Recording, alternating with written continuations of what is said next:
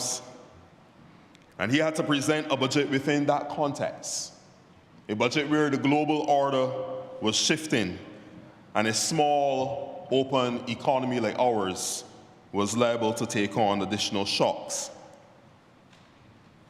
There was high inflation taking place across the world. Does this not sound familiar, sir? There was low growth taking place across the world. And there was much that was taking place that was affecting the country's foreign exchange reserves. Within the Caribbean context, I think it was in that same 1977, April to be exact, that the Jamaican government of that day entered into a standby arrangement with the IMF. There was much taking place in the world, in financial systems, Mr. Speaker. So within this context, our Prime Minister at the time sought to navigate an increasingly challenging and difficult economic environment. And he could do that, and he did do that, through his presentation of his budgetary measures. It is said that during that speech he reflected that access to steady and cheap energy was no longer available.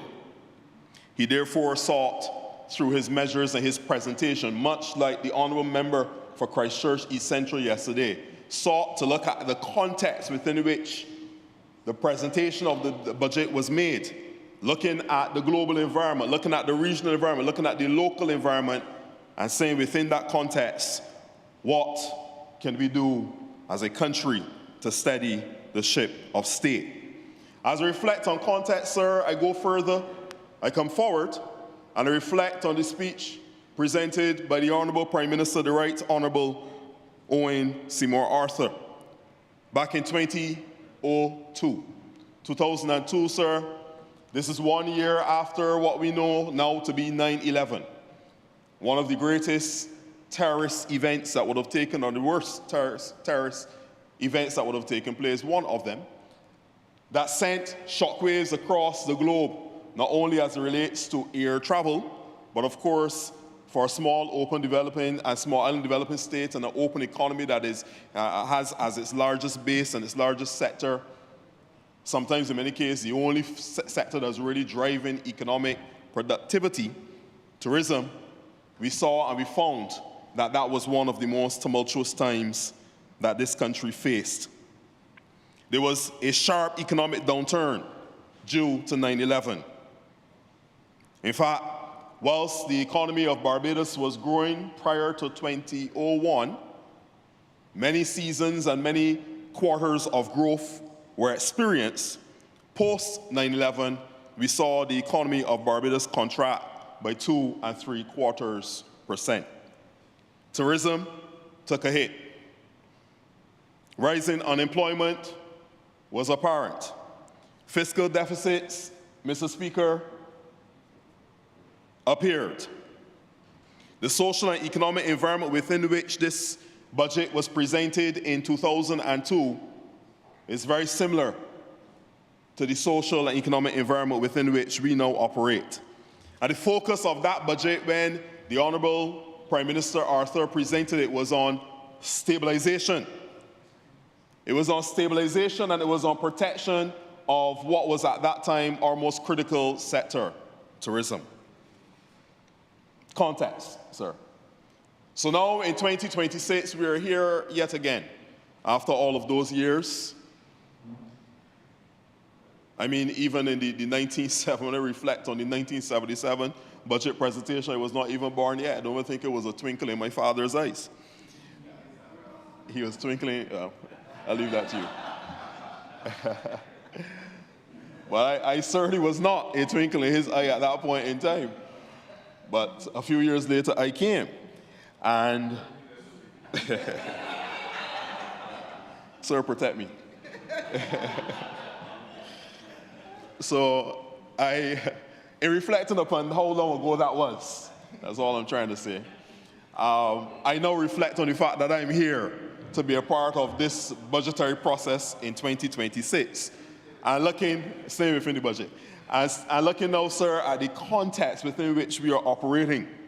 Of course, the world in which we are operating today is much like the world of 1977 and the world of 2002. And we are seeing war, we're seeing inflation, we're seeing economic downturns up ahead. That could be very likely.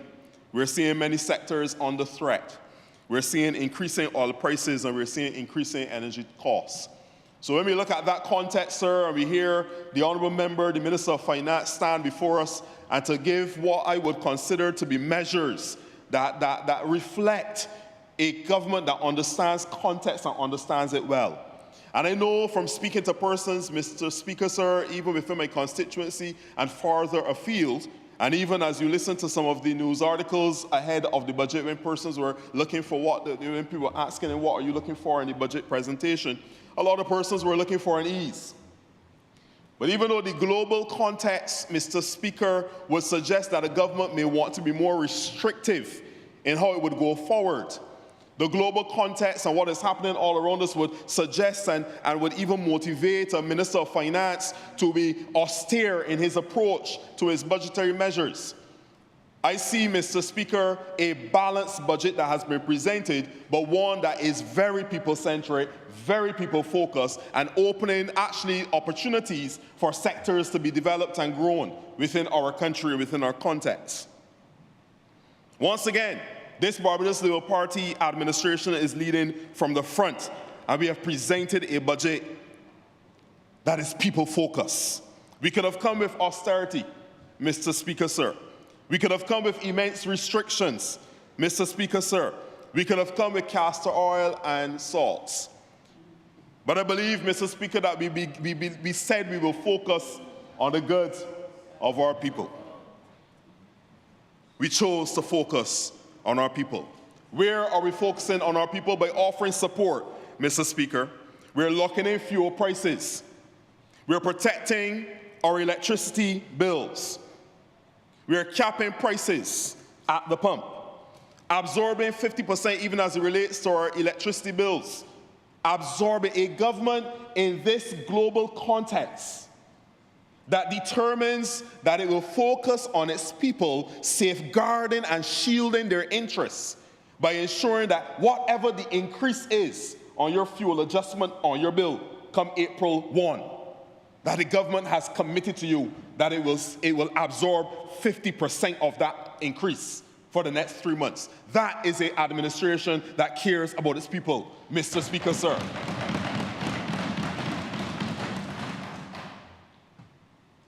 We're also adjusting the import tax calculations. And this, of course, will lower the duties on key imports. And we know Barbados is a largely import-driven economy. Most of the items that we consume, the vast majority, food, clothing, etc., imported.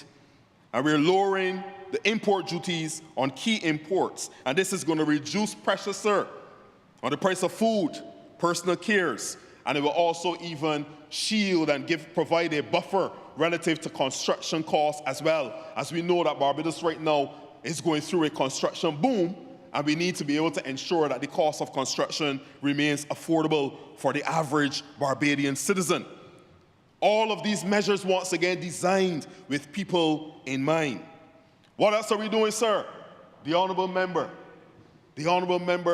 introduced to us and said that we're going to be increasing the income tax limit for the compensatory income tax credit, and we're going to be moving it from $35,000 to $50,000. The compensatory income credit, sir, moving from a threshold of $35,000 up to a threshold of $50,000. This allows the lower and middle income earners in our society to be able to pay less in income tax each month and each year. And what that means, Mr. Speaker, sir, within the global context of war, within the global context of inflation, within the global context of increasing energy costs and increasing oil costs, this means that more money will be in the pocket of the average Barbadian come April 1st of this year, Mr. Speaker. What else are we doing? We are reducing personal income taxes further for the income year 2026. And those that are earning between $25,000 to $75,000 Mr. Speaker, will now benefit from a 1% reduction, moving from 12.5% down to 11.5%. This is a people-centric budget, Mr. Speaker. Further to that, we are now increasing the reverse tax credit, something that many Barbadians look forward to. In fact, when they do not receive it, they're very quick to let you know that they're looking for it.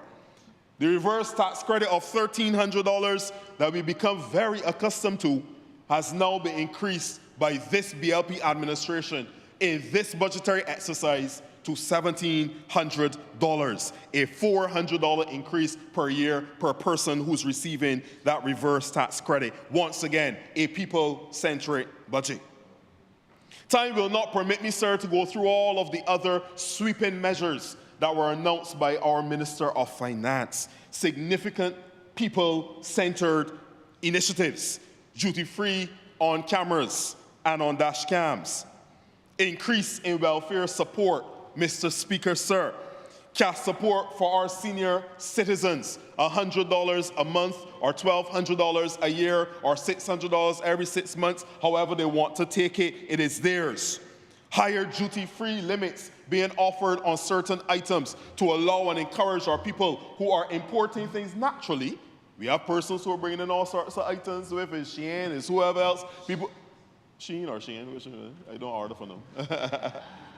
You understand? I don't use it. And they're bringing in these things, but the Honourable Minister of Finance, he probably uses it because he made sure that persons who wanted to import items now are able to benefit from increased duties, duty-free. He may not have done it for his benefit only, sir, but I'm sure he did it for the benefit of all Barbadians. And this is why I say that this budget, and I actually juxtapose this budget presentation with two of those more significant ones, because the context within which we are, people were bracing themselves, sir, for austerity, because so much is happening all around us. People were saying, no, there's no way that a government can come at this stage and open their hands and allow people to have increased duty-free concessions, increased allowances, reductions in taxes, personal income, and otherwise. There was people did not expect that this would happen. So I believe that within the context within which we are operating, that the Minister of Finance gave us a resounding and awesome budget presentation, Mr. Speaker, sir. So as I turn my attention now to the area of health. Throughout this estimates process, the ministry that I have the honor and the privilege of being a member of, a leader of, working within with the hard-working and dedicated leadership team and all of those who make up the Ministry of Health and Wellness, $395,292,583 has been allocated to this particular head. $395 million is not a small amount of money. This represents, Mr. Speaker, how this government has strategically prioritized its heads, how it has strategically prioritized its expenditures, where we will spend our funds over the next year. And I'm so grateful, Mr. Speaker, that even in the budgetary presentation, the honourable member would have made mention of some of the big ticket items that are due to take place during the course, or start during the course of this fiscal year. One that he mentioned, Mr. Speaker, is the QH expansion, a $400 million project that will see the QH footprint expanding by 40%, allowing us to have more bed space, allowing us to have more clinical space, allowing us to have specialized spaces, such as a burns unit and an oncology suite, special and dedicated spaces that would allow us to better serve our people. $400 million being invested in that improvement of the QH environment. Mr. Speaker, he did not mention it, but work continues and is in this estimates for us to continue to advance the work on the health information system. Mr. Speaker, I have come into the Ministry of Health and I've been constantly hearing about the horror stories, I would say, of persons who have been waiting for inordinately long times for procedures, surgeries, etc. And in many cases, the common denominator in many of those stories that I've heard is that my notes were misplaced. They could not find my notes. When I went to the appointment, my notes were not available. Mr. Speaker, it is time for us in the 2026 Barbados to be able to put the idea of lost physical notes behind us for it to become a thing of the past. And that is what we've been working on for the last 2 years, feverishly, in the Ministry of Health and Wellness with the QH team, to be able to pilot our health information system. And I can tell you, Mr. Speaker, and I can tell the people of Barbados through you, that during the course of this year, they will continue to see improvements in the rollout of this health information system. They will be able to schedule their appointments electronically. They will be able to monitor if the appointments are being canceled or if they're on schedule remotely. They'll be able to have, as they enter the QH system, they'll be able to have their notes moving with them throughout the QH environment and even outside of the QH environment remotely and electronically. This would allow us, and this is a game changer, Mr. Speaker, this would allow us to be more efficient in the delivery of health care in our country, not only from the perspective of ensuring that we no longer have lost notes and canceled procedures, but it also allows us to be able to mine data. We will now be able to see in an instant insights that would allow us to be able to make better policy decisions when we see the data that comes from our health information system.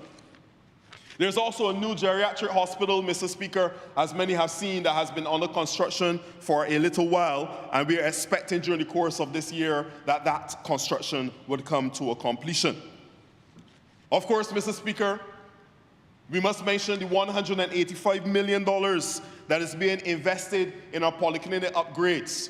Mr. Speaker, this ministry, when I came into it in 2024, the senior minister at the time, Minister of Health, he said to me that one of our strategic pillars and our aims and objectives that we must pursue is that of improving primary health care for our country.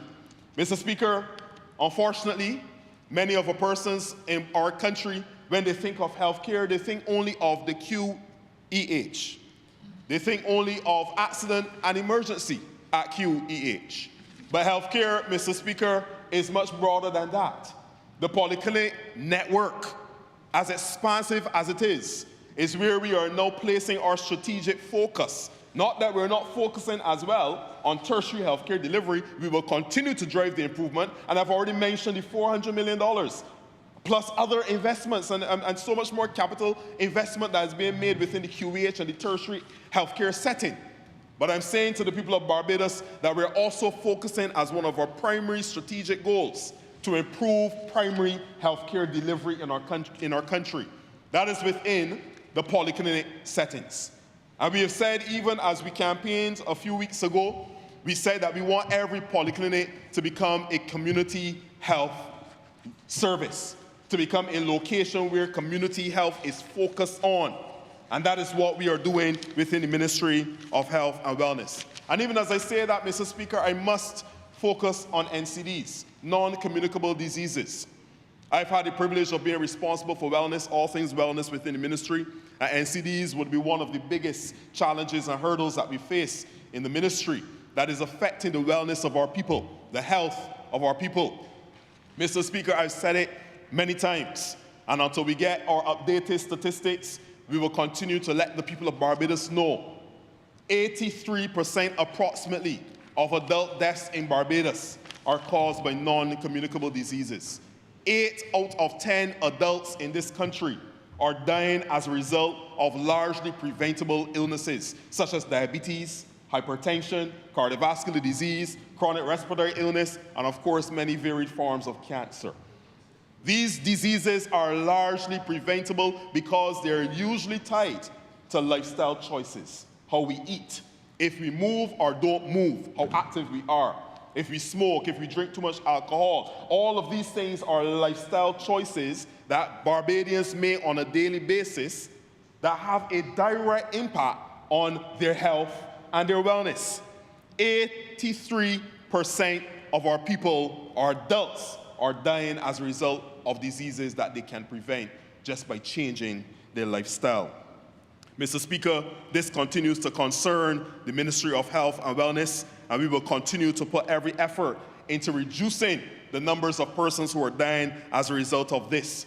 It is not just, Mr. Speaker, the fact that we're losing citizens, but there is a cost of about $375 million, and that can go upwards to $825 million per year, Mr. Speaker, that is spent and allocated towards treating NCDs in our country. $375 million to $825 million a year being allocated to fighting NCDs in our country. Mr. Speaker, if we could reallocate a significant portion of that money towards education transformation, if we could allocate it towards public sector talent development, if we could direct it, Mr. Speaker, towards agricultural development and food security, if we could redirect those funds, Mr. Speaker, towards youth and sports, community empowerment, if we could reallocate those figures and those dollars, Mr. Speaker, towards infrastructural development and to keep our construction industry booming and keep people employed, that would be a better way for us to spend those dollars than for us to continuously be putting it into treating health care. We will do it because we must, Mr. Speaker, but if we can get our people to appreciate the need for them, to take better care of themselves, and for us to ensure that our healthcare delivery meets them where they are so that they can get the best care, I believe that we can reduce this financial burden that has been put on the hands and the back of Barbadians by $375 million being allocated to it on a yearly basis. Not only, Mr. Speaker, do we have the upfront cost of $375 to $825 million a year, but we also have productivity losses due to NCDs and NCD-related illnesses. Some people, Mr. Speaker, sir, are not able to go to work as often as they should. That impacts on productivity. Some persons, when they go to work, they're not able to function as best as they should. So that impacts on productivity. And we are losing approximately $145 million a year in productivity losses because of NCD-related issues. We have to address this, Mr. Speaker. And I must say here, Mr. Speaker, if there's one area that I'm slightly disappointed in terms of the budget presentation, I wish I would have heard more relative to how we can work together to reduce these NCDs as an issue. But I know that I've been working with the Ministry of Finance, and we have tabled a few policies that we will discuss further. And I know that with time, and once we work out the metrics, the figures, and the dollars and the cents of it all, the economics of it all, I'm sure that we'll be able to see them come in maybe a future budget presentation or even in between. But I wished I had seen more relative to how we make our healthy foods more affordable for our people. And I must congratulate the Honourable Member because this is his second budget presentation. And in his first one, he did expand the basket of goods, which included more healthy items. And I was hoping to see a continuation of that within this budget presentation, but maybe in your third one, Honourable Member for Christchurch East Central, or even in between there somewhere. But we will continue to have the conversations because I want to see healthier foods becoming more accessible and affordable to our citizens. Because when we engage with the general populace in Barbados about eating healthily, their first concern, and maybe sometimes their only concern, is the affordability. It is not as affordable. And sometimes we have to educate and show them that if you look at the right items and you look in the right place, you will find that you can access more affordable, healthy items. It's just a matter of looking and seeing where they are. But, Mr. Speaker, sir, we too as a government need to lead from the front and see how we can continue to expand our healthy basket of goods. And I've even proposed that that include non-food items as well. But more will be discussed along those lines. So we need to continue to work hand in hand with our civil society organizations, our churches, of course, government leading the way, our private sector organizations. All of us need to work together to ensure that this threat of NCDs, this war of NCDs, is won by the Barbados government and by the people of Barbados. And we will continue to make every effort to encourage our people to be more physically active. In fact, Mr. Speaker, we have as a target that we would reduce by 10% the levels of inactivity, physical inactivity amongst our people by the year 2030. That is our goal. We want our people to be more active. And even as I stand here today, I want to encourage the people of Barbados, get up and move. Get up and move. I'm not saying get up and go to a gym. I'm not saying any of that. I'm saying just get up and move. become more physically active, whether it is running outside with your children, kicking a ball, bouncing a basketball, playing cricket, whether it is just walking around your neighborhood on evenings or mornings, whether it is taking advantage of the various community gyms that the Ministry of Health, in partnership with the Ministry of Sports and Community Empowerment, have been able to roll out across the country. We as a government are seeking to give opportunities to our people to be able to exercise where they are within their communities. You do not have to go far, Mr. Speaker. You just have to get up and move. So we encourage our people to move around. And not only move around, Mr. Speaker, but we will continue to do work on what is soon to be a national nutrition policy. And we're going to engage our people. We're going to have a conversation with our people relative to eating better. And a lot of this has started already within the Ministry of Health and Wellness, where we are focusing our attention on label reading. There are a lot of persons, Mr. Speaker, who just pick up items and they don't even know how much sodium is in the item. They don't know how much fat is in the item, if trans fat or saturated fat is in the item. A lot of persons just pick up because they're custom buying a specific brand.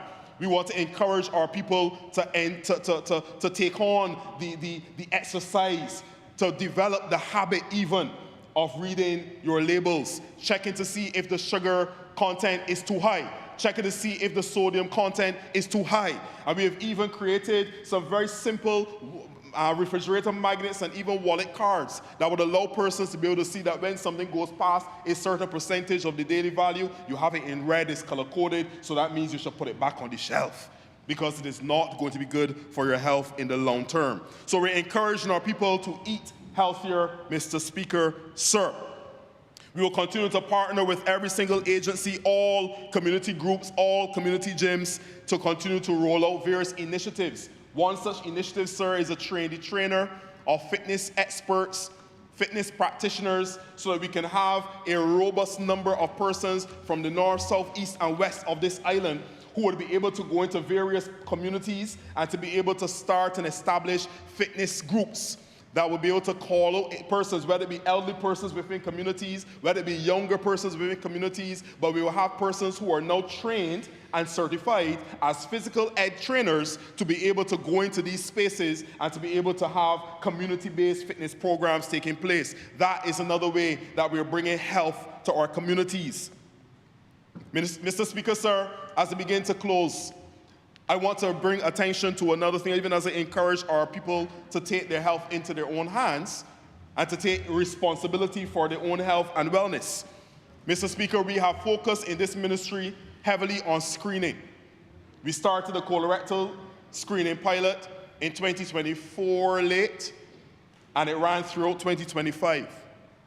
We have other screening guidelines relative to breast cancer, relative to prostate cancer, all the various cancers, about 5 different ones that we have been revamping the protocols for, the guidelines for. And we want to encourage the people of Barbados to know your numbers. Mr. Speaker, we had just this past weekend an initiative that was focused on men. It was called Lions Line.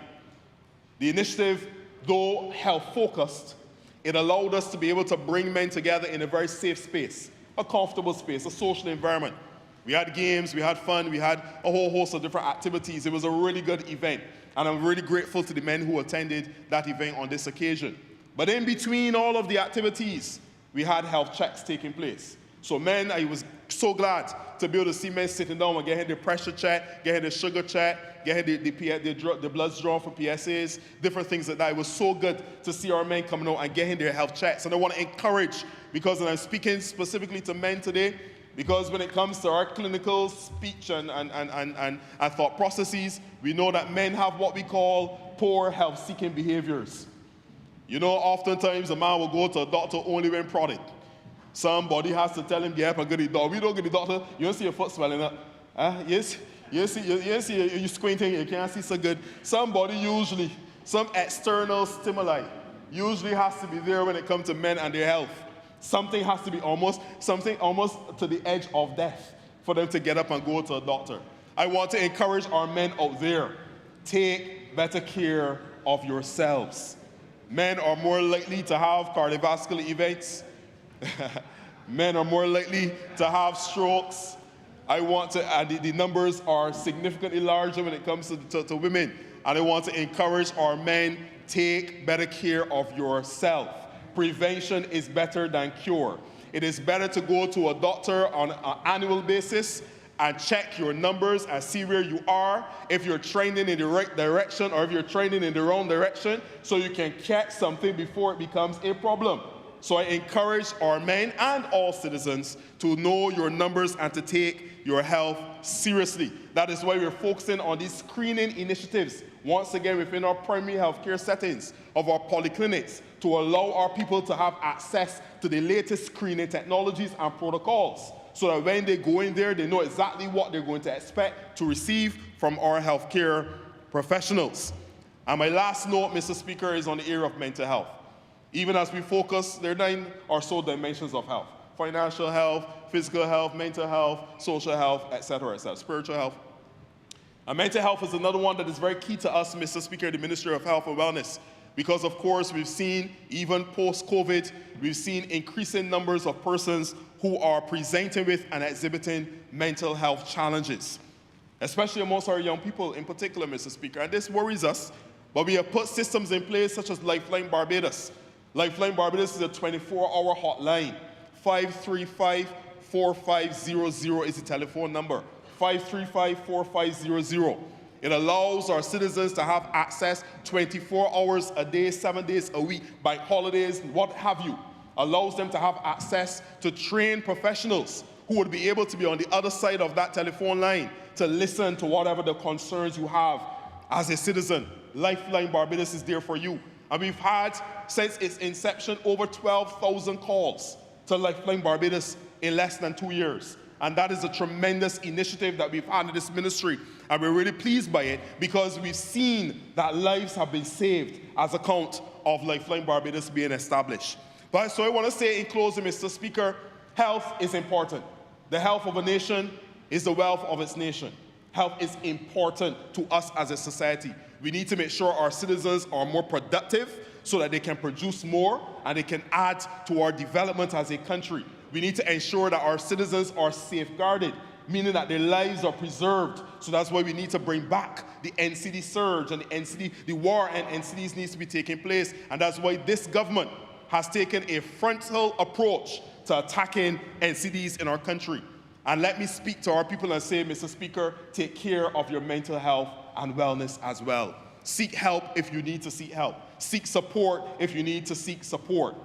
And I believe, Mr. Speaker, that we are putting these systems in place that would allow health to continue to be, at the point of delivery, exceptional in our country. So as I close, Mr. Speaker, I once again congratulate the Honourable Minister of Finance, the member for Christchurch East Central, for what I believe is one of the more impactful budgetary proposals and speeches that I've seen in my time. And of course, even as I reflect upon the other budgetary proposals of 1977 and 2002, I believe that this will be, in history, one of the more impactful and transformative budgetary proposals that we have heard. I congratulate him, and I thank you, Mr. Speaker. I'm obliged.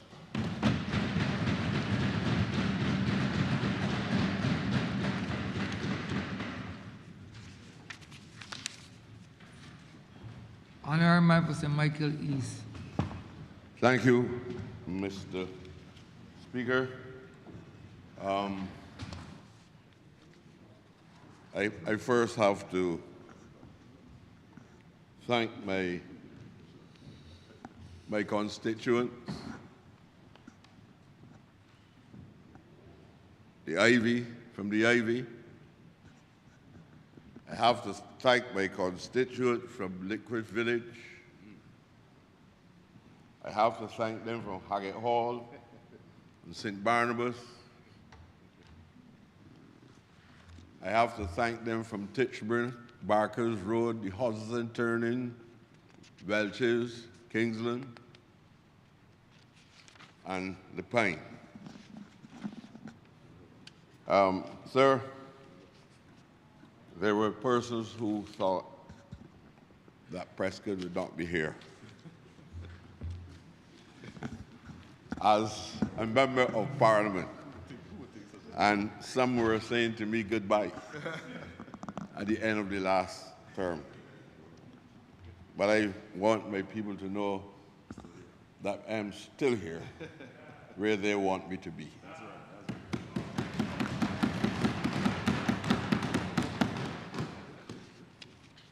I might grow as old as Nebuchadnezzar, but as long as the people need me here, I will be here. I'm not so good at the Bible.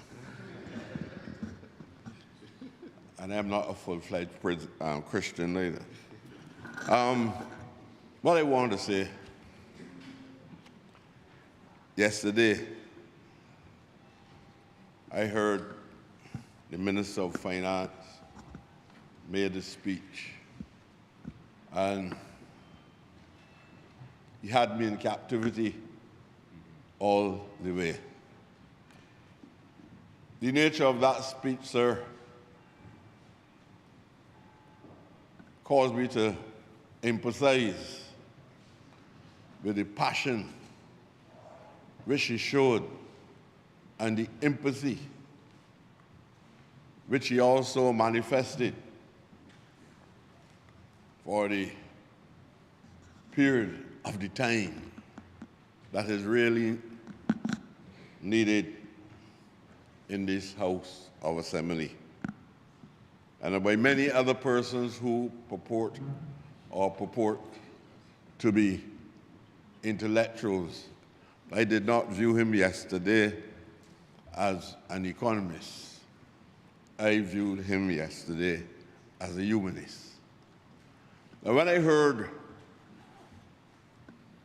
I'm reflecting on the conclusion of the presentation. When I heard him with the long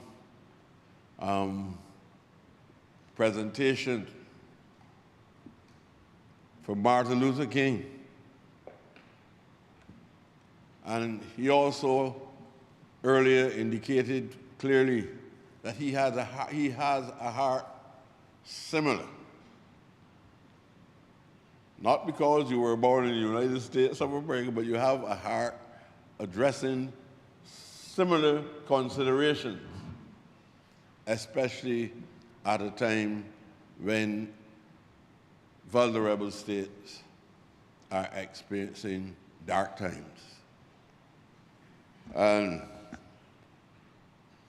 I believe that it's the first time that I've heard a minister of finance deliver a speech, and the people in the streets of Barbados were engaged in a serious debate.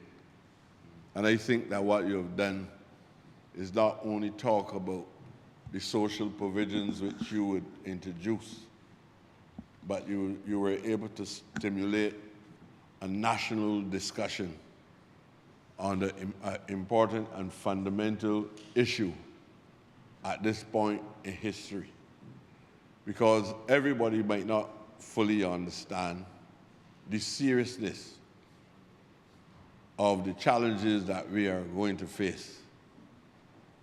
We are all of us are raising our hands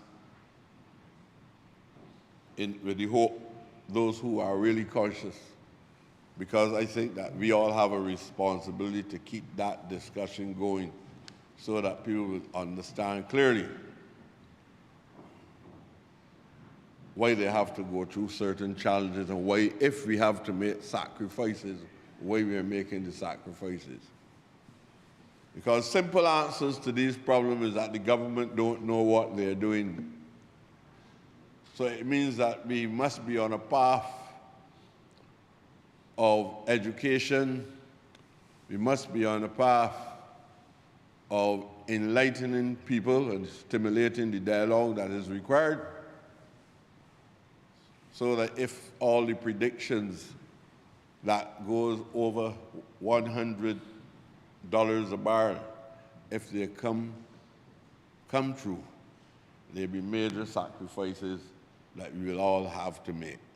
And at the end of the day, the most vulnerable persons in the society are usually the people experiencing the pain most of all.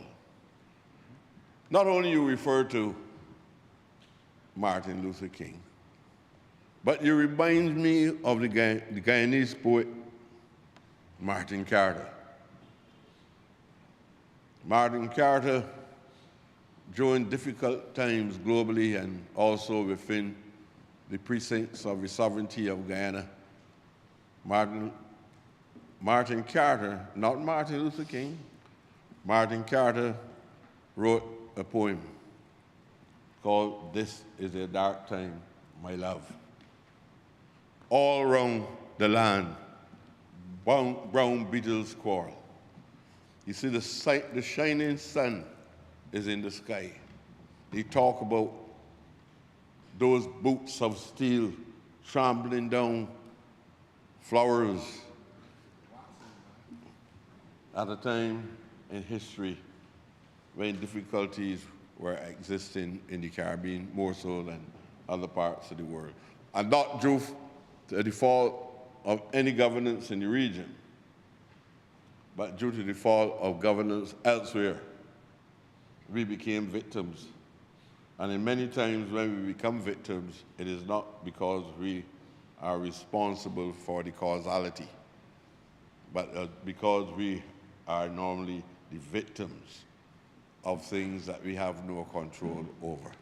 So we're all vulnerable, sir. And Mr. Speaker, I went home and I reflected on the speech. And one of my colleagues made reference and said it was one of the best speeches that he has heard. Minister, I don't know what has happened. I don't know what is responsible for the intellectual and it must be a spiritual transformation. Are you going to church recently? Because these are two of the most penetrating speeches that I have ever heard from you. And I am tempted to say from everyone else who have heard speaking on financial matters in this country. No academics, no overcrowding of sacks, but a philosophical trend, as though it's a testimony of hope or testament of hope. When you spoke about the little child who you made contact with, and you gave the guidance that you gave, and you made sure that as an adult you were cautious. You were not going into any trap. You said, "Let your mother call me." I said, this man's heart is in this speech, not just brain. Heart was in this speech as well. And when I heard you going on a journey of reflection of your experiences pushing a trolley, I said, this is my brother, pushing a trolley from over in Independence Square over here and down. Obviously, you used to get much money, but you did it. I think you were sending an important signal and an indicator to young people. And you didn't use the exact words of Oadafa, but I remember Oadafa here saying, we all have to be the best that we can be. And I think that is the lesson that you were sending to young people, but I wanted you to extend it to some of those who are not so young, who might be involved, getting themselves involved in all kind of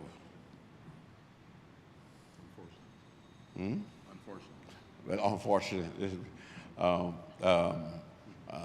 and immoral and even criminal activities, because you were signaling to all there's a necessity for adults to give guidance to young people. And as this society becomes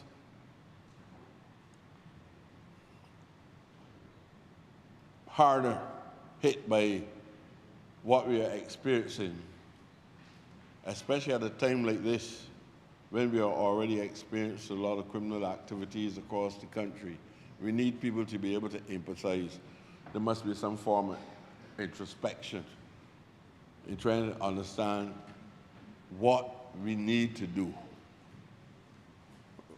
You know, I don't want to give stories because I think you gave good examples, but I know what life was like for me as a teenager growing up in my neighborhood. I know what it was like. I had mangoes and I stole mangoes, although I had mango trees. And to me, it was not an act, a crime. It was just fun.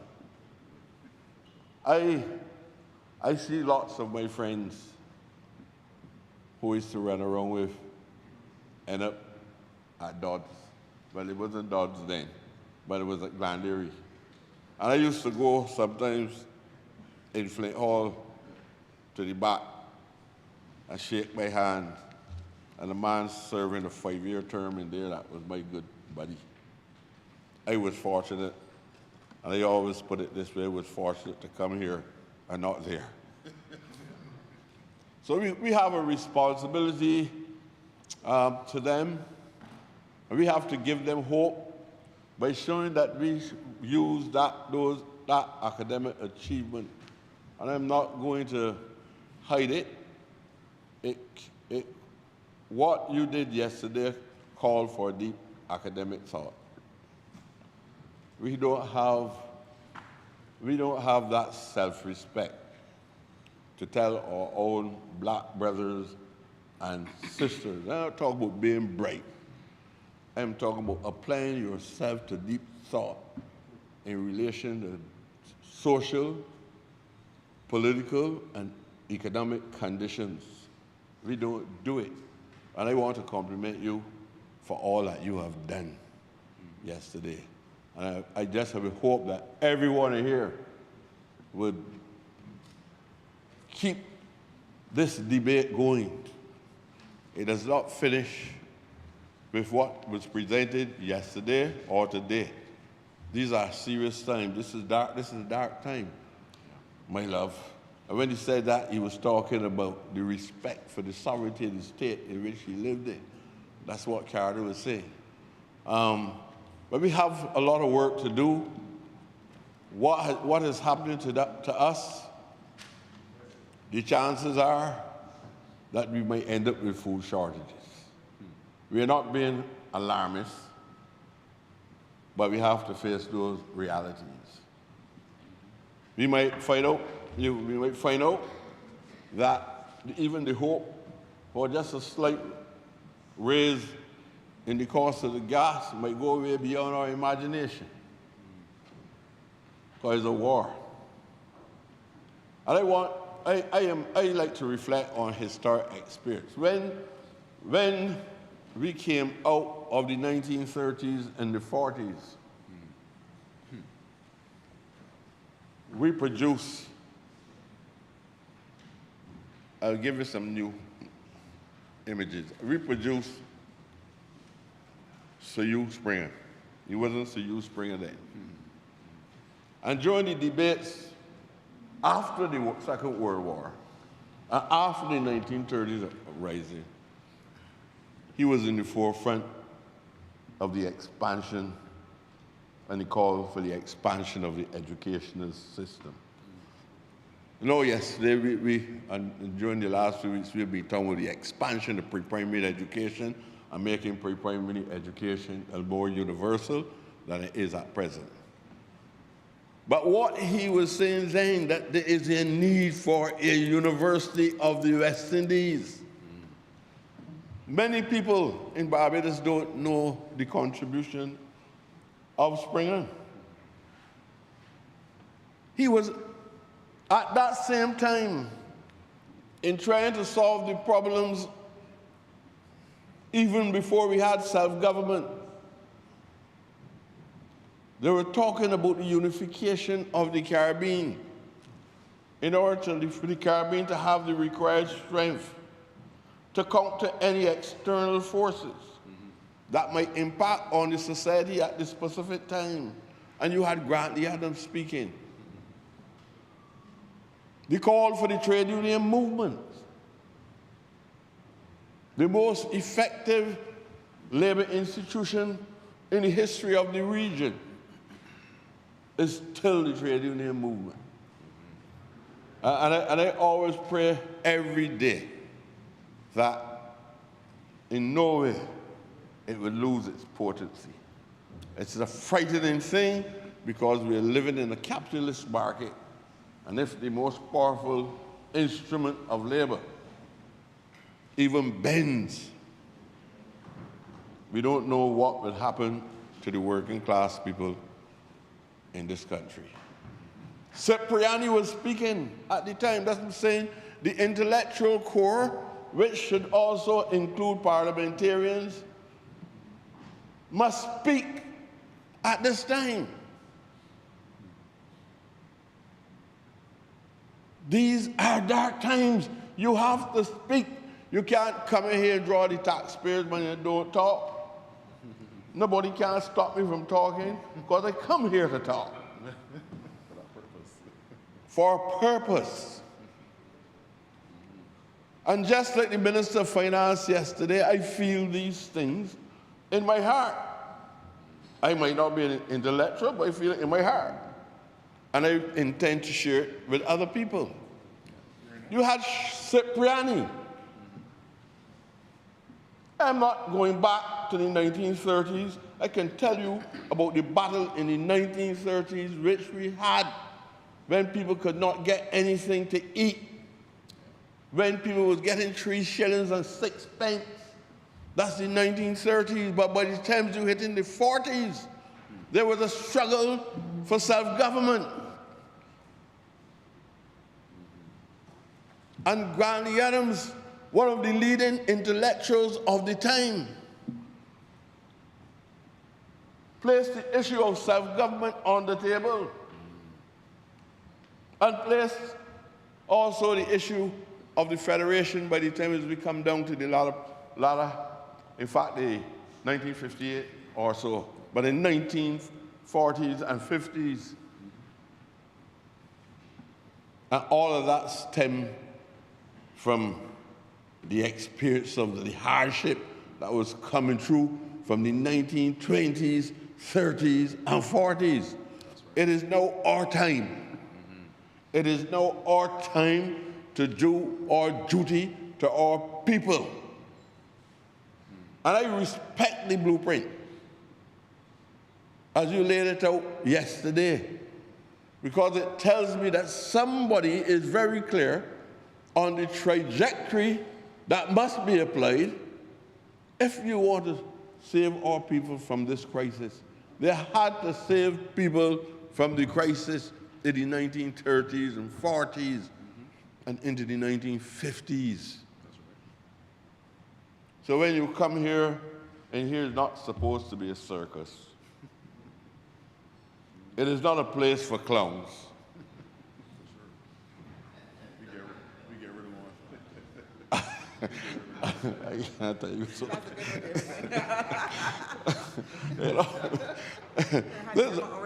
Look, regardless of where you came from, when you get here, remember that thousands of Barbadians put us here. That's right. It is not a place for being contentious. I have never said anything in this house about my people that is contentious. About my people that is contentious. Well, there's nothing that you have done that can cause me to be bitter with you.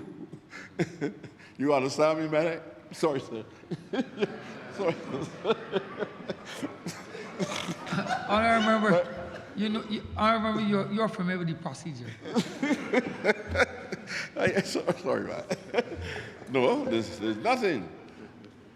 I believe that we have had some men who had natural ability that came to this house, and they probably made some contributions. Once in a while, you may get a chance, if you use the library, you might use the library sometimes, you get a chance to go and see some of the contributions made by great men who came to this house. It is not a time for trivia night. People don't put you out of here because you got on a shirt that is conventional. I have had experiences of that type in here, right? We have, at present, to put programs in place. Not because we want to talk pretty, but we got to put programs in place that if tomorrow we get a clear signal, this is a long run. The war would not be over next week. We have to look and see what the Ministry of Agriculture is doing. I don't think we should wait neither. I think all right now we should be putting things in place. My sister will be experiencing some pressure, not only from us, but also from the people across Barbados, because we don't want to see ourselves in a situation where there would be a food shortage, right? And we have the foresight. History taught us there's always a requirement for foresight, especially in times like these, dark times. And it means that agriculture program has to be going at a very rapid pace. We agreed even before this budget, and those provisions will complement the budget, because you did not bring the budget out of a vacuum. You also know that there were certain important planks, social and economic planks already in place, that the budget is more complemented than that is complemented the budget itself, because they were there before the budget. And we talk a lot, but sometimes the tardiness of the transfer, the cash to get the programs going, we have to take the blame. So when you want to have a care project, and you want to make sure that people are given chickens, people are given tools, given financial assistance, given black belly sheep. Some people do not understand the urgency of these things until we find ourselves in a crisis. And then you see everybody running around and pointing fingers at each other. So we have to talk with the people, because it also requires an informal education program. And I want to thank the Rastafarian community too, regardless of how many people feel about the Rastafarian community. And I want to thank them, because even when they were facing counter forces in this society, the Rastafarians were not only smoking herb, the Rastafarians were producing music and very much engaged in cultural activities all across the region, and everybody hails Bob Marley. Everybody. So we look, let me tell the Rastafarian community this. Trust me, you have a minister in me. That's the first thing. I want to thank the Prime Minister. I want to thank the Prime Minister for making me Minister of Pan-African Affairs and Heritage. It is so unique, but so special, and special to me. I want to thank my Pan-Africanist brethren, and there are many of them that went on before me. You've talked a lot about Marcus Garvey, but he's the greatest black philosopher that the world has ever seen. And I am glad to be schooled in the philosophy of Marcus Garvey, W.E.B. Du Bois. So I'm saying that the Caribbean produced good stock in many ways. And we, in this ministry, we're working along with any of the other ministries who are willing to drive to work with us. I spoke to Minister Blackman recently about having black history or African history. It would not be any long debate. I will not waste time with anybody into any long debate on whether it's African history or black history or Afro-Caribbean history. I don't waste time with that. Transformation. This is about transformation in the Ministry of Education, and my ministry will work with the Minister of Education to get the ball going. That must be on the syllabus, and history must be taught in schools about all the achievements of black people all over the world. That would also form part of that consciousness that is required. That is the kind of education I'm talking about. That consciousness that is required to help us to understand who we are. Who we are is about a national identity. And that is why I have great admiration for you, Springer. And if you understood the history of the 1830s with Stanley in Great Britain, he understood it well because he only said that you all ought to learn the 3 R's. Nobody here was supposed to be an economist, no doctor, no dentist, no businessman, nothing. 3 R's go to work in these sugar fields. And the ball is in our court now for we to help shape in the most malleable form that man ought to be shaped in, not physically alone, but mentally, so we can appreciate each other and treat each other with a sense of dignity. And you must respect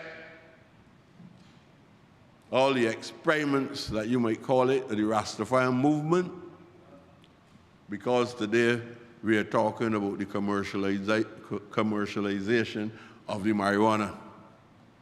And we're all around, talking about all the great Rastafarian people, Jamaica, Trinidad, wherever, Africa, wherever.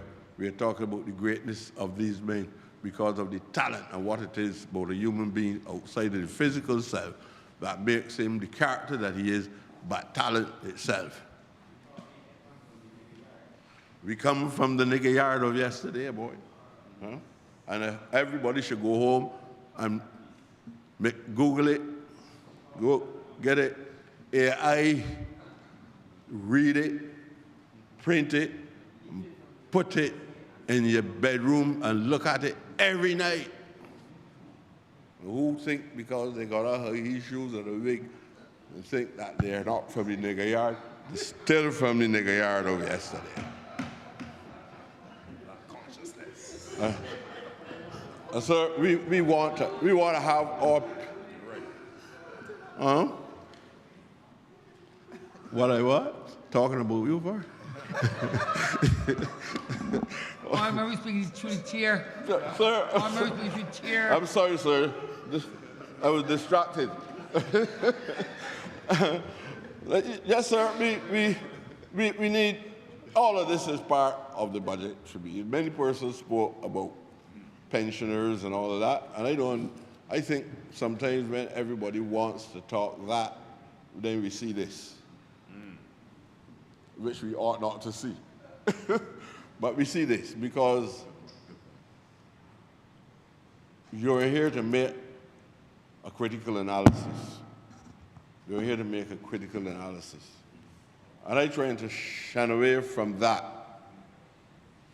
because everyone in here seems to be on the track, one track all the time. And somebody got to run on the outside track when it comes to serious assessment of where we are as a people.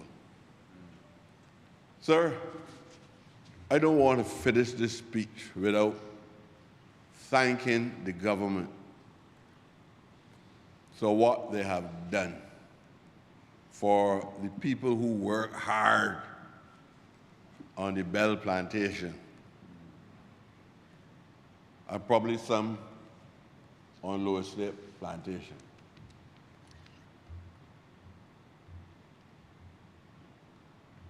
they sent me here and they make a number of demands on me, and rightfully so. My government has responded after a long time to making sure that those people now have portable water run into their homes. That is a great achievement, not only for my government. I hope that in addition now to the storage facilities, where you're going to channel the sewage out of the community, I hope in addition to that, on our agenda this year, we will also look at the subdivision of the lands so that these people can enjoy land ownership. The land is now in the hands of the state. It's not in the hands of the former owners of the belt. And I no need to tell you who some of them are. I want to see these people live and enjoy the highest forms of human civilization. Water is a human right. Obviously, disposal of I don't have to describe that or go to the United Nations to know that all man must be able to do that. But I don't want these people to come to Earth and leave Earth without ever owning 1 square foot of land. Where there's a requirement for the restructuring of the homes, bring them in alignment so that we can have proper houses, stock, and roads. I don't want the honorable member for the city to enjoy all these great benefits that the people who work directly on Sandwich by the pine plantation and Sandwich by the Bell and Lower State can't enjoy these benefits. Other people in here could enjoy all the niceties of life because you could not be here had not for a day. I really want that to happen for them. I hope that we could sometimes engage some more. Sometimes when we're providing social facilities, I'm not going to specify any area, social facilities, housing, roads. I believe that ministries as a new approach, ministers when they're making those changes in communities should always consult with the MP that represent the area. We can't continue to go because you become a minister and believe that you have been elevated to high office. You can't move around with your chest in the air and behaving pompous and believe that those people who place you there don't have any say. So I would like to see that change because on one occasion when I find myself being upset is because an MP stepped forth. Sometimes I only hearing about it when I am at home. And they're doing something that just with a little discussion, even with a person that they might not believe is worthy, but with a little discussion, we can do it a lot better. Honourable member has 2 more minutes. Oh, Lord. Sir, let us learn from the mistakes of the past. Let us learn how we tackle situations, because I know much people don't want to talk about the genesis of the cause and why we are in a situation today where we have to be examining the logistics of a budget, because all I would say because I understand too what is happening across the region and what is happening across the world. But we would love to be able to speak frankly on these things, but I would not dare to do so, because sometimes people expect me to do so, right? But Barbadians today are answering questions, what is happening at the level of CARICOM? What is happening at the level of global politics? When people didn't want to wrestle with those discussions, because all was not good after the World War, I spoke about some of these things that were good, but all was not good. Well, by the 1950s, we were struggling with nonsense, like one from 10 leaves nothing. And Caribbean leaders, when we ought to understand from back then that the collective strength of the region would have put us in a better position. Honourable, wind up, please. Okay. In relation to world affairs, we ignored it then, and the Federation busted up, so to speak. And we do not know exactly where we are at present because of some of these tensions emerging in the system. Sir, I am very, very appreciative of the time which you have given to me. You ought to speak. be. You should be. You're going over your time. And I try to do it in the most lucid and sober manner that I can. It might not be always a mirror of my character, but I hope everybody appreciate that I'm trying to make an effort to say something that makes sense. So thank you very much for the opportunity to say a few words.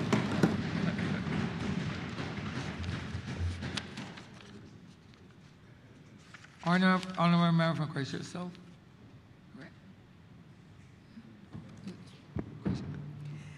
Mr. Speaker, thank you very much for recognizing me as I stand on my feet to, like the other honourable members who have spoken before me, to congratulate the honourable member for Christchurch East on his budget presentation.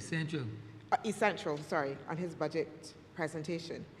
I believe that my senior minister for Christchurch, who leads the Christchurch team, will be very proud and happy that the Christchurch team members, of which the honourable member, of course, for Christchurch East Central, is showing up, again, exemplary leadership, and that the Christchurch team is extremely proud. Mr. Speaker, the weight of what was delivered yesterday, I hope that we can fully appreciate. Not only did the budget deliver on the promises and the covenant that the Barbados Labour Party made with the people of Barbados, but this government, as the honourable member for St. Michael North noted, delivered a people's budget. But it did so in the context of an uncertain time. Mr. Speaker, even as our economy is buoyant, is growing, we heard during the budget that we ended the last quarter with an unemployment rate of 6.1%, the lowest ever recorded. We heard in the budget that our debt to GDP ratio, Mr. President, is now 93.3%. Our real GDP growth, 2.7%, with everything telling us that it will remain steady between 2.5 and 3% for 2026.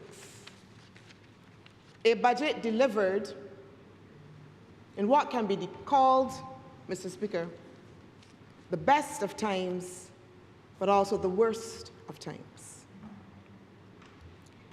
Because even as we see those metrics for our economy that says to us that we are doing well, and Mr. Speaker, I wait to see the spinologists and the political critics that will try to spin away this real growth. It will be interesting to see how they will do that.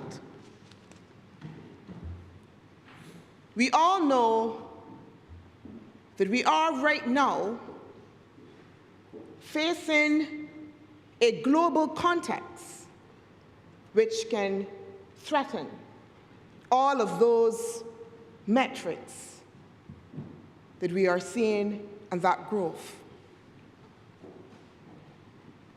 We have, as a government, been literally running, navigating continually the complexities of the global environment. In many instances, Mr. Speaker, complexities and circumstances that we have not made, that have been thrust upon us, that we have to be able to navigate with our limited resources.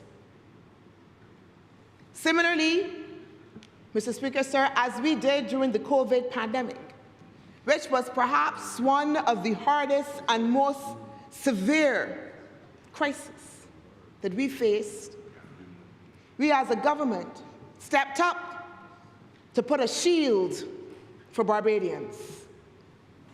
He put a shield for Barbadians, Mr. Speaker, sir.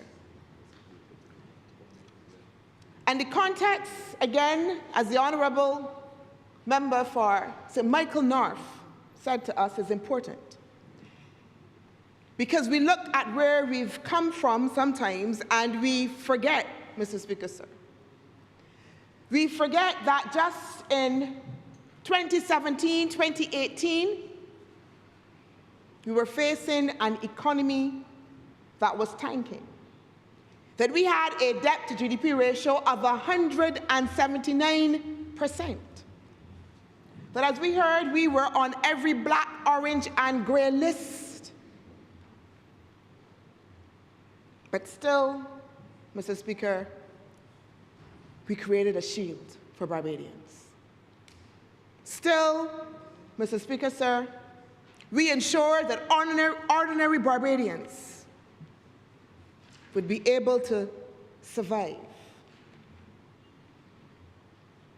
And now, as we experience that buoyancy, I say again, we face uncertain times. And this government, as it did during the COVID pandemic, is once again stepping up, not hiding, not retreating, not saying that in the face of crisis, we cannot. Not saying that we intend to deliver, but hold on. This government, through budgetary measures, is saying we are holding faith with you. We are making good on the covenant. We're making good on the promises. Mr. President, I came across a quote, Mr. Speaker, sir. It was said by Abraham Lincoln, and it was a State of the Union address during the Civil War. And he said, "The dogmas of the quiet past are inadequate to the stormy present. The occasion is piled high with difficulty, and we must rise." He said, we must rise with the occasion. The occasion is piled high with difficulty, and we must rise with the occasion. Mr. Speaker, sir, we are rising to the occasion, to the challenge that is confronting us, to deliver a budget that sees, feels, and hears Barbadians. If you are a pensioner, you see yourself in this budget. If you are a young person, you find yourself in this budget. If you are school age, you will find yourself in this budget. If you manage a household and have to pay a light bill, Mr. Speaker, you will find yourself in this budget. If you are a business person who imports, you find yourself in this budget. If you are an ordinary citizen, as was said before, and that's important, a little thing, not only from Shein, please, but Temu as well, I understand. I've never tried, but Temu as well, please. I've been educated. Oh, and Fashion Nova. I got educated. And Fashion Nova. You find yourself in this budget. Mr. Speaker, I'm very happy that one of the critical elements that was announced in this budget also as well included the creative sector, particularly film. And I hope that the new ministers who now carry the baton for culture and heritage and so on wouldn't mind me speaking on the measures that were announced for the film sector. The measures that were announced for the film sector. So if you are a creative and in the film sector, very often as well, young people using the talent with little resources, you find yourself in this budget. You find yourself in this budget. It was announced that we will provide film incentives up to 40%. But more importantly, we also heard that we will ensure that we capacitate the Made in Barbados brand, so that firms who want to take advantage of that incentive have to make sure, Mr. Speaker, that when those credits roll up, people know that that film was done in Barbados. But importantly as well, those measures will capacitate the local film industry by making sure that right across the sector, that when foreign film companies come in, they have to be able to employ locals. And not just locals as gaffers and people who run around, but at the highest level, including writers, Mr. Speaker, sir, and producers. And when that legislation comes to this House, with that cash rebate system, it will put Barbados on the cutting edge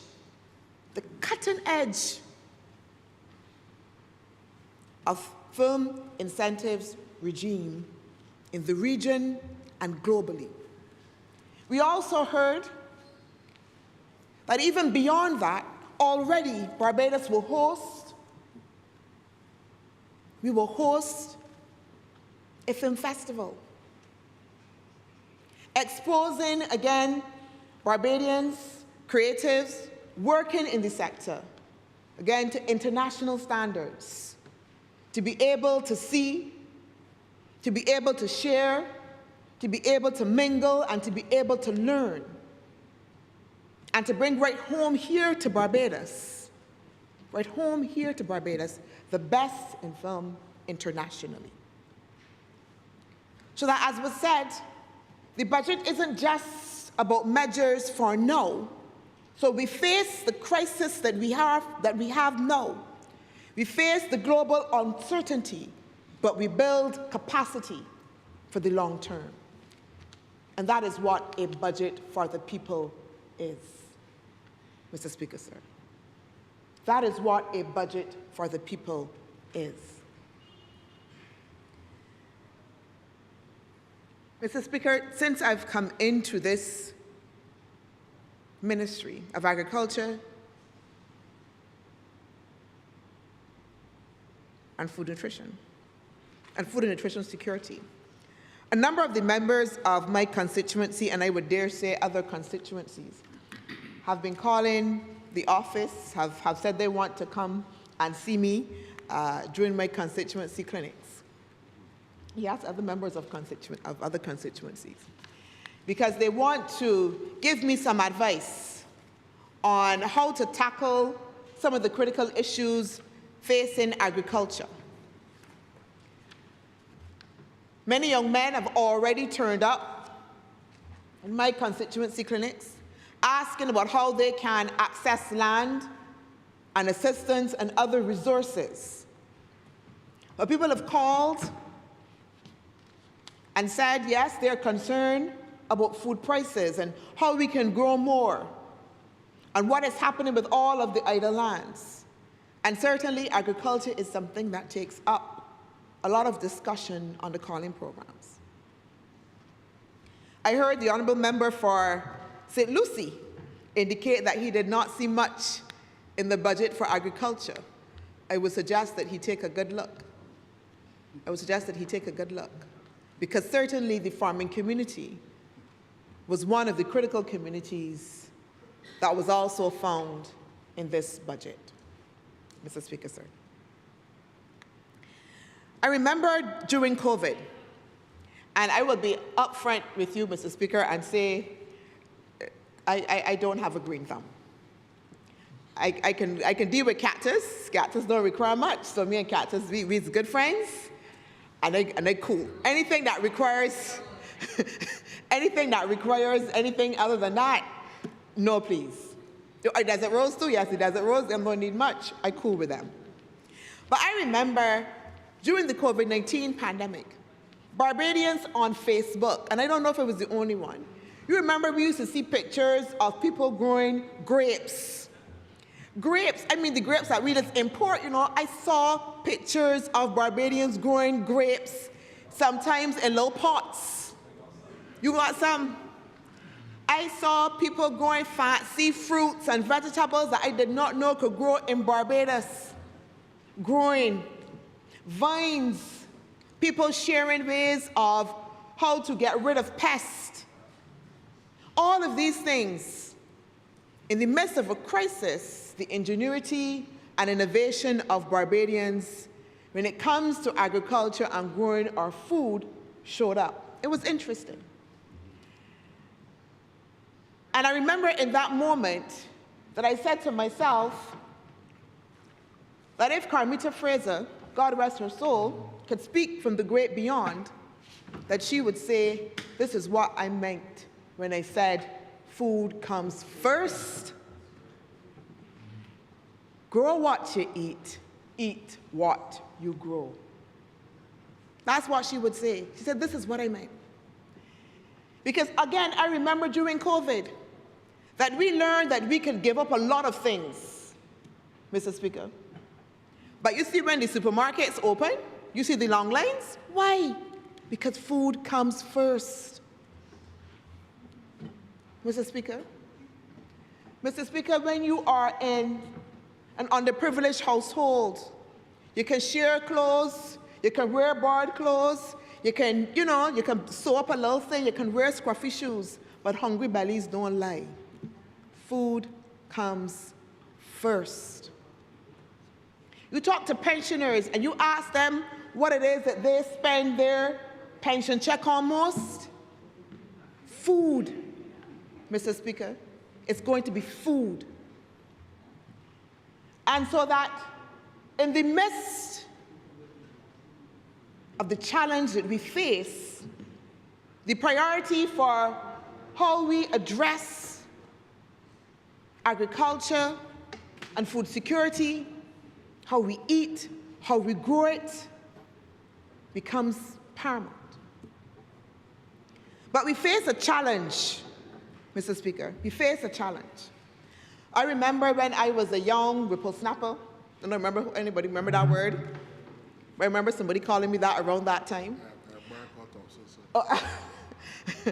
And I was doing trade negotiations. I was actually doing trade negotiations with the World Trade Organizations, not working there, but involved in those trade negotiations, and following quite closely the negotiations in agriculture. I was actually, Mr. Speaker, reminded today, time has moved. I've worked quite extensively in the region with a number of farmers' organizations, doing representation and doing advocacy. And I remember that in the midst of those World Trade Organizations, WTO negotiations, there was a US negotiator. And she got up on the floor and she said, it's an anachronism of bygone days for developing countries to think that they need to feed themselves. It was a statement that stayed with me, Mr. Speaker, because it was an echo of a liberal ideology that said to developing states, countries like Barbados, that it was a nonsense for us to continue to feed ourselves when we could buy food from others. And that wisdom has been echoed in many farms. We say that it is cheaper, that our cost of production is too high. Let's look externally. Let's make sure that we buy food. It makes economic sense in order to be able to do so. But when we make that argument, what we forget is that those developing countries, she was a US negotiator, had spent years subsidizing their agricultural sector to get it where it was, and was now coming in the context of the WTO negotiations to pull the rug from developing countries to tell us now, don't grow your own food, buy from us. It was an echo of a liberal ideology that sought also to pull the rug from the provision of subsidies from the agricultural sector. Essentially, again, denying us the forward momentum in our agricultural sector that they had benefited from. But we cannot only put the blame for the agricultural sector, Mr. Speaker, sir, on outside forces. We must also as well internalize and face the contradictions for ourselves. Many of us, Mr. Speaker, sir, we have become sophisticated. Our tastes have changed. Mr. Speaker, I'm going to speak for myself. I'm a busy woman. When I come home, I ain't got no time to cut up. No, I can tell you the truth. I ain't got time to cut up the yams. Them big hooker yams, them big chunky yams, my hand is be tired. My hands is be tired, is be itching. I ain't got that sort of time. And the sweet potatoes, listen, as a sweet potato lover, I would eat sweet potato any day. But you see them big sweet potatoes? Mr. President, Mr. Speaker, sir, I can't manage. I cannot manage. I could cook, please, and thank you very much. I just don't like to peel. Mr. Speaker, please. I just don't like to peel. Mr. Speaker, and I can cook, please, and thank you. So I like to cook healthily. So I watch all these fancy videos and that sort of stuff that I save for when I have time, hopefully, to get into the kitchen at some point in time. And I see people, Mr. Speaker, doing whole meals out of bags. They open a bag from the freezer and they put something here, and then they open another bag with the vegetables and a whole meal. Nothing ain't got peel, nothing ain't coming out fresh. Whole meals out of bags. In fact, Mr. Speaker, I went to AgriFest the other day, and I passed the Export Barbados tank, and I went in there. And Mr. Speaker, sir, I was able to sample soup out of a bag. Soup out of a bag that heated up in 10 minutes. Chicken soup, Mr. Speaker. I was so amazed. I walked about, Mr. Speaker, sir, for the whole afternoon telling everybody about this soup that I drank from a bag. Because I never. But we have become so sophisticated. We don't want to waste time. We want the convenience of it. Our taste now is elevated. So we import.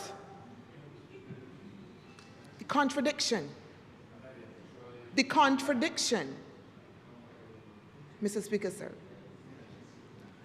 Mr. Speaker, sir, Barbados imports between 77 and 80% of our food. Listen to that. 77 and 80% of our food we import. The food import bill for 2025 was $957,982,000. And that was a $93,606,000 increase in 2024. Mr. Speaker, 2025, a $93,606,000 increase on food import. Food import. So we import. But I don't know that we realize that when we import all of the cost as well. We import all of the cost. So in the context of this global challenge, we have to be able to confront what that means for that import bill, what that means for the food that we will buy at the supermarket. Mr. Speaker, our agriculture inputs as well. So we got food imports at one end, but our agriculture depends in large part on a number of inputs that are also imported. I asked the officials, the technocrats within the ministry to do some modeling for me so that I could understand what was the level of inputs in some of the food that we were producing.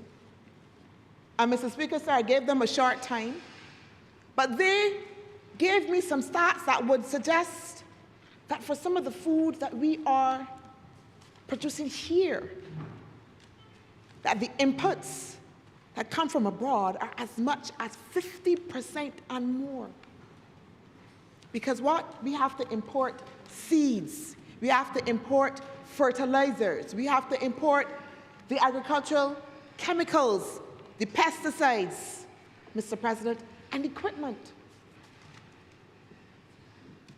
And what happens, again, in the context of the war that is ongoing? Fuel costs, cost of freight, cost of insurance, all of that are knock-on costs for the agricultural sector.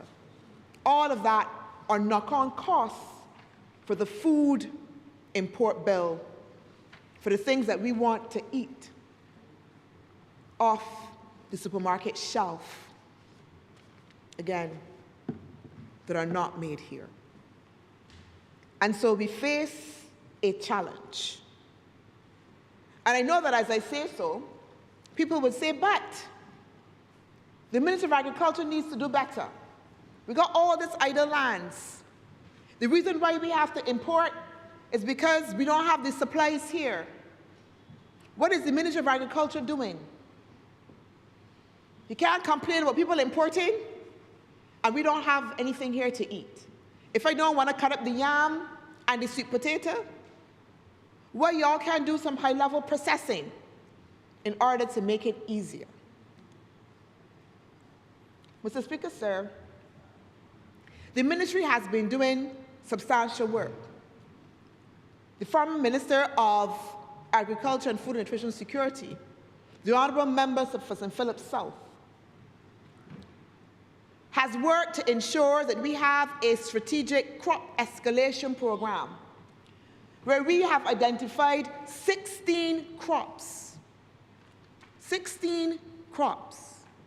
That when we look against those that are imported, and also what we know that our farmers can produce and produce well, but we are saying that we are going to return idle lands into production, utilizing over 1,700 acres of land to make sure that we can do these 16 crops well. That is preparation. That is not waiting for a crisis to happen. That is work that has been done.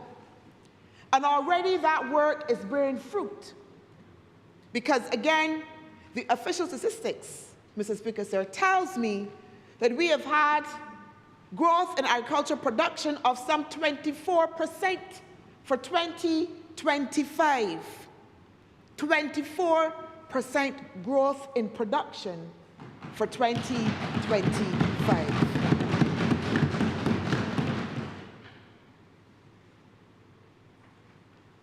We have had notable increases in key commodities, including cassava, 128%, corn by 124%, Chinese cabbage and bananas, 116 and 133%, respectively. We've also seen sweet potato production remain stable, with cassava and yams recording increases of 128% and 22%, respectively. In the livestock sector, subsector, we have had a small growth of 3%, but growth, Mr. Speaker, nevertheless, growth. So the work is ongoing to ensure that we can have the staple crops that are going to be necessary. I met with, a week and a half ago, even as a new minister coming in to the ministry and understanding the challenge facing us with the key stakeholders. We met right here in Parliament, in the Senate chamber. And I met with them to ask, how do we face this moment? What are the priority things that we need to do together in order to face this moment? There are some, Mr. Speaker, sir, who say that we don't need to talk anymore, that we need to just plant. And that is the approach, Mr. Speaker, sir, that perhaps has us in this situation, because we need to be able to talk to make sure that we have a strategic approach in order to be able to meet the challenge appropriately. And when we met those stakeholders and I, we devised a plan of action that had to do with making sure that we could take stock of what were the food stores on the island. We were importing seeds, so I wanted to know what seeds we had on the island. What is our seed stock? But you want to know, Mr. Speaker? The private sector who imports the seeds, they're refusing to give us the information. We can't get the information from them. The distributors, they don't want us to know. So even though we face a national moment, we can't get the information. But that's all right. I know how to work around a curve. So I said to the officials, there have to be others. There got to be local groups. There got to be regional groups who have stocks of seeds, who know what it is that we have on the island. Go to them. And that work is being done. We import fertilizers. And I've said to them, tell me what is the fertilizer stock that we have on the island. Again, to make sure that we have adequacy of supplies. So we are doing that work, Mr. Speaker, sir, to make sure, one, that we will have an adequate planting schedule,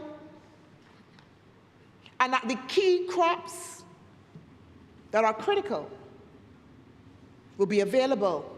But again, all of the agricultural inputs as well will also be available. But we are also innovating, Mr. Speaker, sir. When I went to AgriFest, I saw that the Black Belly Sheep Project, under Dr. McLean, had developed grass pellets. Grass pellets, Mr. Speaker, sir. So taking the grass and turn them into pellets so that when we have dry seasons, that the animals then can have feedstock. And we intend to scale up that project, not for the Ministry of Agriculture to produce, but to be able to provide accessible finance by working with the financial institutions so that, again, that ordinary Barbadians can turn this into a business venture for themselves and then begin to produce these, again, for sale. That innovation is happening. Time flies. Time flies? Honourable has 2 minutes. 2 minutes. I know in my second gear. I know but in my second gear. I believe that. I'm feeling like I can get some time that somebody else already. Mr. Speaker, sir, I can go too fast. Mr. Honourable Speaker. member, unfortunately, you don't want to yield time in this presentation. I am so guided, Mr. Speaker, sir. The innovation is continuing. In 2 months, we will launch an app that will allow ordinary farmers to be able to test their soil, the nutrient content for their soil, so that we would know how many nutrients and pesticides need to be able to go into the soil. Mr. Speaker, we will again, and it was spoken of, reframe the program that is called Project Care, not only to give chickens, but to provide wider inputs as well. Because I want the good people of Christchurch South to also benefit from a community farm. So we will help households, those at the lowest level. The University of the West Indies, again, I saw that they launched a landless chicken coop. Mr. Speaker, sir. A fancy contraption that is fully mechanized. The chickens lay, they got a little spout, the eggs just come out. And we will work with the Ministry of People's Empowerment to make sure, again, that those families, the lowest level, can be able to access that, and we will deliver that to households. Mr. Speaker, I want to say as I wrap up, but the contradiction or part of the equation that faces us is also at the individual level. Because perhaps we need to return to those first basics that we had during the COVID-19 pandemic. When we went back to our backyards and we used the pots that we had, and we learned how to use rainwater, and we developed little ways of feeding ourselves. And that remembered what it was, again, to go back to the land. So that as the Minister of Agriculture holds itself accountable for delivery, that the Barbadian public as well joins this effort. Because how we face this moment and this challenge of how we feed ourselves, how we make sure that our resources don't continue to go outside, again, in this moment so that we can deliver more for the people. It is an effort that requires all of us. It is an effort that requires households, that requires young people, and that is why the budget also as well makes way for the broad development of a beekeeping industry. Honourable member, you are sitting beside the honourable member for St. Michael East, and you are starting to take on similar patterns which are not very conducive to having the effort to continue. So just be careful. It is not a good thing to be taking any pattern on your left from the honourable member for St. Michael East, because oftentimes he has to be asked to land his helicopter. I've landed the helicopter. I am so guided, Mr. Speaker, sir. I thank you very much. I am very obliged. Thank you.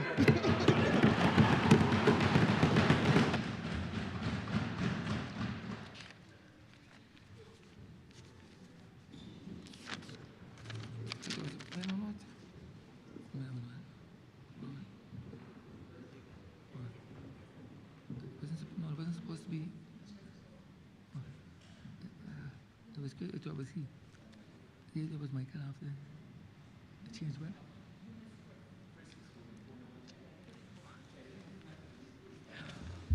Honourable Mr. Michael West.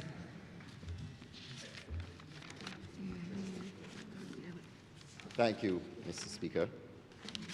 I rise today with a deep sense of pride and humility to be able to speak in this budgetary presentation, the people's budget given by my honorable colleague and longtime friend from the Commerce School, affectionately known as Commerce. The honorable member from Christchurch East Central.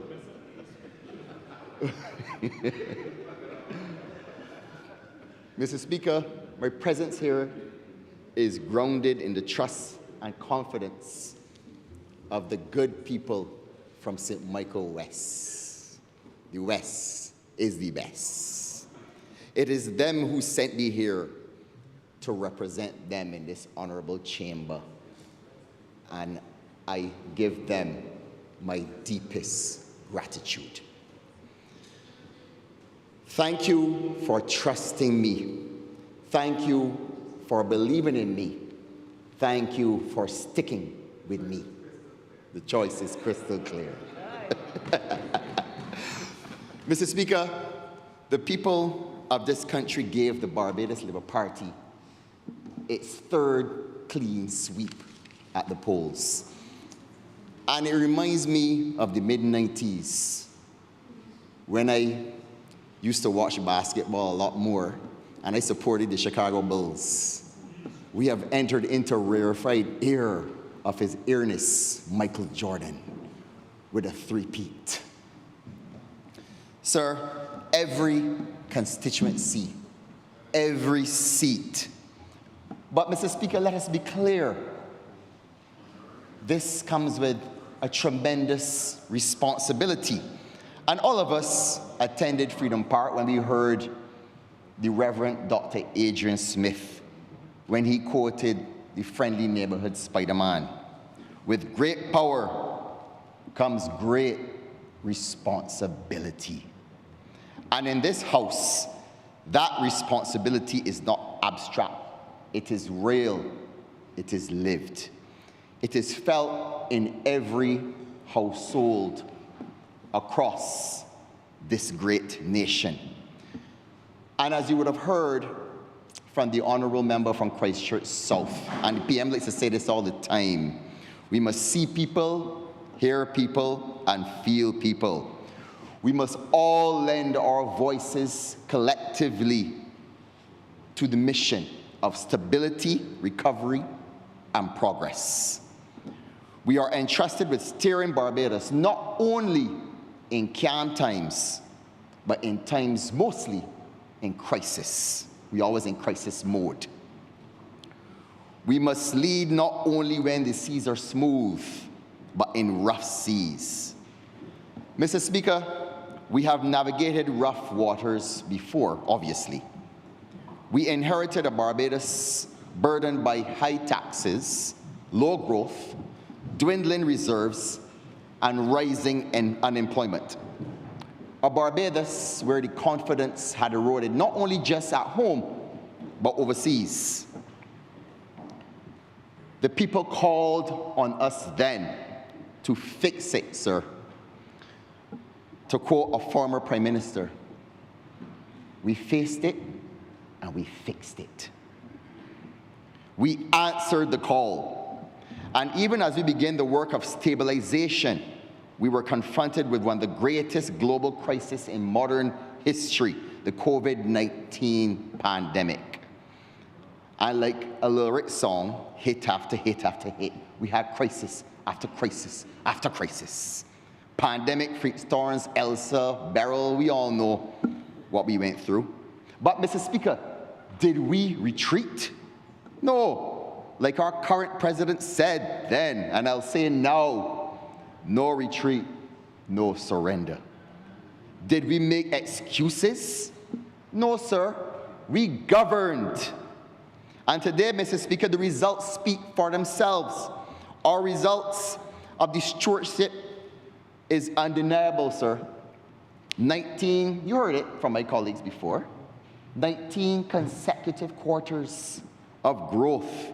Foreign reserves now over $3 billion. Correct me if I'm wrong, Honourable Minister of Finance. Unemployment reduced to 6.1%, the lowest in our nation's history. Debt to GDP reduced from 178 point something to 99. But the Honourable Member did say that that used prices from 2016. Upon amendment to 2023 prices, that drops to 93%. Mr. Speaker, these are not abstract figures. These are markers of a country that has found its footing again. A country that has moved from crisis to stability. A country that is now ready to move from stability to sustained growth. Mr. Speaker, good governance is not just about managing numbers. It is about delivering results that the people can see, feel, and experience in their daily lives. I could tell you, before I became an MP or a minister, I had the privilege and the honor to serve as the chairman of the BTII. Then my lineman minister was the honourable member from St. Michael South Central. And I could tell you we did some good work. We did Wyndham Samlar's Castle. We did Freedom Park. You heard the honourable member from Christchurch East Central speak about this yesterday. Our national story of struggle and deliverance. We did the Constitution River extension. We did the Kensington Oval upgrades. We did the Oystons Improvement and Renovation Project. We did the Marcus Garvey Amphitheatre. You heard the honourable member from St. Michael East speak passionately with the heart about Marcus Garvey. We also did the relocation of the Nelson statue and installation of the monument to the Barbadian family, sir. I am proud to have been able to be a part of this nation building. And Mr. Speaker, the revitalization of Bridgetown through public-private partnerships signals a bold commitment to urban renewal and economic expansion. And there's more to come for the city. The honourable member for the city would love this. And we've spoken about this together. The commitment of the Saudi Revitalization Fund, the gift from the Afro-Exim Bank, will bring along regular people in Bridgetown by uplifting their environs and their housing, sir. This is how people see and feel and touch in the development, how we bring them along with us. Mr. Speaker, we know that the body can't be good unless the heart is good. So that means our city has to be strong. Mr. Speaker, even as we celebrate progress, we must confront reality. We do not exist in a vacuum. We are a small island developing state. And that means we are vulnerable to the forces beyond control. You heard the honourable member from St. Michael North talk about things that we faced before, like 9/11, like the short-term mortgage crisis in the US. These are things that happen overseas, but we still felt the effects of these events at home.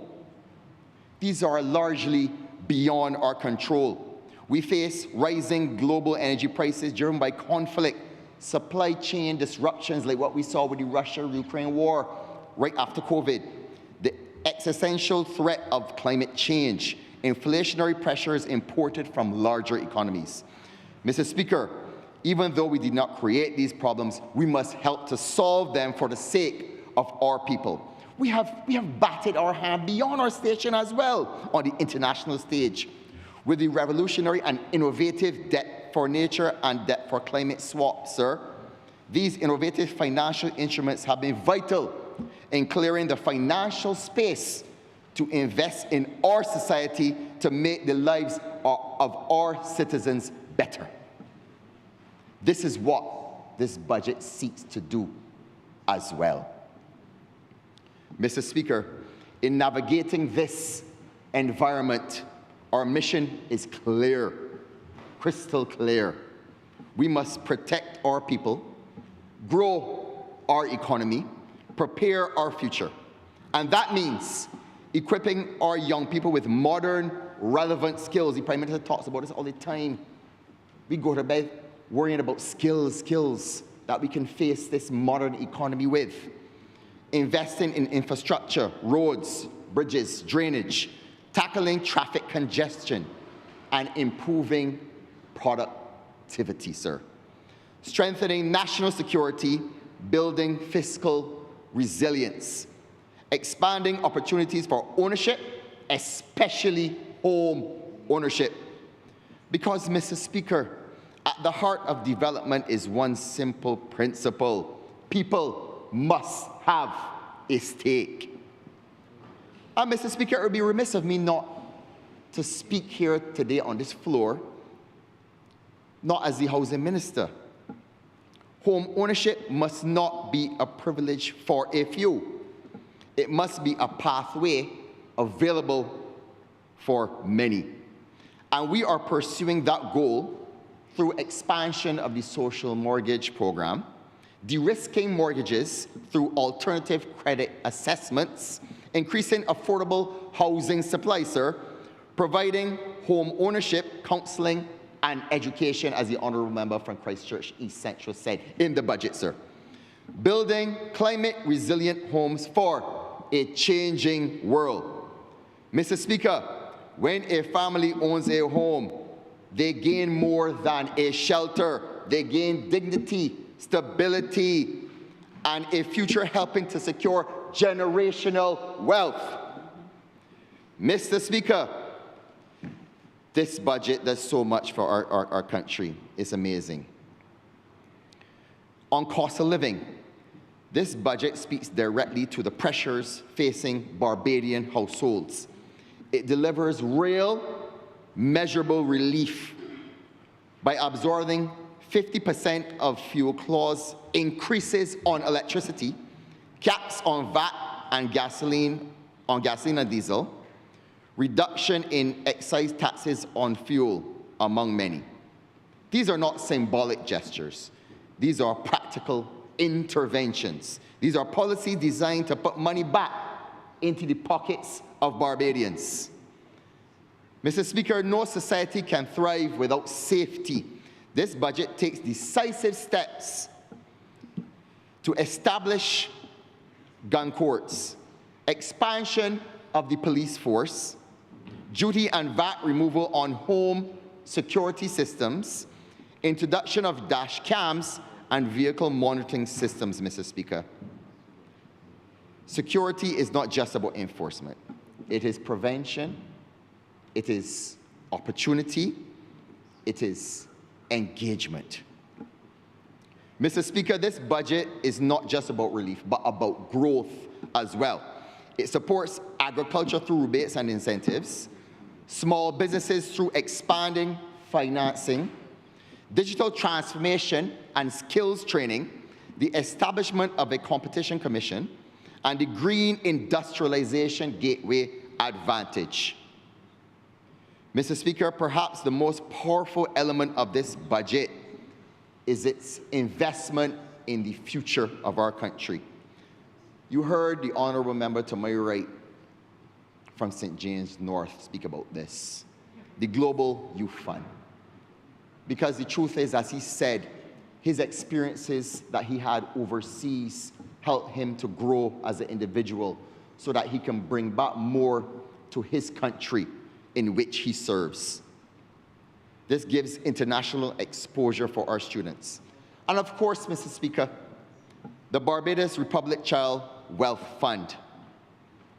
Mr. Speaker, I imagine a Barbados where every child begins life not just with hope, but with capital. That is transformation. That is vision. But, Mr. Speaker, let us have an honest conversation. Government cannot do everything. Development is a partnership, and we as citizens must do our part. We must be productive, reduce waste, support each other, care for our families, respect our elders, prepare for adversity, protect our properties from adverse weather events, look after our own health and well-being.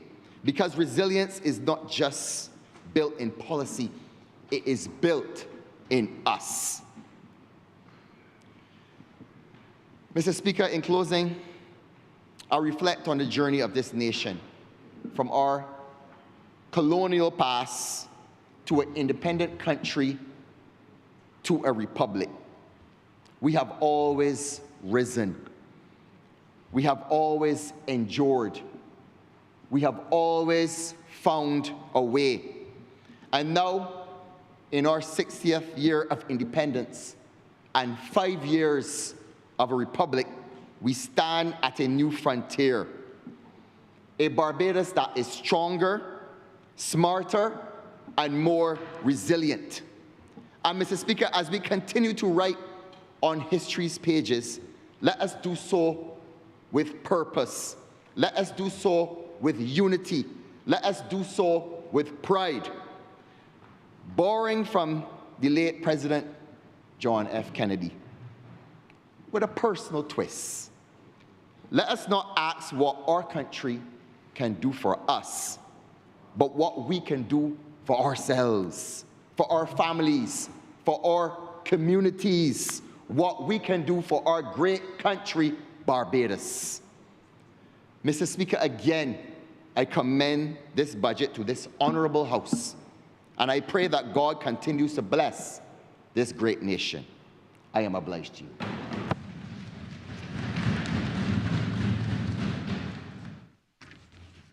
Honourable Member for the City of Bridgetown. Thank you, Mr. Speaker, sir.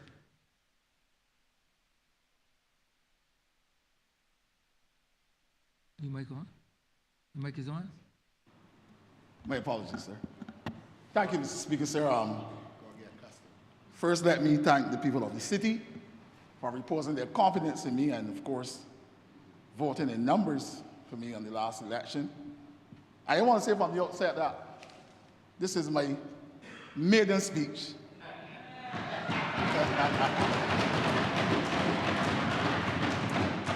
As a member of the Barbados Labour Party, sir.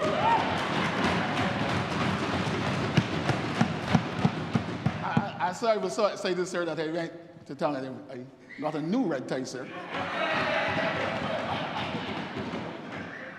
And even walked for red folder too. But be that as it may, sir, I want to thank the Barbados Labour Party for accepting me. And indeed also, I want to thank the Prime Minister for reposing her confidence in me and making me a member of her cabinet.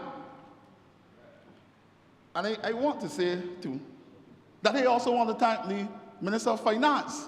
In fact, last night I was so excited. And when I look at page 85 of the budget, stands subject to correction, so attracted. So attracted. And indeed, sir, now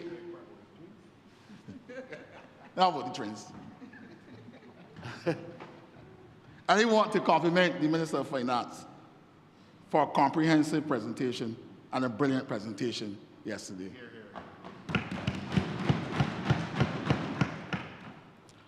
Sir, if you may permit me, sir, I also want to pay my sympathy to a young lady who campaigned with me throughout the elections. If you permit me to call her name, Deborah Gamble. She worked from the time I was nominated to the time we went to Oystins in the presentation of candidates. And so I want to express my condolences to her family. And of course, she didn't have to do it. She was not obligated legally to do it, to come out and canvass with me, but she did it out of love. And she was a genuine and caring person. So on behalf of the people in the city, I want to express my condolences to her. And so when they said I was attracted, sir, to the Minister of Finance proposal, sir, it's about bringing about, sir, some revitalization of Bridgetown, sir. And when during the campaign, I said to people in certain communities that don't let anybody call your community a ghetto. And that you have some sort of, that you have dignity and you have pride. And sir, I'm not attracted to this proposal, sir, out of a political advantage or electoral advantage, sir. I'm attracted to it because of the love and the care, and of course the generosity that the people in the city exhibited towards me, sir. And I believe, sir, that they deserve their just due. And if their just due, sir, is in the fact of a government, sir, placing in a program, sir, particularly with respect to those areas, sir, if I mention them, Cass Castle, Greenfield, sir, Nelson and Wellington Streets, Chapman Lane, sir, and its environs, sir, then, sir, I have to support it wholeheartedly, sir. Baxter's Road, sir, Mason Hall Street, sir. And I'm pleased to know, sir, that the project will start, sir, in Chapman Lane, sir, because I know of the conditions in Chapman Lane, sir. And I know the conditions that they live under, too, sir. And the fact, too, sir, that I've had the Ministry of Housing under another administration. I've read report after report, sir. In fact, there's a report laid in this Parliament, sir, I believe in the 1990s, about the condition of housing in Barbados, sir. A survey was done.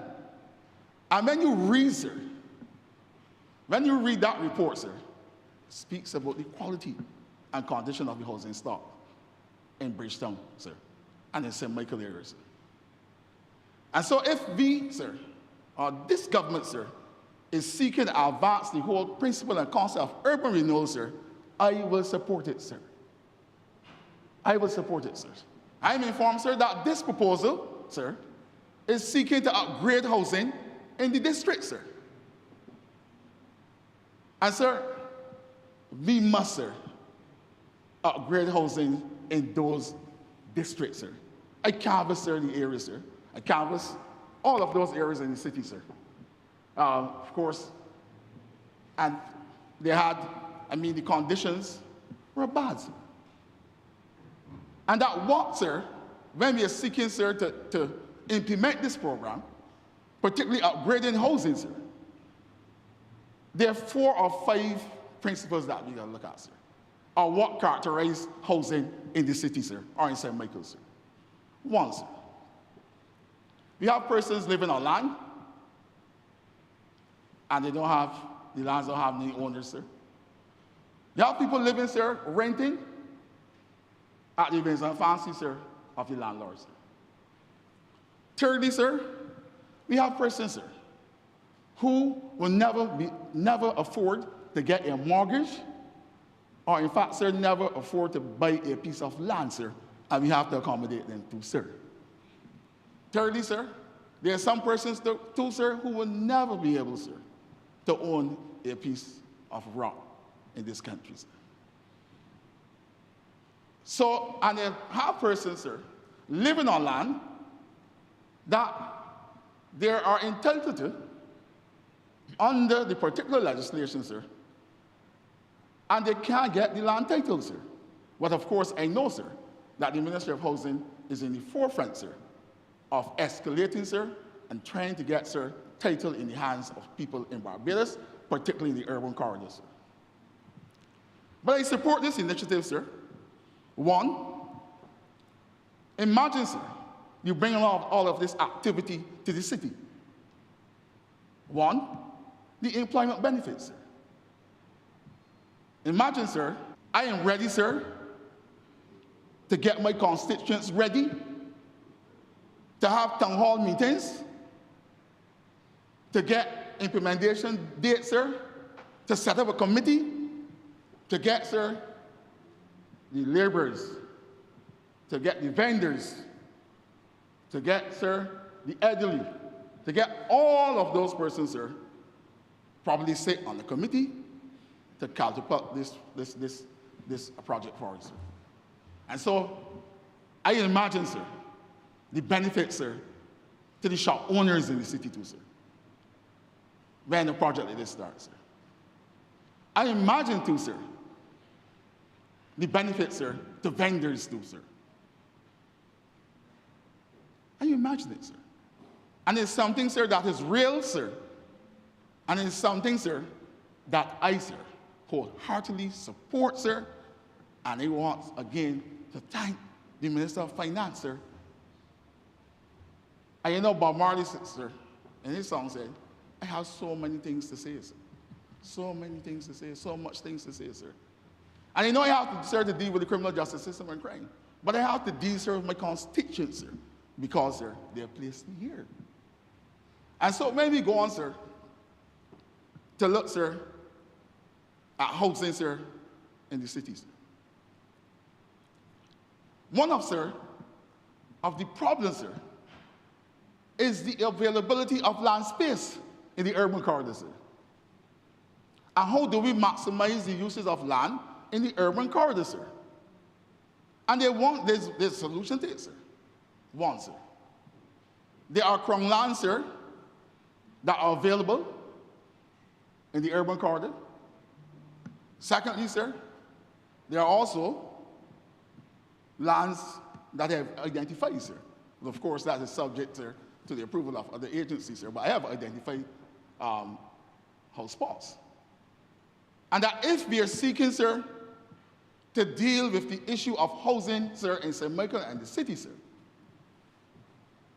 we have, sir, to look at high-rise solutions, sir. We have to, sir. I know, sir, that there are some shortcomings, sir, of the high-rise solutions in the past, sir. But I believe we learn from our mistakes, sir. And we could further, sir, build out this high-rise unit, sir, for the people, sir, in the city, sir. And so, sir, in relation, sir, to the funds, sir, that would come from the investors as a result of the Planning and Obligations Act, sir. Those funds, sir, in fact, the Minister of Finance said that there will be $7 million into urban development funds, sir. That is progressive, sir. Because not only housing is an issue, sir, but the issue of drainage, sir, the issue of facilities, sir, for young people to recreate, sir, and other amenities, sir. And if we are seeking, sir, to confront, sir, antisocial behavior, sir, we obviously will need, sir, some more injections, sir, into community efforts and institutions, sir, within the city, sir. So I am so glad for this, sir. As I said, not only out of political advantage or out of any future electoral advantage, sir. I'm for it, sir, because for the people, sir, of the city, sir, and out of a genuine care and love for the people of the city, sir, because I understand their rhythm, sir, and I understand how they move, sir, and I understand how they talk. I understand, sir, how their role, to use the young people language, sir, respectfully, sir. Sir, I have responsibility, sir, for criminal justice, sir, and citizen security, sir.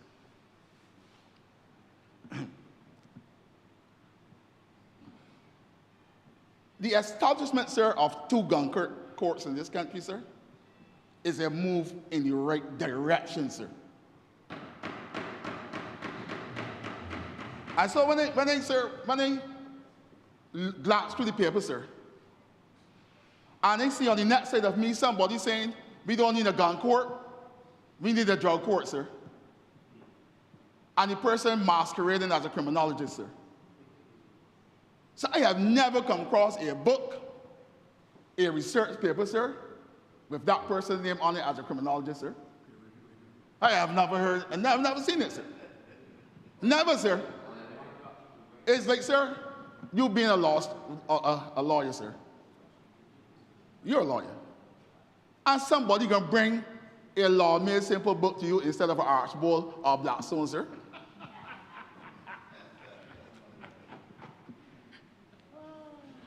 You imagine that, Mr. Speaker, sir?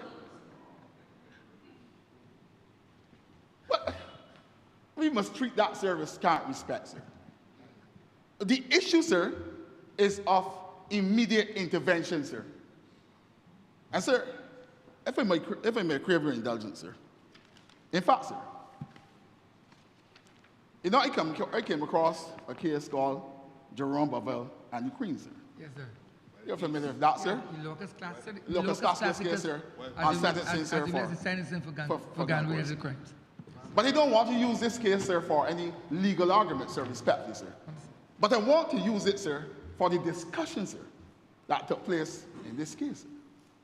Because the reason why the Firearms Act was amended, sir, I think in 1998, is because, sir, we had an upsurge in gun violence.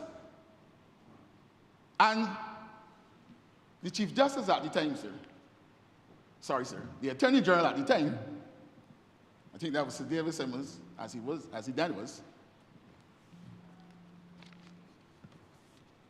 introduced and amend serious penalties for persons who were involved in firearm-related offenses, sir.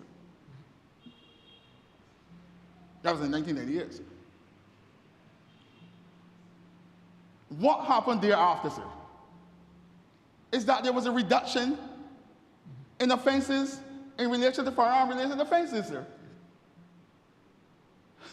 And I draw, sir, from, I want to draw, sir, from what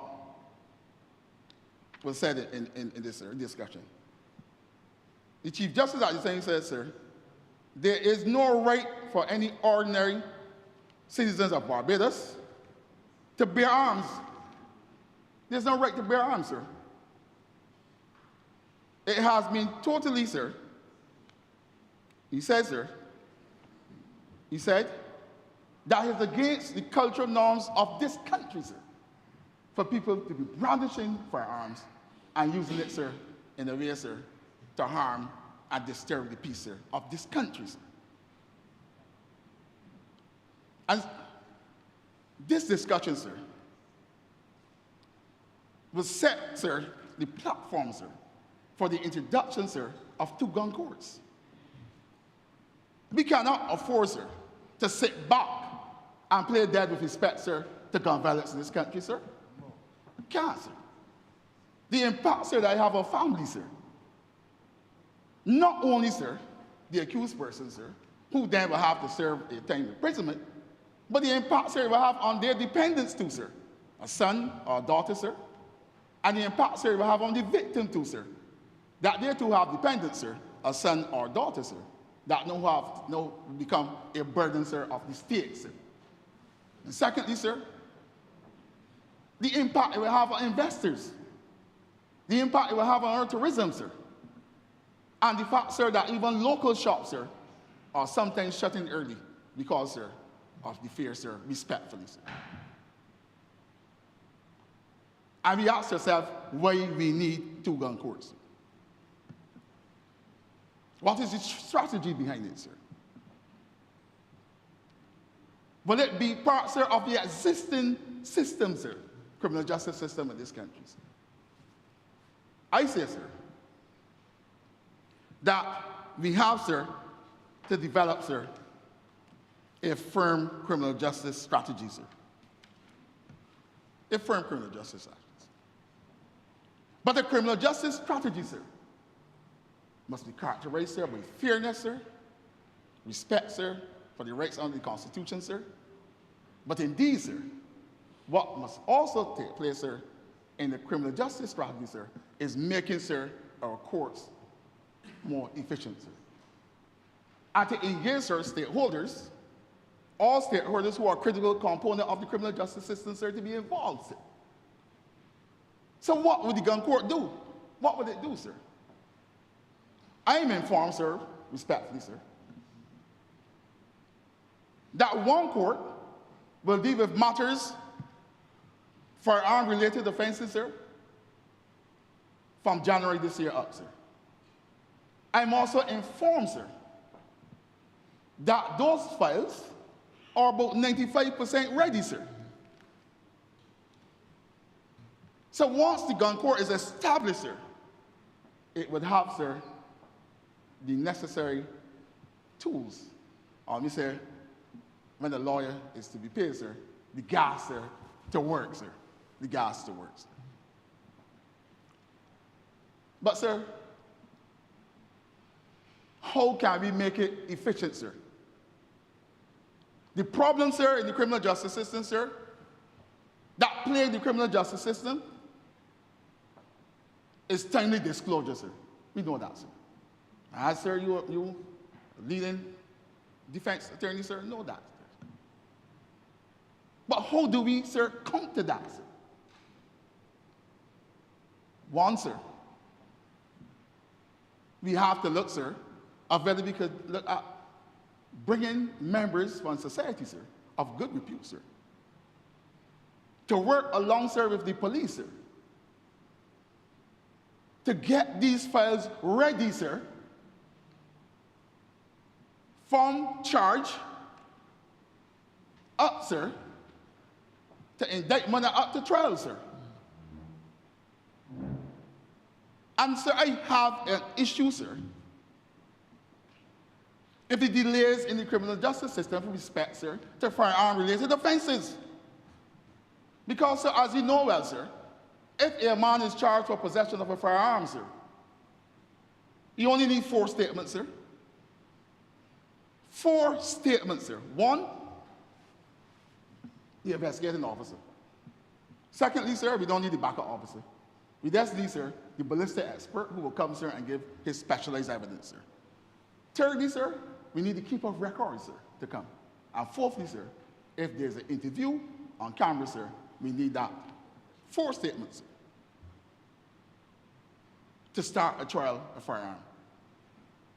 And 4 cases, 4 statements, sir, cannot take 2 years, 3 years, or a year, or 6 months, sir. But our approach to the gun court, sir, is to ensure, sir, that those files are ready. We have timely disclosure, sir, to attorneys or all stakeholders, sir, and we will have swift justice, sir. But swift justice, sir, will also entail fairness, sir, respectfully, sir, because they don't want the public to go out there and say, look, they're pushing these matters, and they're pushing these things because they want to lick and lock up. It's not that, sir. Our approach, sir, is one of fairness, sir, and that is one of the hallmarks, sir, of our criminal justice system, sir, in this country, sir. I want to say, sir, that this gun court, respectfully, will follow, sir, the Jamaica model. I will not go into the details, sir. I will leave it, sir, to the Attorney General, but I will not go into the details, sir.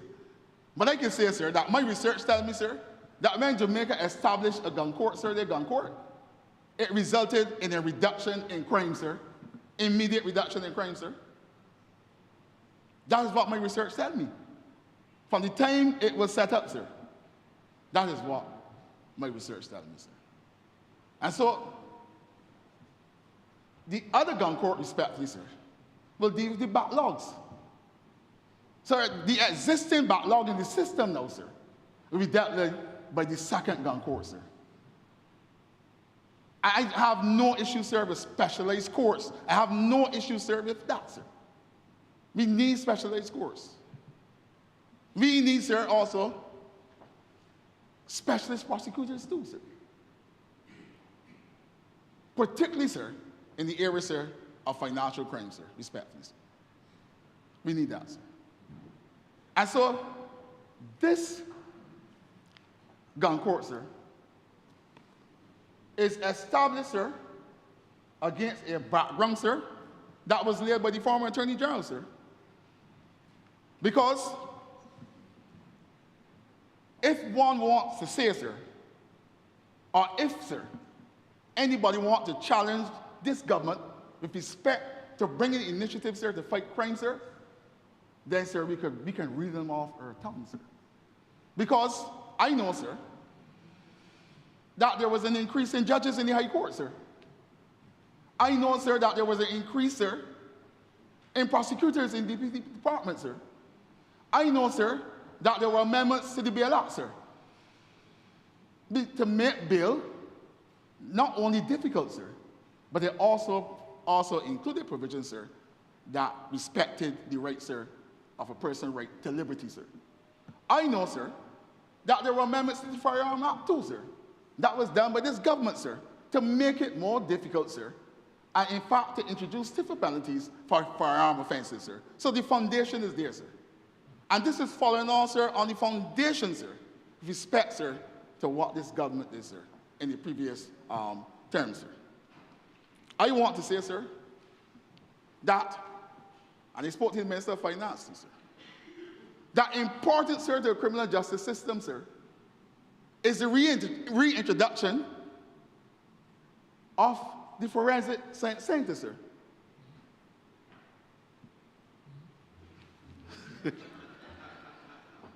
I'm awaiting, sir, word, sir, from the Minister of Finance, sir. But it is crucial, sir, and it's a crucial component of the criminal justice system, sir, because I always say to myself, and I believe that you will support me too, Mr. Speaker, that in some instances, sir, scientific evidence can help in the backlog of cases. Because if a man is charged, sir,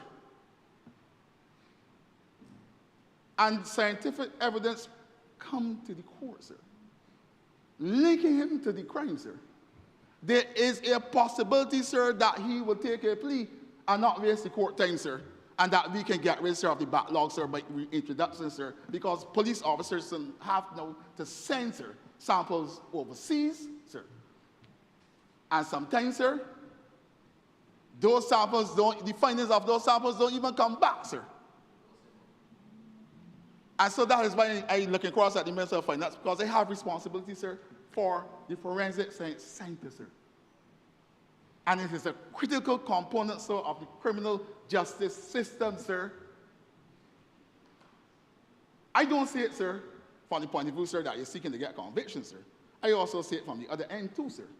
Because if policemen, sir, or prosecutors believe that they can prosecute someone, sir, and we have findings from a sample, sir, suggesting that he's not committed to the crime or conducting the crime, sir, then the case will have to go. And that will help, sir, in the backlog, sir. That will help in the backlog, sir. But it also, sir, will go back, sir, to what the foundation or what was placed there, sir, in the criminal justice system. You know, sir, that this government introduced plea bargaining legislation, sir. You know, sir, that this government also, sir, introduced judge-alone trials too, sir. I mean, these initiatives, sir, will help, sir, in the backlog with respect to the criminal justice system, sir. But we have, sir, to also look at our crime prevention strategies. You know, sir, when I raised the issue of the 16 to 25 age group, sir, when I raised that, sir, in relation to pointing and targeting a criminal justice strategy towards them, sir, I was serious, sir. Because I not too long come out of the system, sir. I know, sir, that there were 16-year-olds, sir, involved in some very serious crimes. Not only murder, sir, but also firearm-related offenses, sir. But then then somebody out the blue come and say, but you ain't talk about those under 16, sir. But in the estimate, sir, I made sure I made an intervention, sir. And I asked, sir, what about the early intervention process, sir? And the Ministry of Education gave me an answer which I was satisfied of, sir. Particularly the person wasn't listening to the estimates. In fact, they have no locus in listening because, of course, you know, they were wiped out during the last election, sir. But let me say this, sir. Let me say this, sir, that the 16 to 25 age group, sir, that my ministry, sir, will be introducing programs targeting that group, sir, because we want to move them away, sir, as far as possible from persons who are connected to the criminal justice system, sir. We must save them, sir. We must speak also to the parents too, sir. And the parents, they have a responsibility, sir. I was playing dominoes in my constituency on Saturday, sir. I shared 1-6 love. And then, sir, after the first 6 love. Honourable, somebody was asking you a question. What, sir? Someone was asking you, I know if the question, Honourable, if it's a rhetorical question, but ask you if you get any. Sir, we will say, sir, that is a matter, sir, that I don't think I should respond to, sir. It doesn't touch and concern the subject matter respectfully.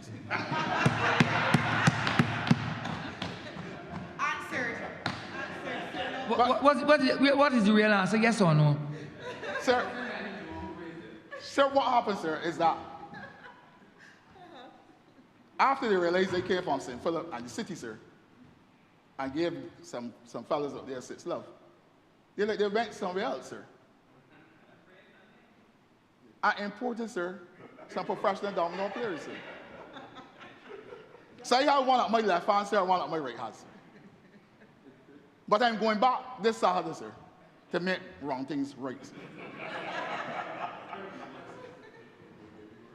No, I'm not going to get beat worse. But, sir, we must ensure, sir, or implore upon parents in this country, sir, that they have a responsibility, sir, because the government cannot do all, sir. And if we are speaking about a whole-of-nation approach, we, sir, must include every single person. The parents, sir, the community workers, the churches, sir, the groups, the religious groups, sir, the youth clubs, sir, and work, sir, with other agencies and all other ministries, sir, because we have not only to confront this, sir, on seeking to enforce measures, sir, but we must also seek, sir, to prevent them, sir, from being contaminated, sir, by the criminal elements in this country, sir. I want to say this, sir, that the National Peace Program, sir, we, sir, will work along, sir, with communities, as is done before, and they've done some good work. They've done good work, sir. But somebody might ask, after the football and the cricket, what else? And that is what we are working on, sir. They've done good work. And they have succeeded, sir, in pulling back, sir, some of the young people from being in contact with the criminal justice system, sir. Sir, one important thing, sir, or one important stakeholder in the criminal justice system is the Barbados Police Service. And we, sir, my ministry, sir, we intend to give them the fullest of support. In relation, sir, to the area of technology, sir. In the area, sir, of making it, sir, efficient for them in terms of evidence gathering, sir. Providing, sir, the tools, sir, to do their job, sir. But the tools is not, sir, only related, sir, to case management, sir, and evidence gathering, sir. But the tools also means improved working conditions, sir, for the police officers, sir. And that is why, sir, a new station will be done at 6 Roads in St. Philip, sir. My former area, but still my area. And in that, sir, we'll have, sir, the latest of technology, sir, to give, sir, the police the advantage, to give them the leverage, sir. And I must always say this because when they said, sir, that the police must be able to do their job aggressively, sir, somebody said you want them to infringe the people's constitutional rights. Let me make it clear, sir, that it must be done, sir, in a transparent manner, sir, with due regard, sir, to due process of the law, sir, and the respect, sir, to a suspect constitutional rights, respectfully, sir. I have to put that cover over it, sir, respectfully. And so, I am also, sir, pleased to announce, sir, that only last week, sir, that I was informed by my ministry that land, sir, is now available, sir, for the construction, sir, of a new Black Rock police station, sir.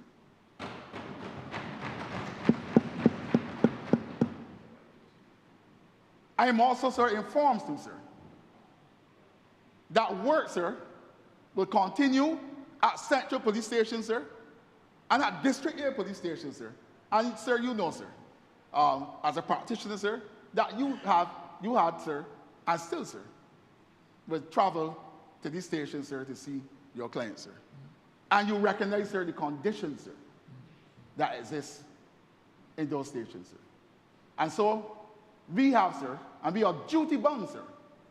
We are duty bound to ensure that those conditions are improved, sir, that those stations that we call upon, sir. And I would say, sir, that we have, sir, a date for the opening of for the launching, sir, of the 6 Roads Police Station and Civic Center, sir. We were given a date, sir, in June, sir, for the launching, sir, of that station, sir. Honourable Member, you have 2 minutes. 2 more minutes, sir.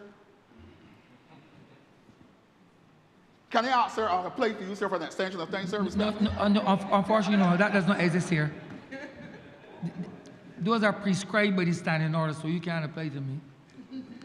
They're applicable to these standing orders. They comply. Yes, sir. I comply.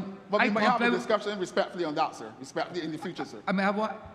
We can have a discussion on it respectfully in the future, sir. I'm not seeking to usurp your functions. No, but in the future, but not now. In the future. But not now. Not in the future. You have used up 1 minute of your time, sir. Sir. Sir, I want to say to the people of Barbados, sir, that this country, sir, is serious, sir, about confronting, sir, the escalation in crime, and very serious, sir, about modernization, sir, of the police force, modernization, sir, of the criminal justice system, sir. And I want to say this, sir, in closing, sir. We cannot, sir, look to improve the criminal justice system, sir, without, sir, looking seriously, sir, at the magistrate's court, sir. That is the first, sir, contact, sir, that a person who is charged, sir, the first judicial officer that a suspect go before, sir, is a magistrate, sir. And it's from there, sir, that the High Court and this gun court, sir, will be fed, sir, the committal proceedings. So we can't, sir, leave it like that, sir, in how is that existing, sir? We have to modernize it, sir. You have to use technology, sir. We have to do case management at the magistrate's court, sir. We have, sir, to even use, sir, Zoom hearings too, sir, at the magistrate's court, sir.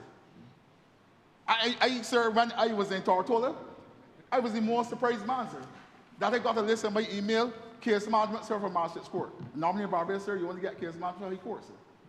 So what it is that we can't do it here, sir, in Barbados, sir. And that is the foundation of our criminal justice system, sir. The magistrate's court is the foundation of our criminal justice system, sir. And we have, sir, to seek to improve it and enhance it, sir. Whether by technology, sir, or by systems, sir, we can make it efficient, sir. I, sir, don't want to use the word in conclusion yet, sir. You probably don't have to use it. I can use it for you. I want to move, sir, respectfully, sir.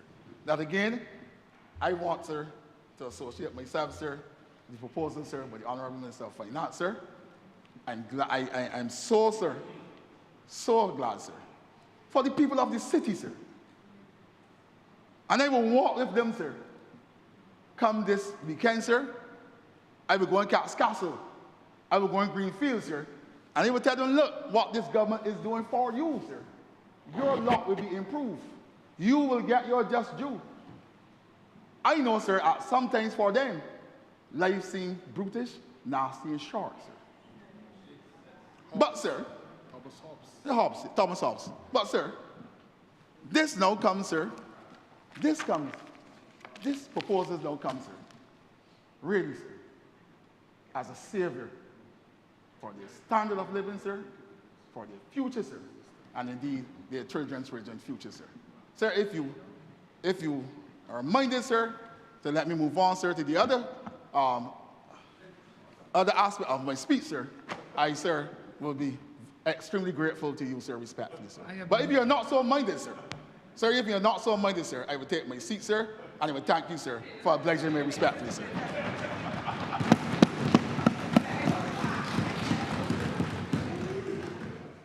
Please, sir, I beg the suspension of this chamber until 20 minutes past 5 o'clock. The question is that this honorable chamber be suspended until 20 minutes after 5. All those honorable members in favor, please say aye. Those against, please say no. Me think the ayes have it. This honorable chamber stands suspended until 20 after 5.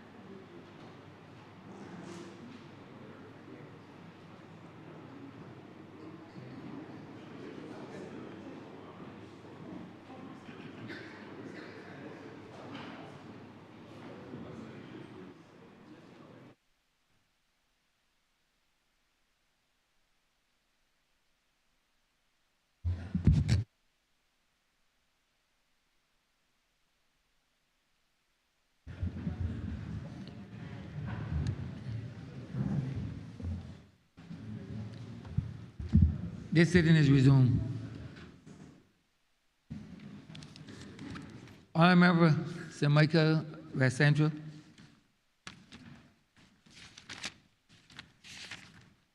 Thank you, Mr. Speaker. First of all, let me start by once again thanking the constituents of St. Michael West Central for reposing their confidence in me and sending me back to this honorable chamber to represent their interests and also to contribute to the development of Barbados as their duly elected representative. Mr. Speaker, the constituents know that I enjoy canvassing and love to do so.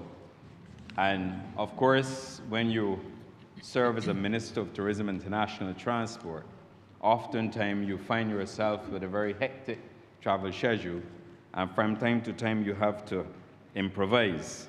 But notwithstanding that, Mr. Speaker, I think that the constituents in their numbers once again decided that I should return to this place and of course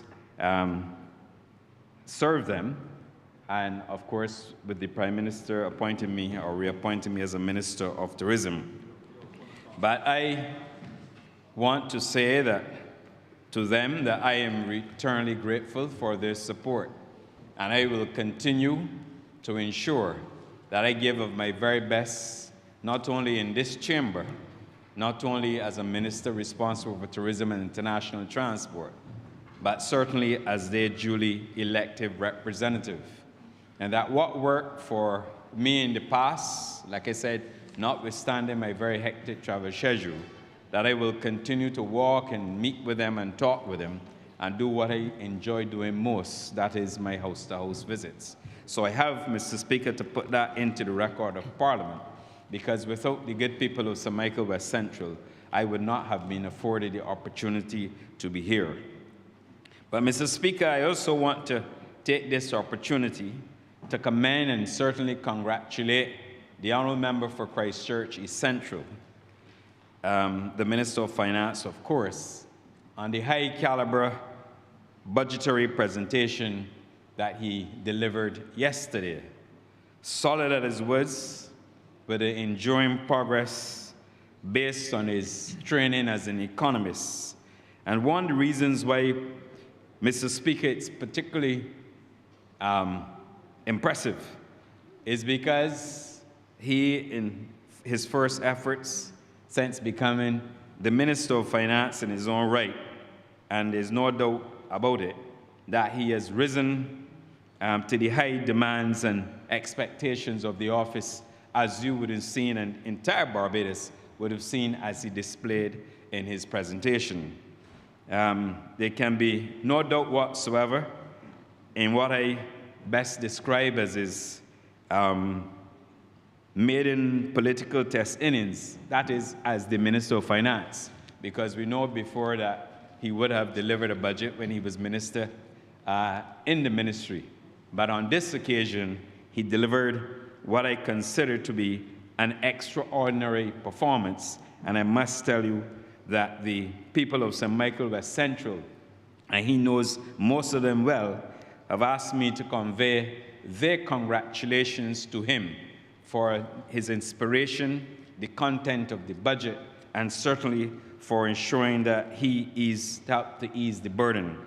Mr. Speaker, I believe that the Member of Parliament for Christchurch East Central has certainly deserved his well-earned promotion through the heavy lifting and his years of, almost 6 years actually, in the Ministry of Finance, helping the Prime Minister, the Honourable Member for St. Michael Northeast, and certainly the Honourable Member for St. Michael South Central. Let me confess that you might add that I have a personal bias because, like him, we grew up and we had childhood days in the Long Gaps Peninsula area. So you can well imagine the fact that when I tell you that the people, particularly of 3rd and 4th Avenues Long Gap, who still remember him to this day, would have commended him for the outstanding job that he did. As a matter of fact, I am so pleased with his presentation, but it's not only me. that earlier today, when I attended the first quarterly meeting of the Barbados Hotel and Tourism Association, the Barbados Hotel and Tourism Association membership congratulated the Minister of Finance, the Honourable Member for Christchurch East Central, on his budget leadership. In fact, to quote the BHTA chairman, he said in his remarks that it was a balanced budget, and I agree with him sincerely.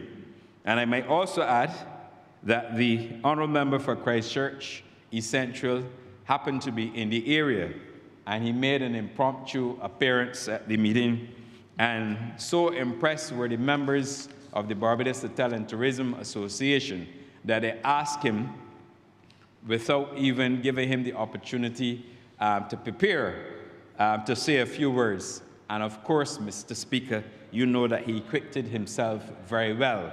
So I want to say that, as always, that he's a man of the people, for the people, and a man who continues to display the traits of compassion and the traits that so many of us who come to public life should display.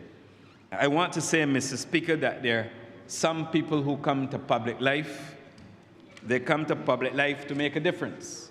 And I must tell you that the Honourable Member for Christchurch East Central continues to make a lasting contribution and an impression.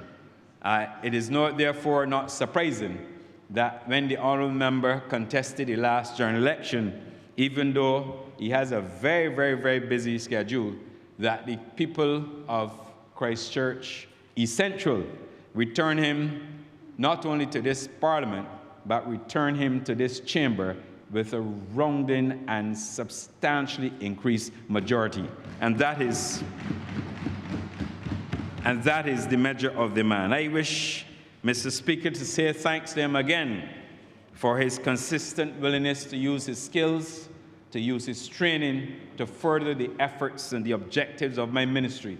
Because make no mistake about it, when you sit down with the Honourable Member for Christchurch East Central as the Minister of Finance, he's exacting and he's demanding, but he's also very open to ideas. And one thing I must say about him, he's always very supportive of the process. And the objective clearly within the Ministry of Tourism and International Transport is not only to have benefits trickling down through, but also pouring through to those who can help us to transform tourism in Barbados, and therefore down through to the rest of society. And I have to commend him for that. Mr. Speaker, there's certainly the objective as we continue in the ministry to continue to build out tourism for all in Barbados. Tourism concessions is not only for a handful, not only for big operators, Mr. Speaker, but tourism concessions are for all persons who wish to get involved, don't matter their size. Like I said, whether you're small, whether you're medium-sized, or whether you're a big operator. And the contents, Mr. Speaker, of the budget relating to tourism and international transport ministry are by no means the product of a knee-jerk reaction to what is happening globally.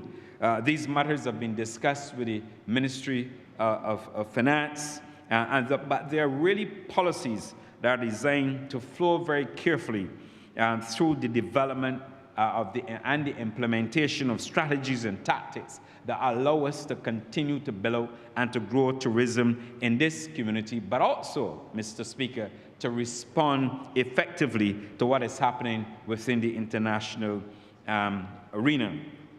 Mr. Speaker, we would have seen going back all the way through to COVID, that if there's one sector that can respond with alacrity, that is the sector of tourism. Make no mistake about that, Mr. Speaker. No industry or business can truly say to be immune or disconnected from the impact of what is happening globally. But the tourism sector, Mr. Speaker, is one such sector. And I can always tell you that in times of crisis, the tourism sector can rebound. It rebounds confidently and is grown. And as I will demonstrate later in my presentation, that even when we look at the post-pandemic period, you can see a Barbados economy growing from strength to strength, notwithstanding what we were faced with. And like I said, it rebounded faster than any other economic activity in this country. But, Mr. Speaker, the Barbados Labour Party administration has consistently lowered taxes in this country for all taxpayers across all tax bands. And why I have to go back to this point, Mr. Speaker, because you will hear from time to time that there are persons who would wish to give the impression that the Barbados Labour Party has not tried its best to insulate and to protect people.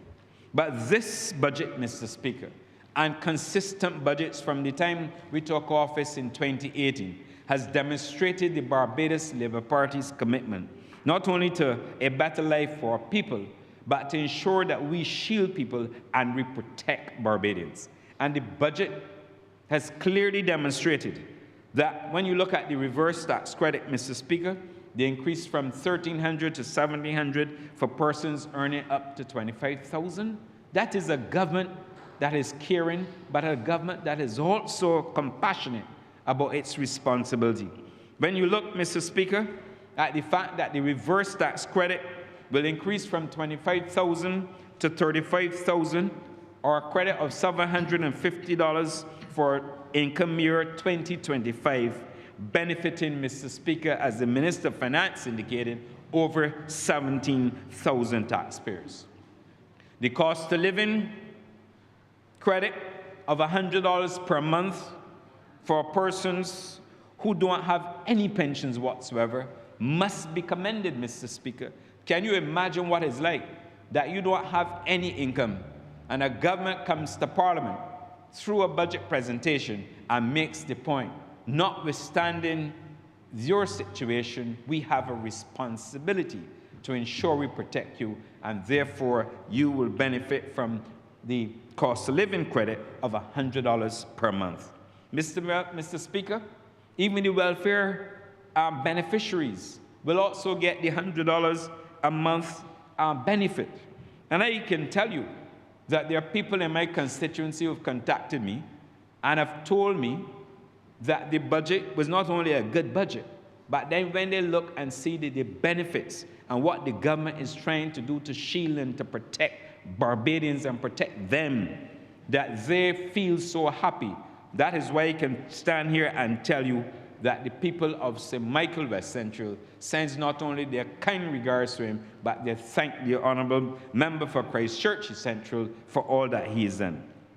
And Mr. Speaker, the measures are designed, like I said, to insulate, but to help ease the burden.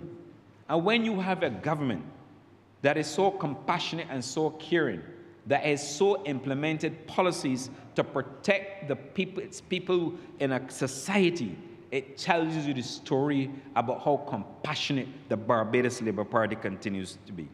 But the benefits were not only designed at the level of the individual, Mr. Speaker, because I can go on, and I'm not going to recite it because members have talked about the cap in terms of fuel costs and implications to ease the burden, not only for Barbadians, but for businesses. But, Mr. Speaker, when you look at the measures announced yesterday, and particularly for the ministry that I have responsibility for, I can tell you that those concessions will go a long way. Let's take a look at them, Mr. Speaker.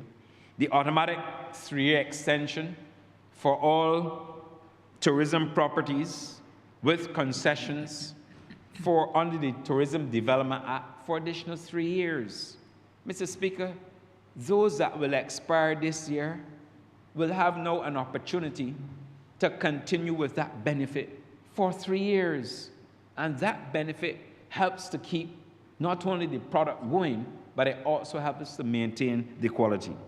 The rental car companies, I'm sure, Mr. Speaker, as they said, they are very happy because you have a Minister of Finance who came to the chamber yesterday and announced that approved rental car companies will become eligible for duty excise and VAT exemptions on hybrid and electric vehicles and the associated charging infrastructure every 4 years. The rental car companies will also be designated as tourism service providers under the Tourism Levy Act. The reduction in VAT, Mr. Speaker, for car rental companies, moving the VAT from 17.5% to 10%. Mr. Speaker, when you look at the standalone restaurants, you recall that in March of 2025, the Honourable Member for Christchurch East Central announced the implementation of access to duty-free concessions under the Tourism Development Act for protein and wines, Mr. Speaker.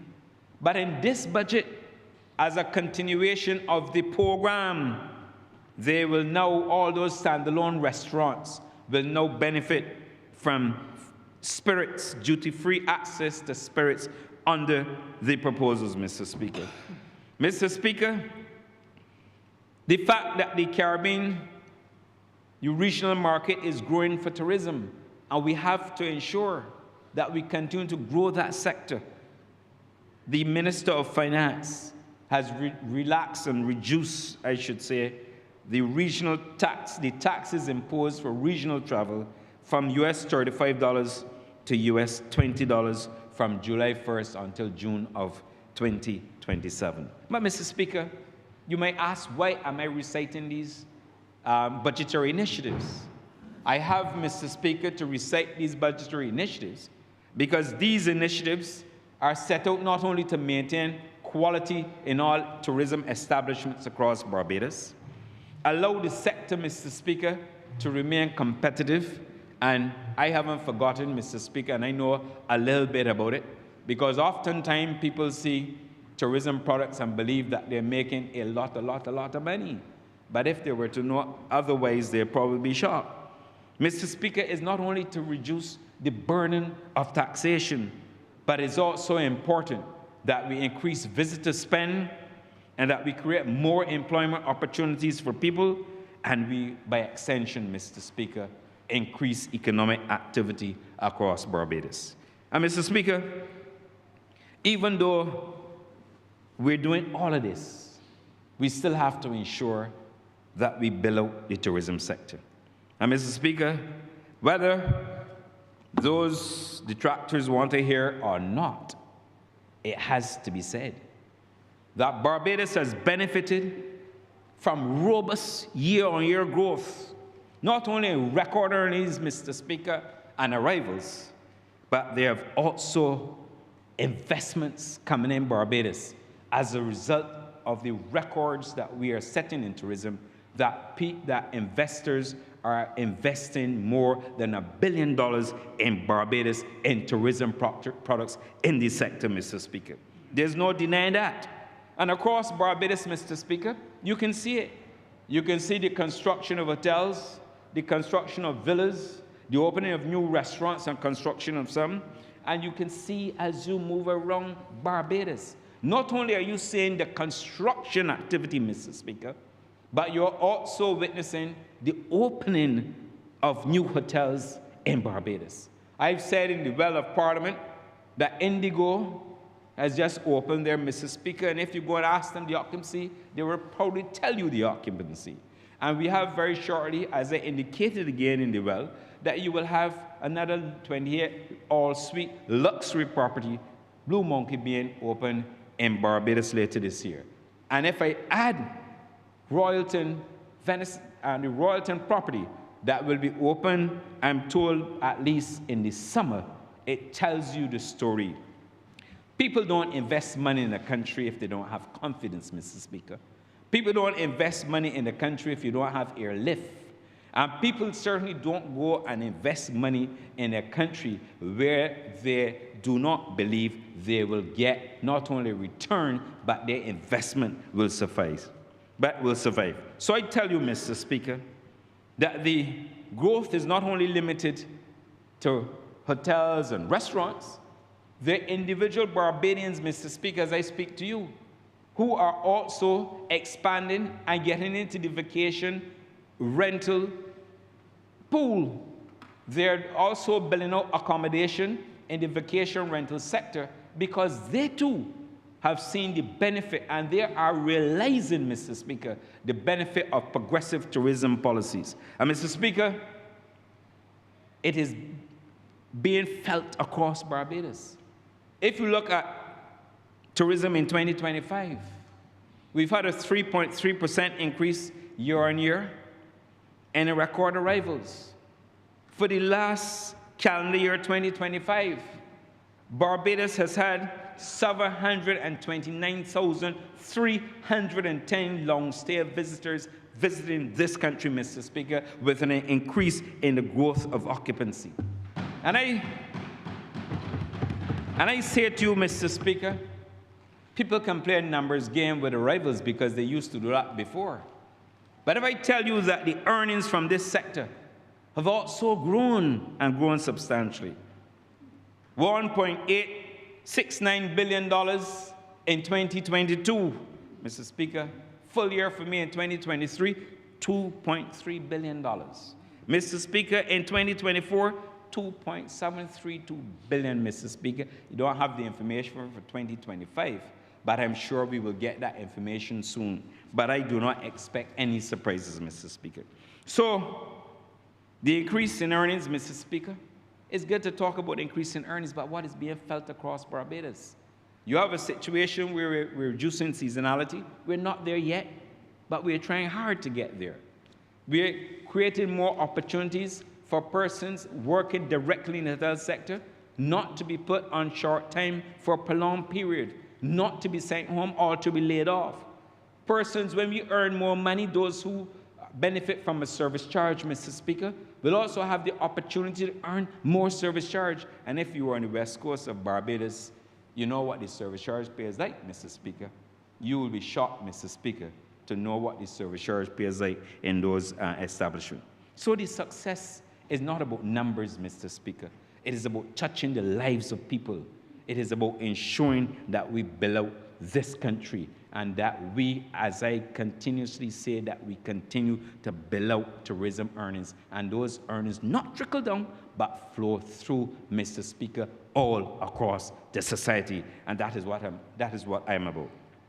But, Mr. Speaker, airlift has also caused us to go into growth mode, and that is a fact. We continue to be engaged in discussions with our airline partners. Less than a week and a half ago, I had to go to Routes Americas in Rio de Janeiro in Brazil. And I met, obviously, with the carriers because you have to keep meeting with them. You have to keep ensuring that you are there with them to ensure that you can drive additional increased air seat capacity into Barbados. Mr. Speaker, Fifth Freedom rights were granted to Virgin to fly into St. Vincent and Grenada. And there was some discussion as to whether or not we, because of a third flight, that we will get the benefit. Mr. Speaker, the numbers speak for themselves, first of all. In addition to that, we maintain more than 65% on the one flight that is shared as a tag flight. Mr. Speaker, KLM, as you know, returned to Barbados, driving more airlift from Europe, and we also granted them Fifth Freedom rights. Mr. Speaker, I am pleased to announce right here today, because even though I knew it was coming, because I had a little hint when I was in Routes Americas in Brazil. I could not obviously go public with it. But I'm pleased to announce to this chamber that pursuant to our airlift strategy, and as we move into phase 2 of that strategy, that Barbados, for the next winter season, will benefit from a third daily flight from British Airways into Bridgetown, Barbados. Mr. Speaker,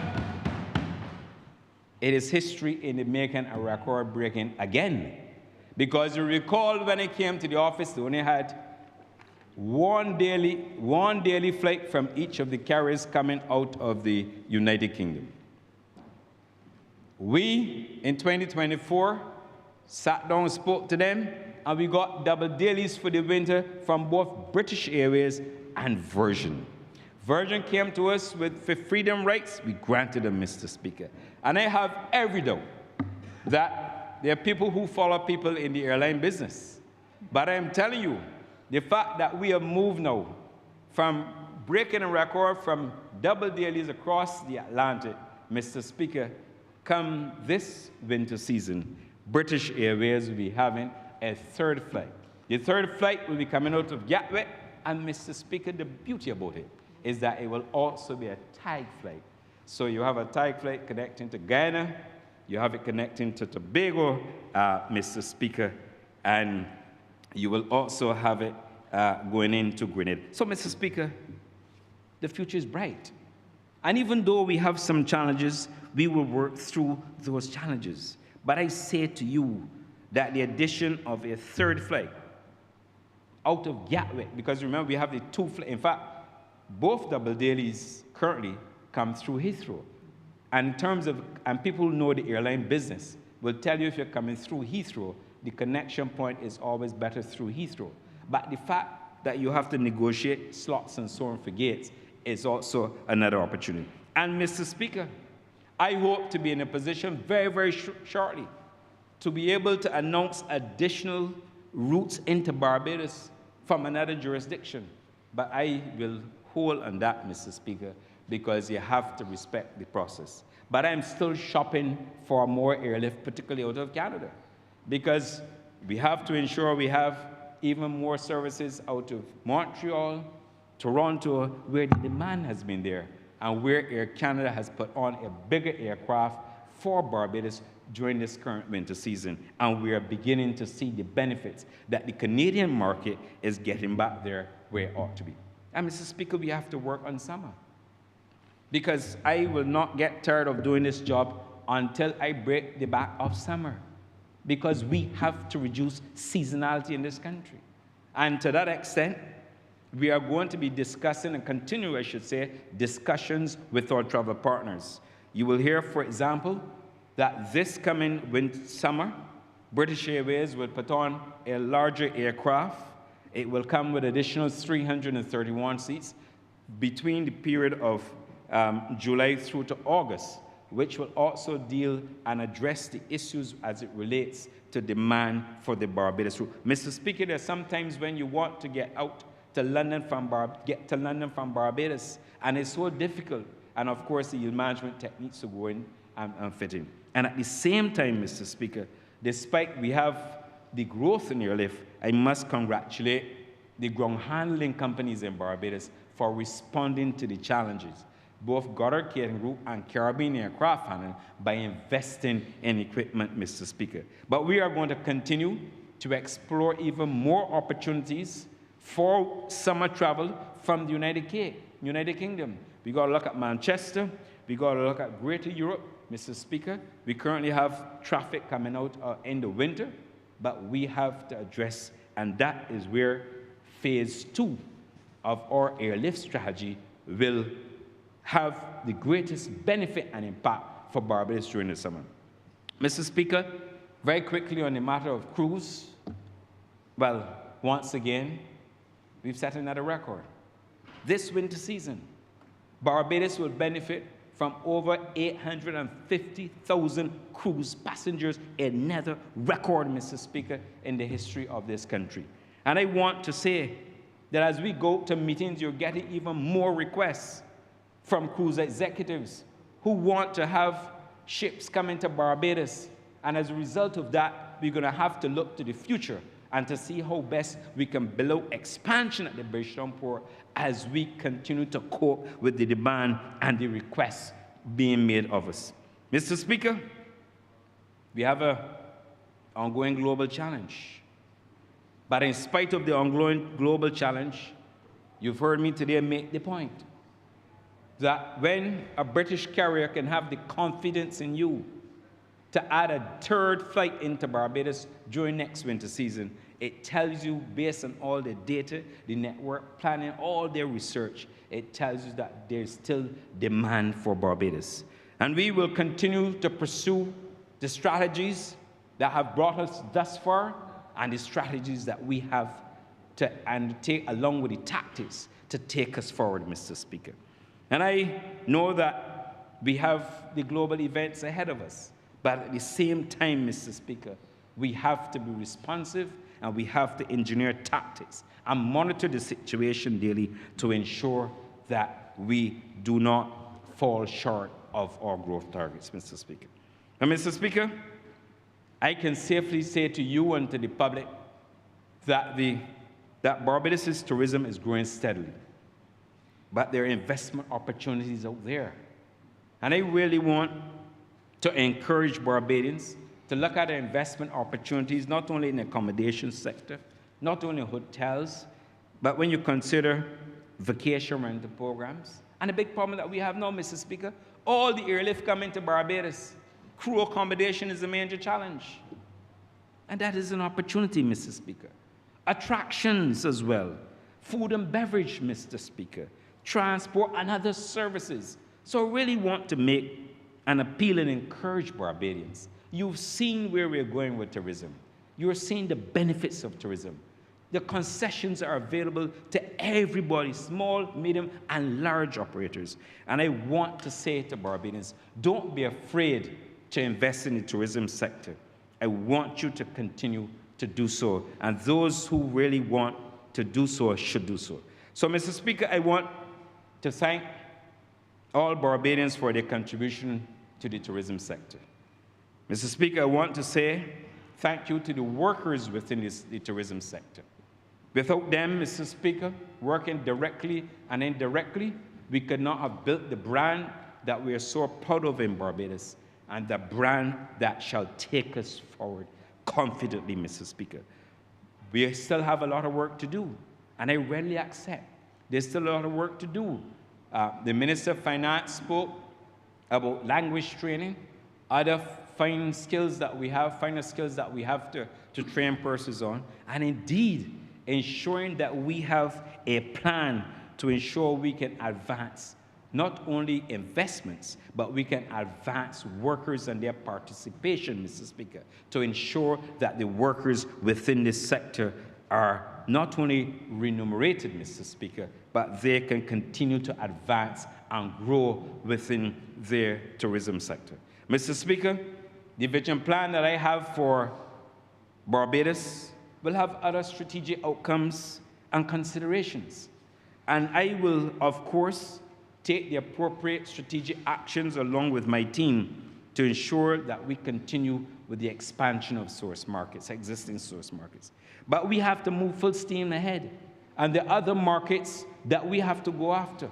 You've heard me make the point that the Asia-Pacific market, which is the largest growing market, if you look at UN tourism reports, Mr. Speaker, and look at the history going back for the last 50 years, you will see that there are Pacific countries that are overtaking what we would consider source markets. So we have to respond to the times, Mr. Speaker. And we also have to proceed full speed ahead as well on the Africa and the Gulf states market. We are currently going to pursue those strategies and to ensure that while we protect our existing markets, we continue to build and build strongly on those other markets. And Mr. Speaker, in closing, back to the budget. Mr. Speaker, it's a budget, in my opinion, that is built on strong economic fundamentals and certainly a measured approach to the ongoing global events. It is a budget, Mr. Speaker, that is designed to ease the burden on taxpayers and other persons and the easing of the cost of living burden on all Barbadians, Mr. Speaker. A government willing to listen to the people, a government that continues to listen to the people, a government that continues to listen to its stakeholders and to respond to them constructively. So, Mr. Speaker, I know that my time is running short. And let me say in closing, that I always say this, Mr. Speaker, that it has been the greatest joy of my life, separate and apart, of course, from having my daughter. But it has been my greatest joy, Mr. Speaker, during my particularly very short tenure as a Minister of Tourism and International Transport, to have made, along with the team at the ministry, to have made such a profound impact on the tourism sector that raised me up, Mr. Speaker, because everybody knows, Mr. Speaker, that I've worked in the tourism sector for all of my life. And as long as I am or continue to be Minister of Tourism and International Transport, I give the constituents of St. Michael West Central, I give the people of Barbados my commitment that I will continue to give this ministry the very best that I have. And Mr. Speaker, we will continue to go to work every day and work hard, Mr. Speaker, recognizing that tourism contributes significantly, more than 40% to the Barbados economy. It is what we have to do. And I also want to take this opportunity, Mr. Speaker, to thank all those in the Barbados Hotel and Tourism Association and their membership, Mr. Speaker. To thank all those who work directly, indirectly, who have helped me within the Ministry of Tourism and International Transport to bring this sector along, and to have done so confidently and quietly, might I add, Mr. Speaker, that today we are seeing the benefits of growth within the sector. Mr. Speaker, it is my greatest honor to continue to serve, like I said, the people of St. Michael West Central, and I will continue, Mr. Speaker, to ensure that whatever I do will have a long and lasting effect, not only on the constituents, but certainly Barbados. And Mr. Speaker, in closing, let me also say thank you to the Minister of Finance for once again responding to the proposals from within the ministry, to effectively working with us and doing all the heavy lifting that is necessary to advance tourism in Barbados. And with those few remarks, Mr. Speaker, I'm obliged. Honourable Member for St. Peter. Thank you very much, Mr. Speaker. I first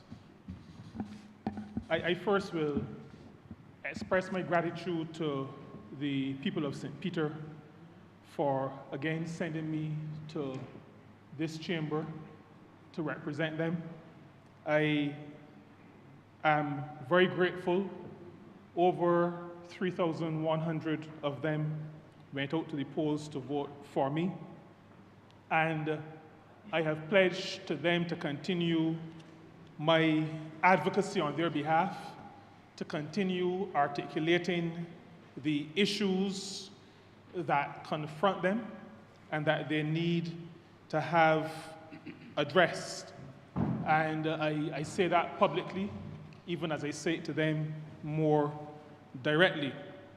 Now, I also will use this opportunity to commend the Honourable Member for Christchurch East Central on a great presentation and great substance in the presentation of the budgetary proposals last evening. I've known of his ability for quite some time. I remember when he headed the Barbados Economic Society at the same time when I headed the Barbados Hotel and Tourism Association. We found ourselves responding to a budget presentation. And I can tell you, Mr. Speaker, the budget presentation that we were responding to, I don't want to say chalk and cheese because that would be demeaning one of them or the other. It was like rubbish and cheese or rubbish and chalk. And neither of us was political, so we were very moderate in our comments. But I recognized even then that this was a person who knew, we were saying the country, I don't know what you say in town, but who knew their onions. You may have some different word in your part of the world, Mr. Speaker. But I live in the country, Mr. Speaker. I remember I live in the country. The country of Barbados. I live in St. Thomas. Okay. You may know the term then, know your onions. And I used to live in St. Philip. Oh, okay. So I stay in the country. Oh, okay, good. So that, Mr. Speaker, the budgetary presentation that we were privileged to receive yesterday is one that I consider to be a budget for the people and a budget for the times. And I say a budget for the people and a budget for the times to emphasize the link that the Minister of Finance was so expertly able to make, the connection that he was able to make, a connection that drives the development of people, a package of measures that understands that human beings and workers must be at the center of national development. And being able to do that while recognizing the times in which we live. It bears repeating that we live in very strange times. It bears repeating, Mr. Speaker, that we live in very uncertain times. It bears repeating that we live in very unpredictable times. Times have always carried their challenges, but there used to be a certain predictability, a certain logic in how events would unfold.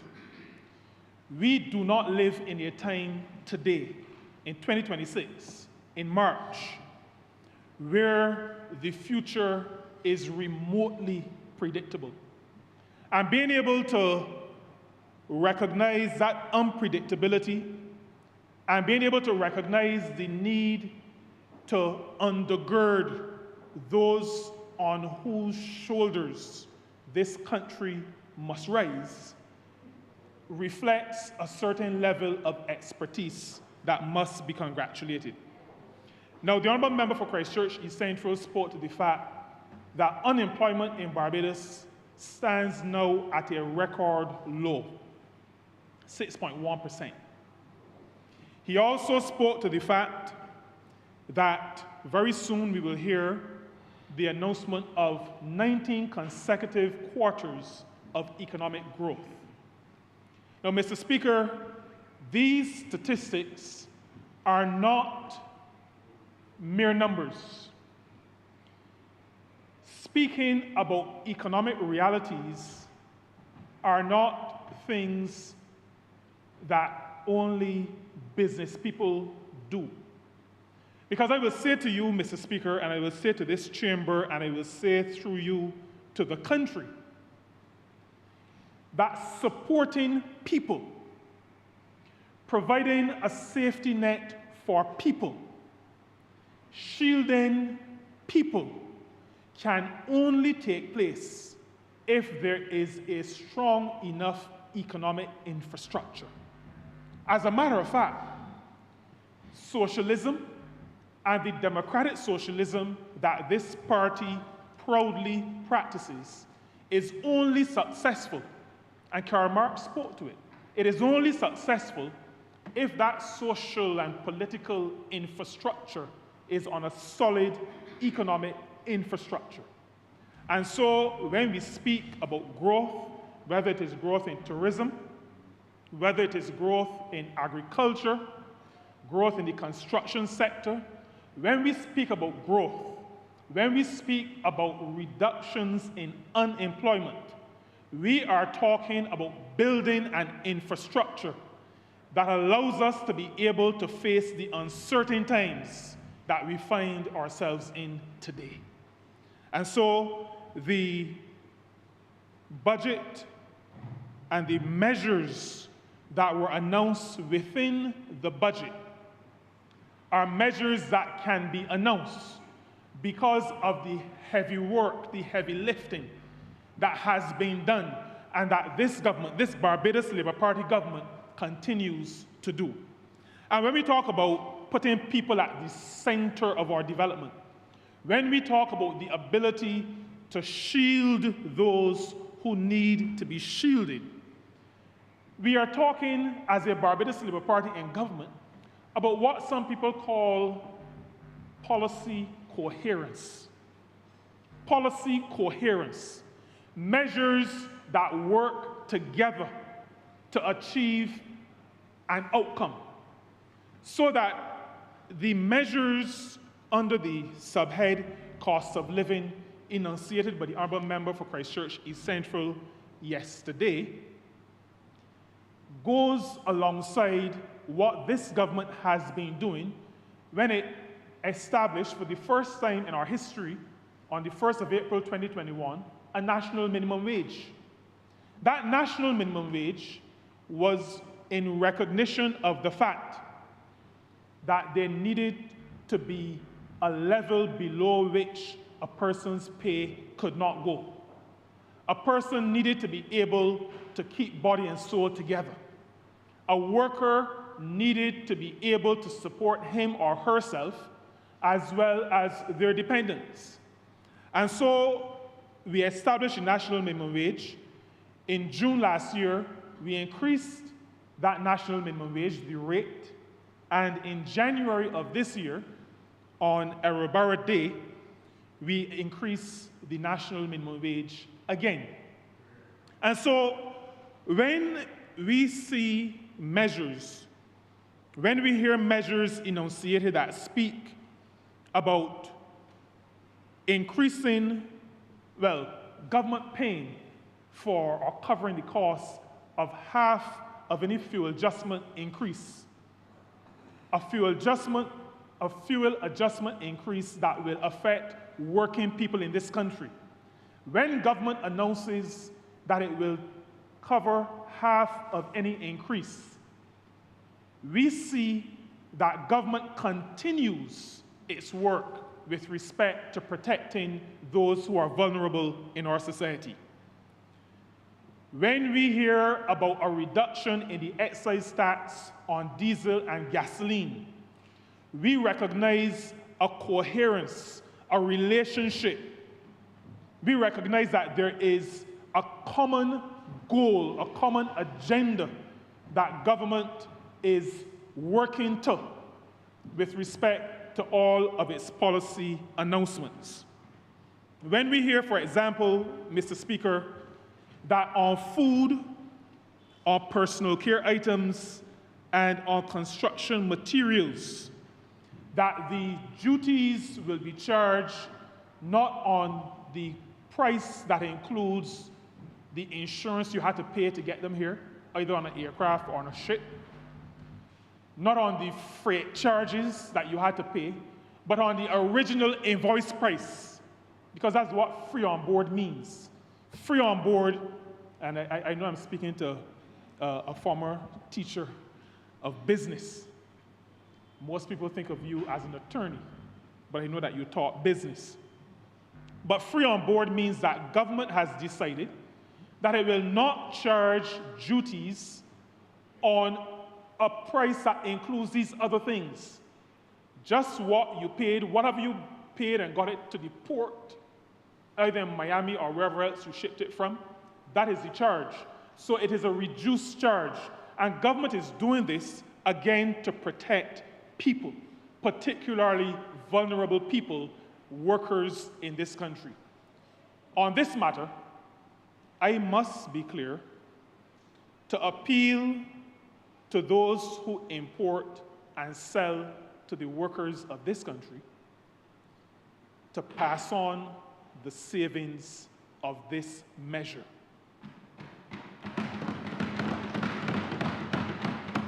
One of the reasons, Mr. Speaker, why we disagreed strongly with the misguided approach of the Democratic Labour Party when it spoke to adjustments in VAT is because we are not entirely convinced that these savings will be passed on. We have included this measure because it is part of a suite of measures. And I use the word, I know it's spelled S-U-I-T-E, but the measures are suite, S-W-W-T. This is part of a suite of measures so that it does not stand on its own, or as the Honourable Member for Christchurch, for St. James Central would say, it does not stand in splendid isolation. Otherwise, we would not have done it, because we're not entirely convinced that all of the savings are passed through. But I'm appealing today to those who buy and sell to us to make sure to pass on the savings. Now, this policy alignment, where we look at protecting people following what we've done with a national minimum wage, when we hear that the reverse tax credit is being increased from $1,300 to $1,700, that speaks to a government that is interested in protecting the vulnerable. It speaks to a government that is interested in protecting and shielding those who are at the bottom economically.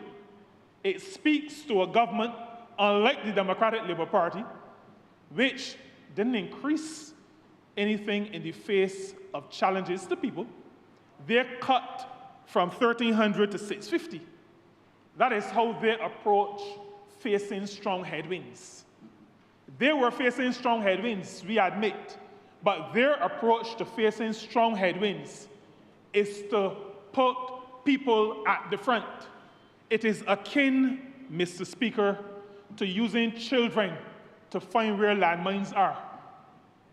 There are some wicked people who send out children to see where the landmines are. They sacrifice them.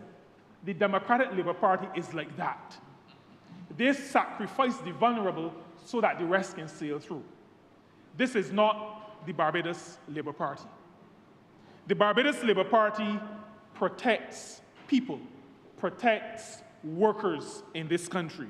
And so increasing from $1,300 to $1,700 for persons earning up to $25,000 per year is an act of protection.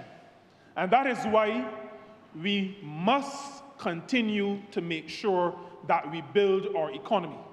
Because we can only offer these protections if we have a strong enough economy upon which to give these protections. And that is why my ministry speaks often about protection and production. The two must go together if we are to have a viable country, a viable island state. The Minister of Finance, Mr. Speaker, went even further in the protection of the workers of this country. And we talked about persons earning between $25,000 and $35,000. They are now eligible for reverse tax credit as well, $750. We talk about changes in the compensatory income credit, the extending of that from $35,000 limit up to $50,000. We talked about the income tax rate adjustments. And I want to say here, Mr. Speaker, the rate being changed from 12.5% to 11.5% is not a 1% change. Now, this is not anything necessarily overly technical. It is 1 percentage point. But I want to say that the amount of tax will change by 8%. The reduction in the actual tax will change by 8%. And that is because 1 over 12.5 is 8%. So that the naysayers who will be walking around saying that we changed this thing by 1% to make it look as though it is some little foolish poo-poo thing. Those same people, some of them, who criticized the $300 and lined up, well, I feel it was, I don't think those people probably didn't line up. Silly people didn't want the money. The others, the vast majority of Barbadians, took the funds, quite properly so. But that 1 percentage point change in the income tax rate represents an 8% change in the amount of tax, 8% reduction in the amount of tax for persons earning between $25,000, well, not for persons earning between $25,000 and $75,000, for the income between $25,000 and $75,000, because below that, there is zero tax. And so, Mr. Speaker, I recall and recap these elements of a suite of proposals to show how this Barbados Labour Party in office approaches storms that are on the horizon.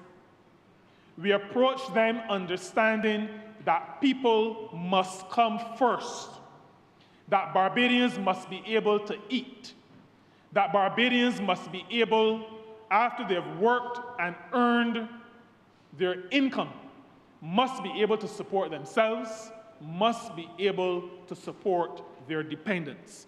That is the kind of Barbados Labour Party administration and proposals that the people of this country voted for just a few weeks ago. That is the party in government that I'm proud to be a part of.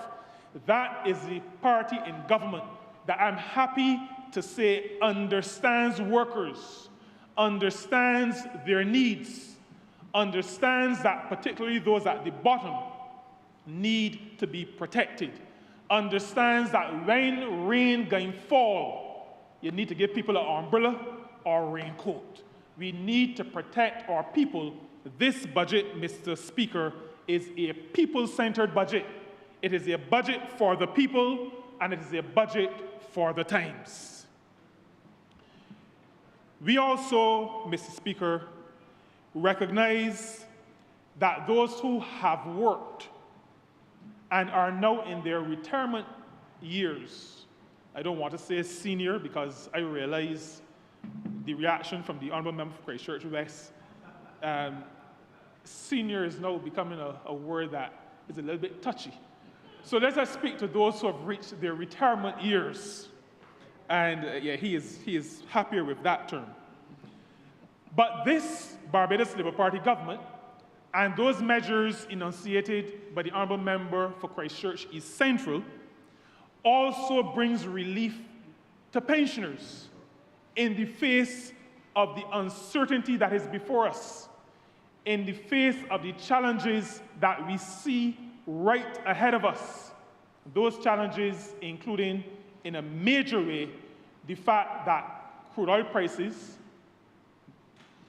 using Brent crude as the example, but then we know that heavy oil that we use for a lot of our production is going to follow suit. Facing those headwinds mean that those on fixed incomes, those who have spent a lot of their years building our country, building the very economic infrastructure that I referred to earlier, those persons also have to be protected.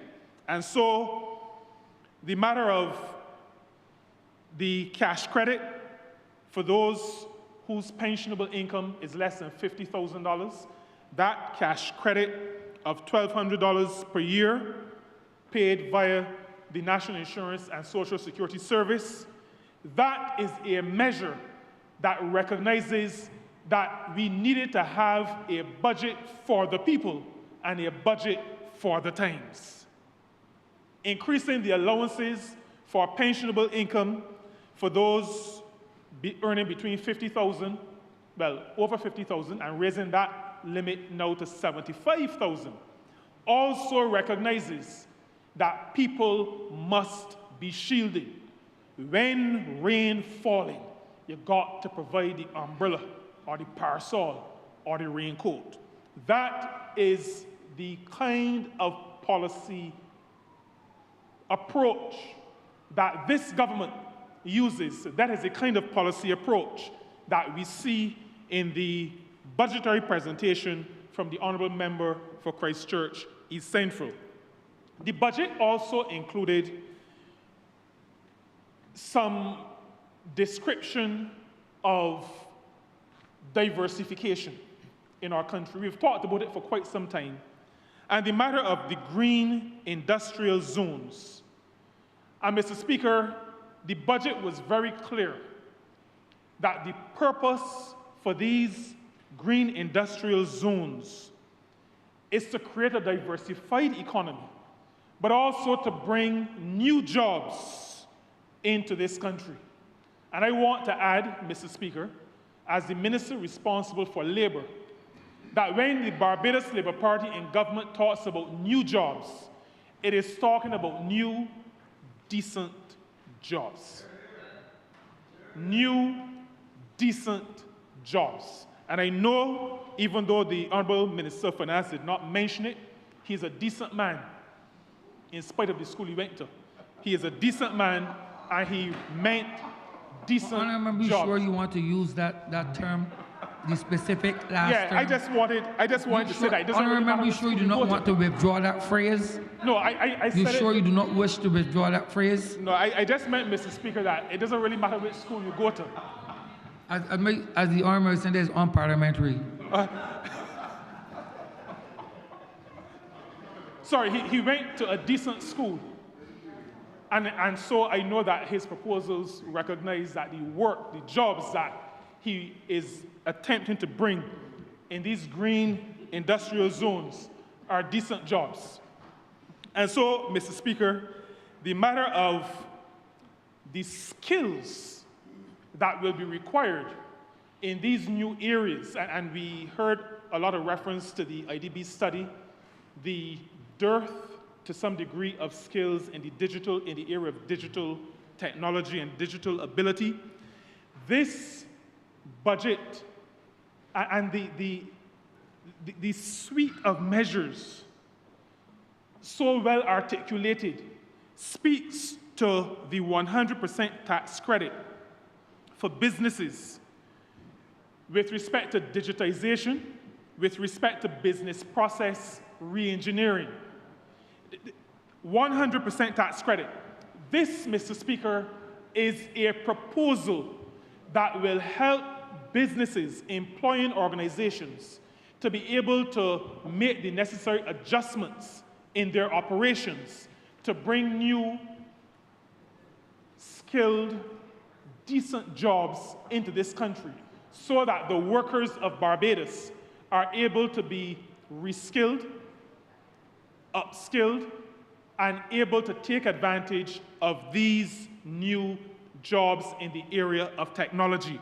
And that is why, Mr. Speaker, in addition to that, and how we see all of these proposals working together, in addition to that, the training fund, managed as it is under my ministry, under the National Insurance and Social Security Service, will be offering to employing organizations 75% of the cost. They're going to bear 25% using our partners in labor. So the Barbados Workers Union Labor College, the Public Workers Academy, as well as government initiatives, the National Transformation Initiative and the Barbados Community College.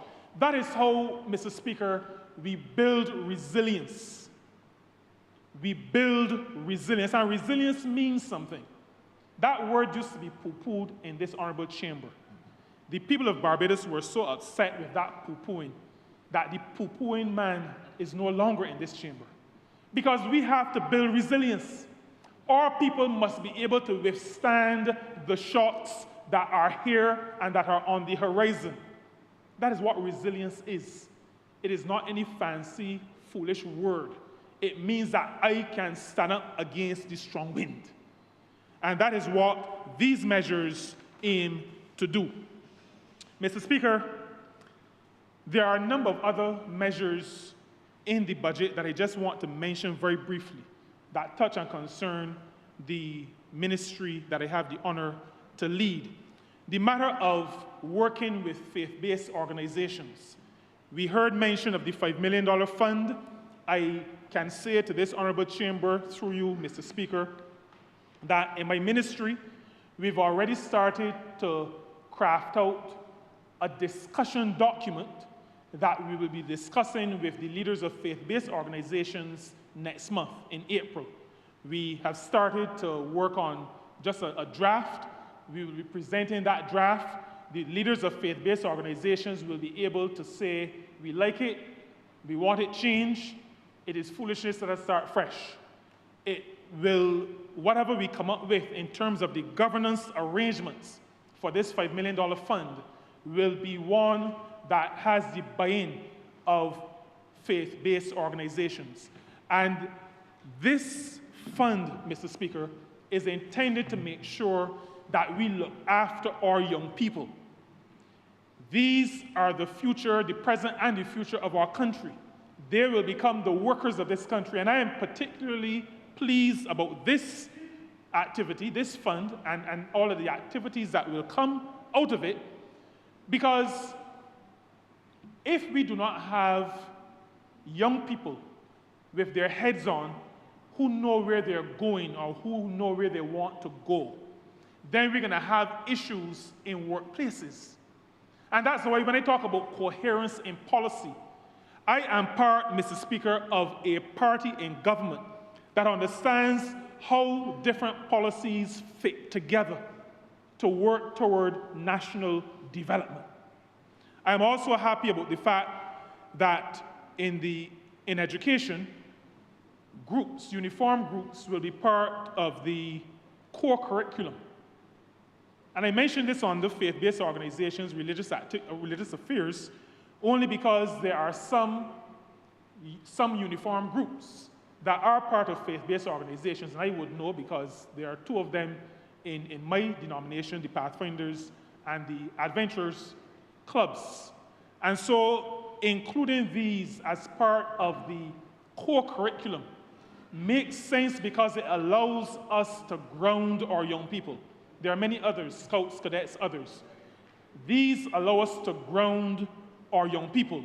And faith-based organizations and the leaders of faith-based organizations are happy that this will become part of the core curriculum of our schools. A lot, and I am coming very, very close to the end, I still get goosebumps when I think about what this government has done with respect to people with disabilities.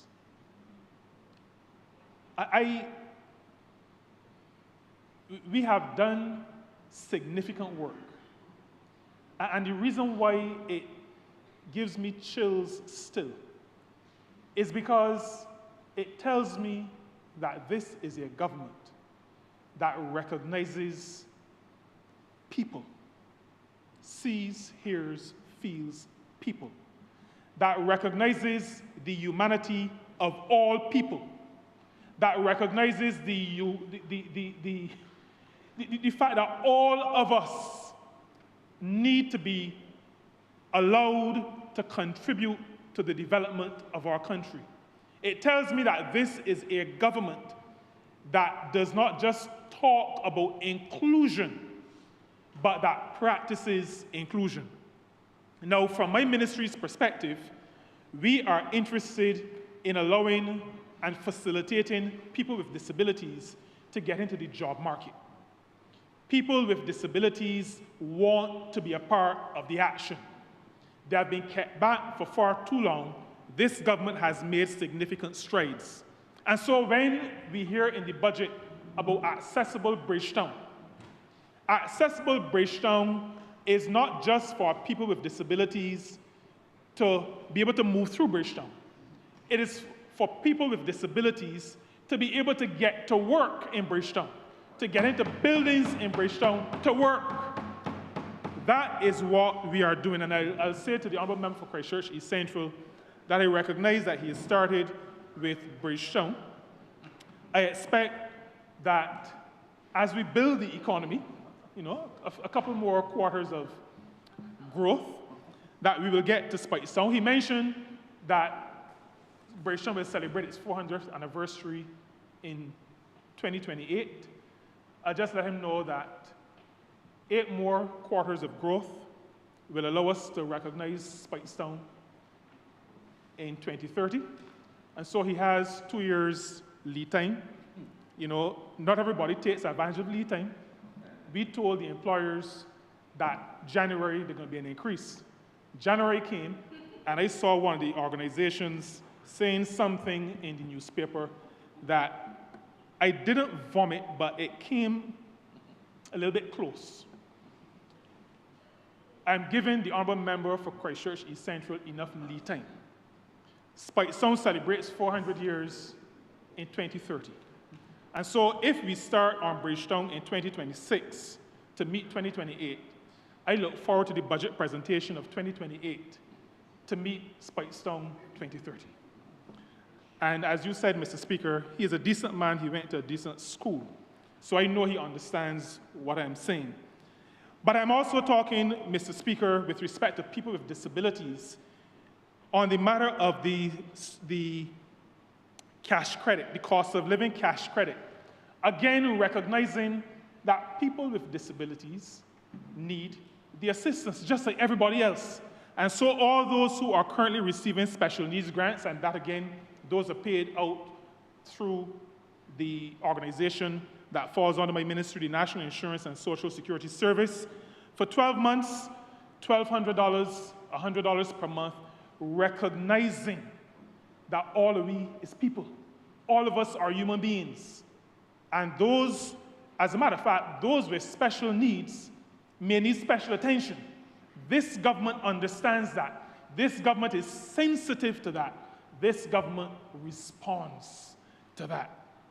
We also have the matter of the Special Needs Trust. But I wanted to say, finally, with respect to Social Security, on the matter of policies that work together. I've spoken about the minimum wage and all of the cost of living measures. I've spoken to our work with respect to special needs grants and the cost of living cash credit. I also want to say that another beautiful example of policies that work together to achieve an objective is the policy announced by the Honourable Member for Christchurch East Central that speaks to a cash credit for mothers with multiple births. You will recall, Mr. Speaker, that for the first time in the country's history, when we increased maternity leave some months ago, we spoke for the first time to mothers giving birth to twins, triplets, or more. For the first time, we spoke about multiple births, recognizing again that when a mother is in that situation, there is additional help that is needed, additional time that is needed. And we, even as we established that we would move the maternity leave from 12 weeks to 14 weeks, we established that a mother having had multiple births would get not 14 weeks, but 17 weeks maternity leave. Now, in this budget, the Minister of Finance was able to announce this multiple births cash grant. A recognition, Mr. Speaker, of people, recognizing what people go through. And I just want to say to you and to Barbados through you, that this government is in touch with the people of this country. This government recognizes what the needs are. This government scratches where it itches. This government recognizes that there are people who need to be protected and works to protect those people. As I conclude, Mr. Speaker, I want to circle back to the matter of minimum wage. And I spoke to something that made me almost throw up. The suggestion that an increase in the national minimum wage could be one of the reasons why businesses close, why people go out of business. Now, what I'm going to say now is not going to come over too nicely. Everything is going to be parliamentary, Mr. Speaker, but it's not going to come over too nicely. And I know that less people will like me than who like me now. I said this before publicly, I'm going to say it again. In 1834,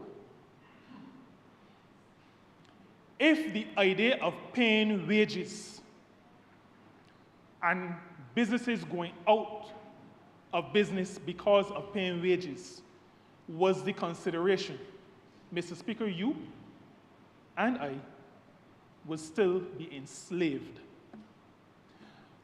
I'm saying simply, I'm not going to any big fancy analysis. I am saying clearly in this honorable chamber, Mr. Speaker, that a business model that does not allow for a decent wage is not a fit and proper business model. If I cannot, after working for 8 hours a day, 40 hours a week, if I, after doing that, cannot buy food, pay my light bill, pay my water bill, send school my children, that business ought not to exist. Plain and simple, Mr. Speaker. What I'm saying is that those who manage businesses, sometimes you have to recognize when you've come to the end of the road. Now, I ran a business that I had to close. My sister and I had to close. Our comparative advantages were disappearing. And sometimes you have to make a decision, well, maybe get into something else, not this. The business has to be viable. The Barbados Labour Party in government is not opposed to profits. We believe that businesses must be profitable. They can only employ people if they're profitable. They can only grow if they're profitable. The people who work in those businesses must be able to survive. Must be able to survive. And so my call to employers is not to just focus on this matter of businesses being forced to close because a person gets 21 cents per hour more. My call to businesses and to employers in this country is to so refine your business model as to allow for the provision of decent work. Refine your business model, create business models, and if I were not here, Mr. Speaker, I probably could do some of that work for them. I've done many a business plan in my life, and I've never done a business plan to submit to a bank. When I do business plans, are generally for banks. I've never done a business plan that assumes that the workers are not able to, as I always say, keep body and soul together. If anybody has that as a business plan, it is unethical, it is immoral. Revise and refine your business plans so that you are able to have a sustainable business, that the business can make profits, that the business can expand, and that those who work for you to build your business are able to eat, to pay their bills, and to support their dependents. That is all this government is asking for. Nothing major, that is all that we ask for. Mr. Speaker, I have the honor and pleasure of supporting these budgetary proposals. Like I said before, for me, the proposals, the suite of proposals, represents a budget for the people and a budget for the times. It represents the building of a resilient society. It represents inclusion of everybody in the society. It represents an understanding that any sustainable development in this country must recognize the humanity of people and the hard labor of those who work. And so, Mr. Speaker, with that, I commend this budget to this chamber. I commend it to the people of Barbados. And I am confident that it will allow us to face the headwinds strong, resilient, and that we will come out even stronger at the end of this. I'm obliged to you.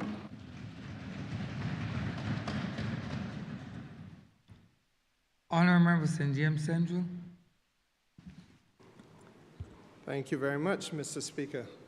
Mr. Speaker, sir, I want to begin, if you would permit me, by showering praise on the Honourable Minister of Finance, who I think very ably piloted an excellent set of budgetary measures through the House yesterday evening. And in my judgment, Mr. Speaker, sir, there were measures which constituted much needed targeted support given the nature of the global environment within which Barbados now finds itself, and through which, sir, we have to continue to sensibly and seriously navigate.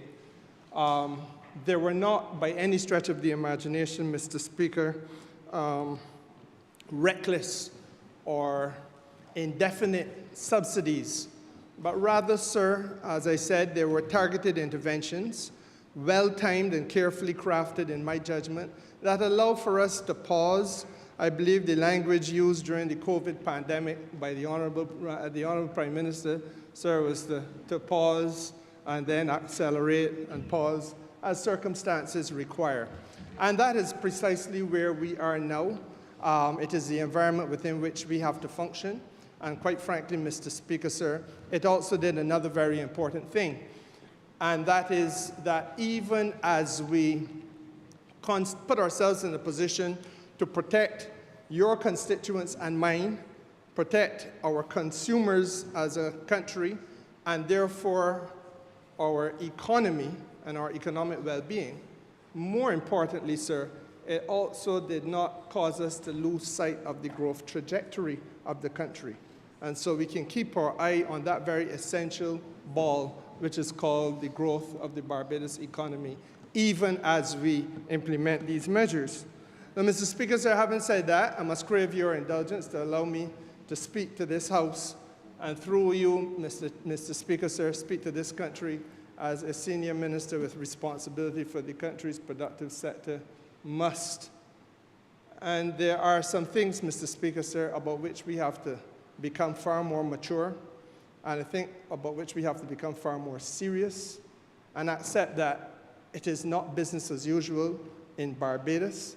It cannot be business as usual in Barbados. And frankly, Mr. Speaker, sir, it cannot be business as usual in this region. Now, the truth of the matter is, Mr. Speaker, that on Wednesday of last week, which would have been around the 11th of March, we received notice from the Island Sole Utility, the Barbados Light and Power, that they were going to have an increase in the fuel clause adjustment.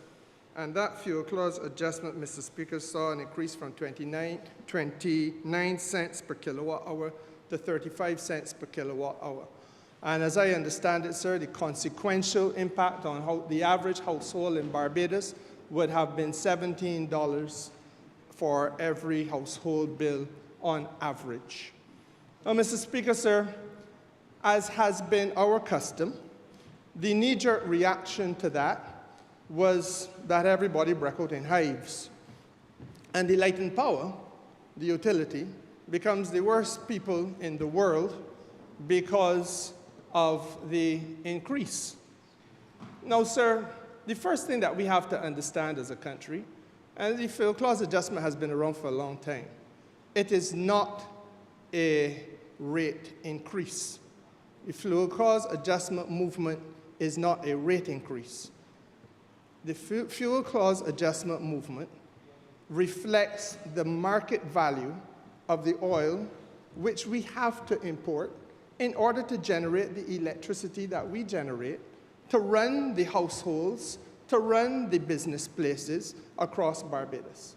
Now, sir, I have no brief to bear in this place or at all for the utility. And in fact, from time to time in my past, and this is the second time I have had to pilot this particular sector through a period of global uncertainty and disruption of energy. And Mr. Speaker, sir, I haven't done it before. I believe I must do so successfully again. And I have had in the past, from time to time, to speak truth to the utility. So I am by no stretch of the imagination their greatest friend. And I believe, sir, that in this House I may only be outstripped in my critical comment from time to time by my very able and learned and my able friend from Christchurch West, who has himself had to speak truth to the utility. But Mr. Speaker, sir, we have to be very reasonable people, because the fact of the matter is that we have to begin with a common understanding that as we, the country and the people of Barbados, try to navigate our way through these perilous and uncertain times, and we are facing what may well become uncharted waters because we do not know how long the confrontation with Iran will run. What we do know, Mr. Speaker, is that on all the available evidence, there is no backing down from either side, and I will come to the movement in prices shortly. So therefore, we have to begin with the understanding that it is most unhelpful for us to be in a position as a country where we get caught up at the very outset by casting aspersions and throwing slings and arrows back and forward. The fact of the matter is, Mr. Speaker, that, and I forgive members of the public who may have understandably been distracted in January and in February because matters of great domestic importance were taking place. But the fact of the matter is, sir, that from the very first day of January, oil prices were around $60 a barrel. By the middle of January, sir, when the first aircraft carrier was dispatched by the United States government to the Persian Gulf, prices in the oil sector globally started to increase. And that upward march of oil prices, sir, continued right through the month of January. Unabated, it went into the month of February. On the 6th day of March, sir, I came into the well of your house together with the entire team from the Ministry of Energy. And I said to the House then, sir, that this was a matter about which we had to take urgent and serious notice, because between the 1st of January and on the 6th day of March, that movement had gone, in terms of oil prices on the international market, from $60 a barrel, sir, to as high as $80 a barrel.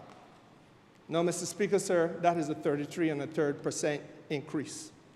Little could I have known that between Friday the 6th of March and last Friday, which was Friday the 13th of March, sir, there will be another 33.33% increase, and the oil prices would have gone to $106 a barrel, which is the figure quoted by the Minister of Finance when he presented the budget yesterday. And Mr. Speaker, sir, that tells us that we are in a state of affairs where a 66% increase in the energy sector took place and impacted this country.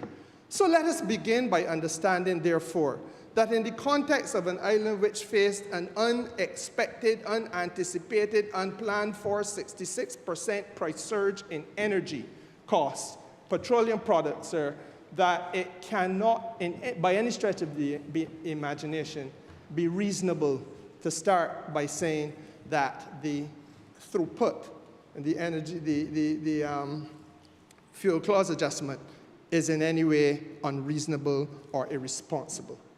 Now, Mr. Speaker, having said that, there's a second point, and it is this, that 80%, sir, 80% of the electricity generated in Barbados is generated as a result of the importation of fuel into this country. We are still that dependent. Now, it tells us two things, and the first one is easily understood. We have to get real about the issue of renewables and renewable energy, and that is a matter about which, sir, I give the House the strongest possible assurance. I'm only 1 month into service in this ministry, sir, but it will be the heartbeat of everything that is done in the Ministry of Energy to now drive renewable energy forward and to unlock all the potential that this country has, because we cannot continue to be caught in these peaks and troughs. It is impossible to plan an economy, impossible to plan economic activity, Mr. Speaker, sir, if for every couple, quite frankly, every other year, we find ourselves in these types of situations. But the second point, Mr. Speaker, sir, is that there was a need, clearly, for there to be very targeted interventions that identified, first of all, what are the points in the ecosystem called Barbados that will be more sensitive to the surges of prices, more sensitive to inflationary movement, Mr. Speaker. And I think that the Honourable Minister of Finance has adequately done that. He has identified fuel as being one of those inflationary points. He has identified freight, Mr. Speaker, and he has also identified the electricity costs. And I don't think anybody can dispute that those are the things, sir, that touch everybody in every activity. Don't care what it is that you are doing in Barbados, those are the things that will impact you. Everybody, Mr. Speaker, sir, will not be impacted by the rising cost of the law books. Everybody, Mr. Speaker, sir, may not be impacted by the rising cost of dental equipment.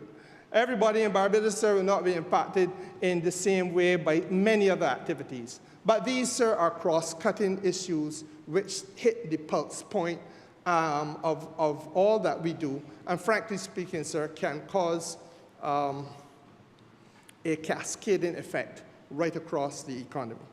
And so therefore, Mr. Speaker, sir, it was necessary to take protective measures in order to ensure that we shielded our consumers from the full weight of the effects of the circumstances that the country now finds itself in. Now, I want to speak a little bit to some of these measures, because I listened today to the call-in program, and I sense, sir, that there are still some Barbadians who do not fully grasp the circumstances that we confront ourselves with. We, sir, have to recognize that a few things have been done. And the Honourable Minister of Finance would have spoken among the several measures to the question of heavy fuel oil and our activity in what he calls hedging. Now, Mr. Speaker, sir, for those who do not know, when the Honourable Finance Minister is speaking of hedging, he is not talking about nice ornamental vegetation. He is speaking, sir, about going into the futures, market. This country speaks a lot from time to time about cost of living, but has not done so in a holistic way and has not done so in a fully serious way. Mr. Speaker, sir, risk management is part of protecting consumers from cost of living issues and cost of living surges. The Minister of Finance spoke to us yesterday and indicated that we have not only had discussions, but frankly speaking, Mr. Speaker, sir, the National Energy Company, during the course of last week, entered into contractual relations of a futuristic nature with the suppliers of heavy fuel oil, which is the oil that we must import into Barbados in order to generate electricity. We have purchased oil, Mr. Speaker, sir, locked in at $92 a barrel, and that will continue for the next 3 months. So that whatever the price may be, this morning at 4 o'clock when I checked, it was $104 a barrel. As you would recognize, Mr. Speaker, sir, I just said that yesterday it was at $106 a barrel. So it ebbs and it flows. But the trajectory has, for the most part, been a march upward. And I do not know what tomorrow will hold. And as the more militaristic activity takes place that takes place in the Gulf, the higher the market uncertainty, the greater the market reaction in a negative way, and then the higher the cost of the energy product that we import. So therefore, Mr. Speaker, sir, what we have effectively done, even as I speak to you, is to lock in at $92 a barrel oil that is being sold elsewhere at $104 a barrel. I say even as I speak to you, sir, because right now there is in Barbados a ship that would have journeyed here during the course of last night and early part of today.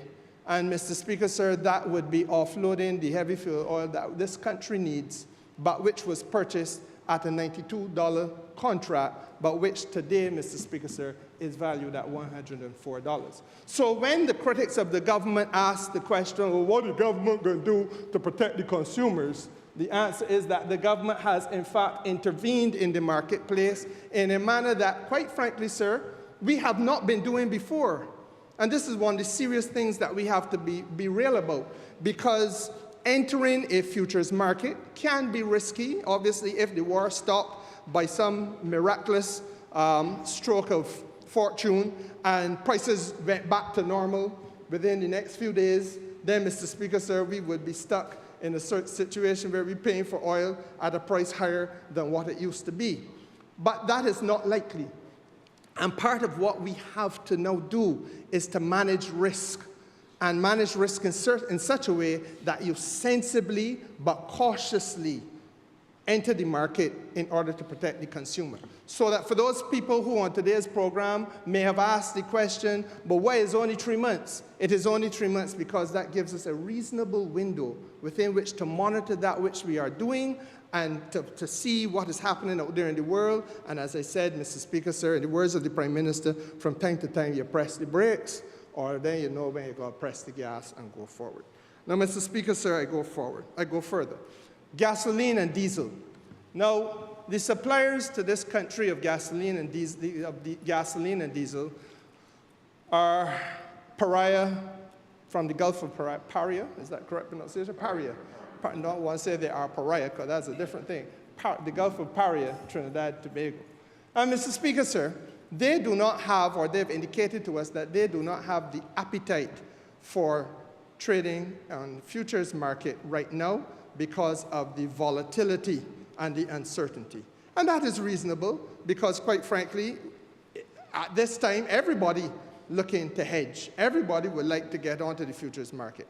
So, sir, because we cannot do that with gasoline and diesel imported into the country, we must now find domestic, homegrown solutions. Now, Mr. Speaker, sir, the homegrown solution, ably articulated by the finance minister yesterday, was that we will have, and I have it here, sir, I don't want to misquote him, that we will have gasoline, VAT on gasoline capped, sir, at 47 cents a litre, and diesel 37 cents a litre, and that will be held in place for 1 year. So that in 2027, when we come back to do a budget, Mr. Speaker, sir, that there will now be coming to an end. But, Mr. Speaker, sir, I don't think the country realized, and I frankly, sir, because I had left this ministry and gone to represent Barbados in a different capacity, did not myself realize, even though I spoke every night on an election platform for the government, sir, and campaigned vigorously on cost of living issues, Mr. Speaker, sir, I suspect that I was not alone in Barbados. That the VAT that the Honourable Finance Minister speaks to and says is to be extended, that cap to be extended into next year, sir, was implemented in 2022, but never, ever came off. I was minister when it was implemented, but I didn't follow in it as closely after I left energy. So the fact of the, that's true, but the point is, Mr. Speaker, sir, the fact of the matter is that when this government has been lambasted all around Barbados, what are they doing for consumers?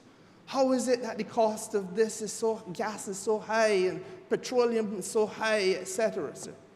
Little did people seem to realize that the government, sir, has been continuing to shield consumers in Barbados to the extent of a 53% subsidy, effectively, on gasoline, and 53 cents subsidy on gasoline, and 63 cents on diesel, all through 2022, all through 2023, all through 2024, all through 2025, sir, and into 2026, and we are now extending it into 2027. And Mr. Speaker, sir, that paints a very fulsome picture of that which the Honourable Member for St. Peter just spoke to. And that is, sir, the extent to which this government commits itself to defending ordinary Barbadian people. Now, Mr. Speaker, I go further. The excise, sir, on gasoline has been reduced for a period of 3 months by 10 cents, and that will then move the excise from 99 cents to 89 cents a litre. And similarly with diesel, sir, a reduction of 10 cents for 3 months, moving the excise on diesel from 44 cents to 34 cents a litre.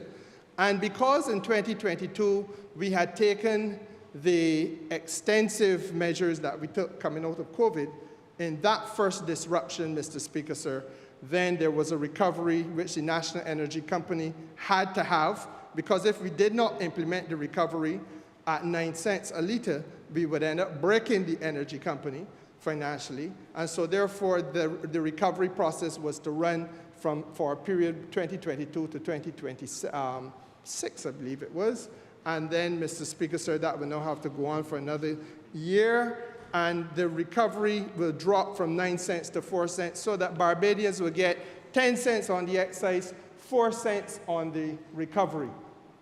The Honourable Minister of Finance spoke to 15 cents. So where does the other cent piece come from?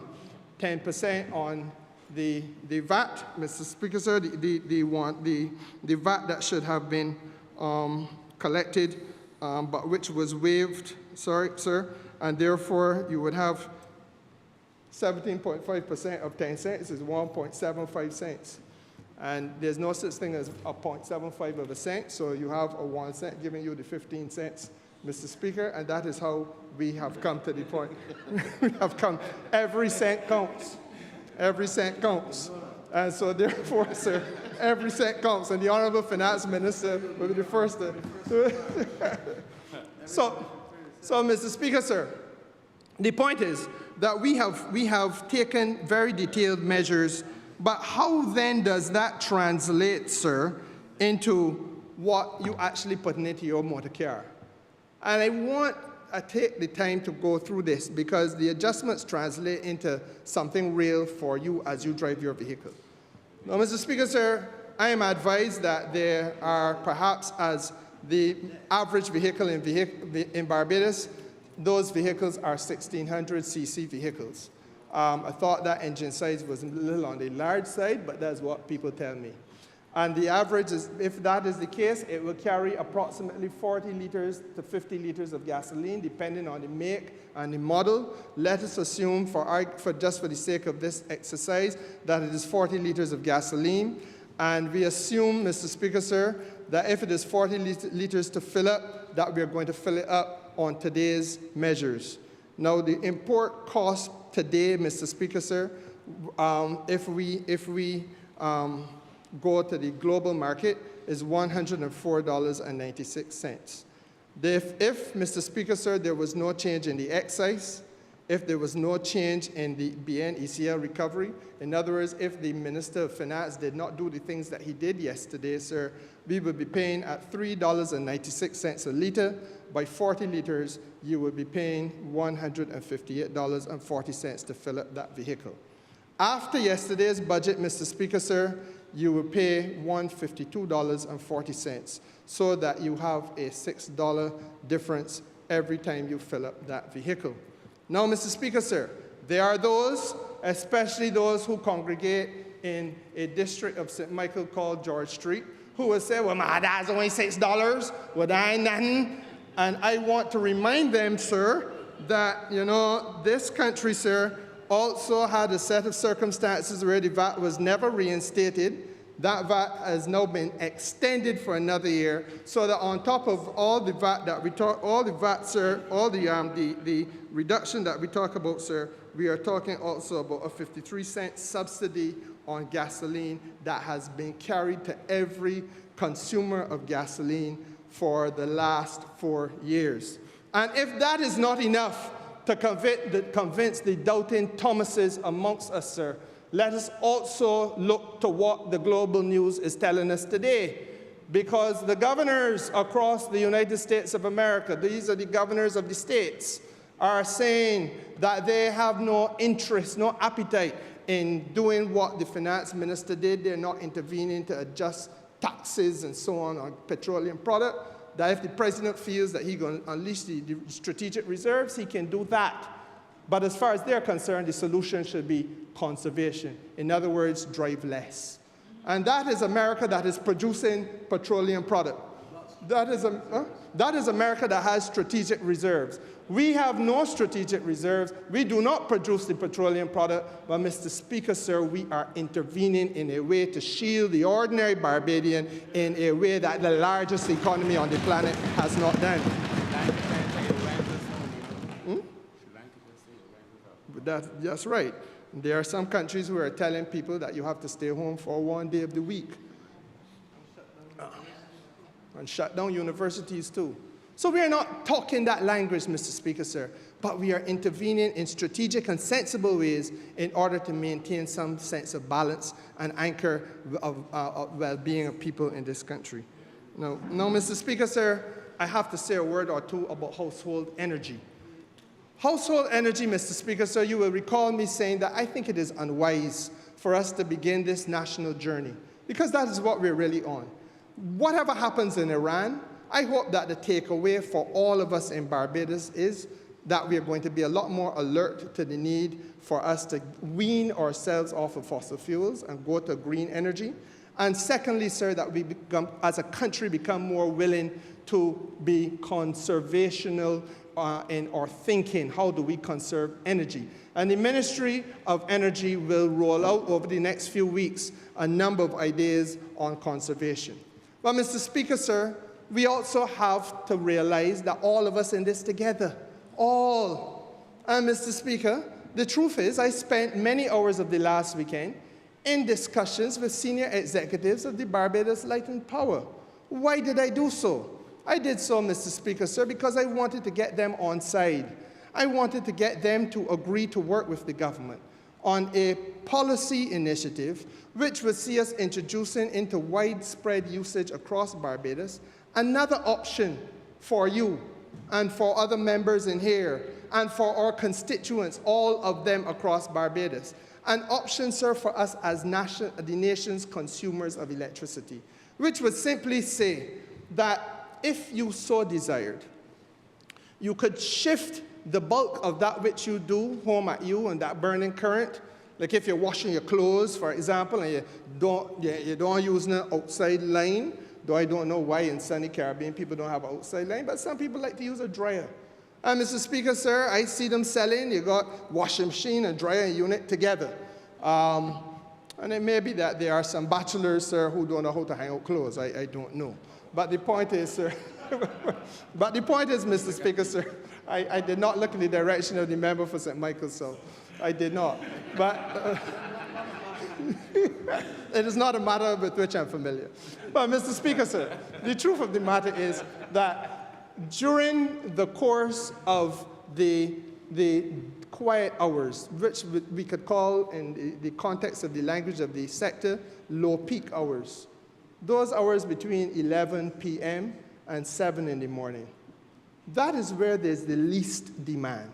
And the question I ask of the Light and Power, is it not possible for us to encourage people to use that time to do more of the activities that cause the electricity to be utilized? And that if that is done, we incentivize people so that we say to the consumer, if you choose to use those hours, then you get a benefit, which in the language of the sector would be a time of use tariff or an off-peak tariff. That's what they call it. Now, Mr. Speaker, sir, it happens in other parts of the world. And the time has come for us in Barbados to be prepared to open our minds to the whole realm of possibilities that we can institute in order to offer the greatest gift that we can offer to our consumers.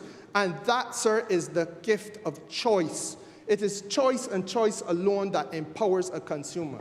If it is that you have the choice to do what suits you, sir, it might not suit me, but it suits you and you do it and it works for you, then you are empowered. And I, sir, choose what works for me.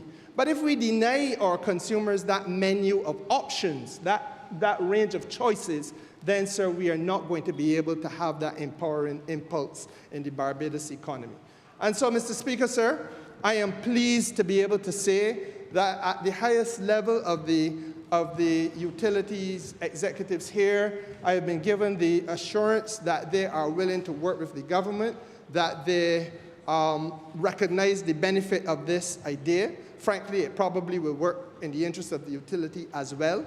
And, Mr. Speaker, to be fair to them, they're going to need some time to institute this because they have over 100,000 meters across this island. And obviously, they must now have time to reprogram those meters so that they will be compatible with the times at which various consumers seek to use the electricity and bill accordingly. So if it is that there are some people who do the bulk of their thing in the wee hours of the morning, they benefit from the tariff, and that tariff then has to be reflected in the billing cycle for those people. There are other people, sir, who may choose the wee hours of the morning to do intensely pleasurable things, and therefore they will not want any light at all for the most part, and so that is another matter.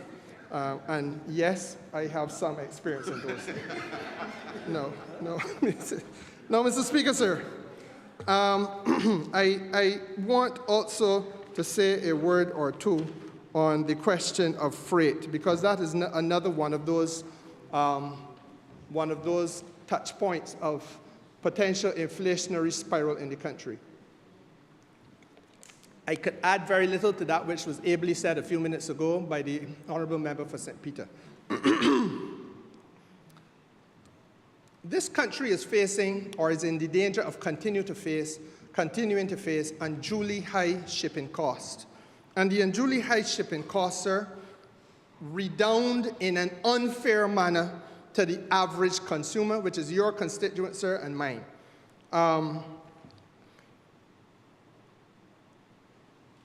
Because of the fact, sir, that an approach is taken where taxes are paid, and the taxes are paid CIF, which really includes your freight, it includes your insurance, and the insurance and freight can be bundled together, and so sometimes are not fully transparent, then, Mr. Speaker, sir, you have consumers who are carrying an unfair burden, because those costs are passed on ultimately to the consumer. The Honourable Finance Minister has committed that from the 1st of April to the 31st of March, Customs will use free on-board approaches to calculate customs duty and VAT on 3 essential areas, sir: food, personal care items, and, of course, construction material. Now, Mr. Speaker, it is within the living memory of all of us in this country who are over the age of 5 years that after COVID, sir, after COVID, I don't want to say 1 year because it actually went on for a period of time across years. The Honourable Prime Minister and myself worked very closely together. We brought people up to Ilaro Court who were from the retail sector in Barbados, and we sat with them and asked them to work with the government and indeed to work with the labour movement in order to ensure that there was a compact on prices, sir, where we agreed as a country to hold the markups down on some of the same issues that the Honourable Minister of Finance is speaking to: food, in that case, food and personal care items. And, Mr. Speaker, sir, some aspects of that compact, as the Honourable Finance Minister referred to yesterday, are still in existence today. And what I am hoping that we can continue to achieve, sir, is that similar level of national commitment. Now, I'm happy to say, sir, that I've spoken with Mr. Paul Innes, who is in charge of the chamber now. He was traveling this afternoon. He arrived in Barbados tonight, and I spoke to him tonight. And, Mr. Speaker, sir, he understands the importance of the point I'm about to make. It is critical that if this effort to to change the traditional approach of calculating customs duties and taxes on cost, insurance, and freight, sir, if it is to work, then the benefits, as the member for St. Peter says, must pass on to the consumer. They must pass on. At the level of the Chamber of Commerce, I have secured that agreement, and we will have some discussions beginning as soon as possible tomorrow with a view to advancing a strategy which can see, once again, government working with the private sector. And I have no doubt, Mr. Speaker, sir, that the Labour movement will be happy to participate once again in us trying to find another homegrown strategy which will enable us to ensure that the Minister of Finance didn't just come here and give away money to importers, but rather that what has happened is a measure that works to the best interest and redounds to the benefit of all consumers in Barbados. Let me say now, take off the hat of Minister of Energy and the hat of Minister of Business and don the hat of the Minister responsible for Consumer Affairs and Protection. That the Department of Consumer Affairs must now step up to the plate, sir. And the Department of Consumer Affairs will have to increase its ability to monitor. And not only monitor, but we have to find a way, sir, to enforce these types of initiatives so that people do not treat the goodwill of the finance minister as a subterranean path towards their private and personal bank account. It is not intended to enrich anybody. It is intended, sir, to shield consumers. And so therefore, the Department of Commerce in Barbados, let me serve notice now, has to be as potent a tool of national well-being and intervention to secure and promote national well-being as is the Department of Commerce in a place like the United States of America. Yeah? And those are some of the things, sir, that in the short to medium term we're going to have more discussions on. Now, Mr. Speaker, sir, while we do that, the consumer is already empowered, so I want to remind the consumer that there is now an app created by the same Department of Commerce called Ask Delia. And if you go on Ask Delia, it empowers you to identify where the prices are low, and you can therefore be in a position to see where not only where you go and shop, but also to share the information with others so they too know where to go and shop, but more importantly, to feed back to the ministry so that we know where it is that there are some things that should really be sold, let us say, at $4 a pound, but all of a sudden, that one place is selling them at $10 a pound. That ain't making sense because every other store that is being monitored is around $4, $4.50, $4.30. The prices vary. We can accept that. But when you see it outlandishly high, then we have to have a conversation of a different type. And Mr. Speaker, sir, these are the things that we have to do in order to make sure that there's the continuity of fairness in this economy. Now, Mr. Speaker, sir, I want to speak now a little bit about the business sector, in particular the small business sector, if I have any time that will allow me to do so. I didn't hear what you said. If you have any time. If I have time, sir, I am guided by you. But in the hope that I have a little time, sir, I want to mention a thing called factoring. Because, Mr. Speaker, sir, there is an issue that I know you know, and I know you've had to represent people, as I have had to represent people who are small contractors in Barbados. And I give an example. You know, the hotels building all around this country, thanks to the excellent work of the Minister of Tourism. Mr. Speaker, sir, you may tell a small contractor, come and tile this floor, the ground floor of my hotel. And another fellow come in and do the second floor, sharing out the work. But if I come and tile the ground floor, Mr. Speaker, sir, and 3 months later I ain't see a cent, I am no better off. And 6 months later, I ain't see a cent. I struggling. I am now trying to keep my people employed by going into the overdraft facility of my business. And the overdraft facilities in Barbados, sir, are running at 10% and 12% a month. Now, Mr. Speaker, sir, that is an unconscionable impose. I know wherever I speak because I've had to take companies to court, not one, not two. I've done it on more than one occasion, more than two occasions, taking people to court in order to ensure that the small contractor get paid.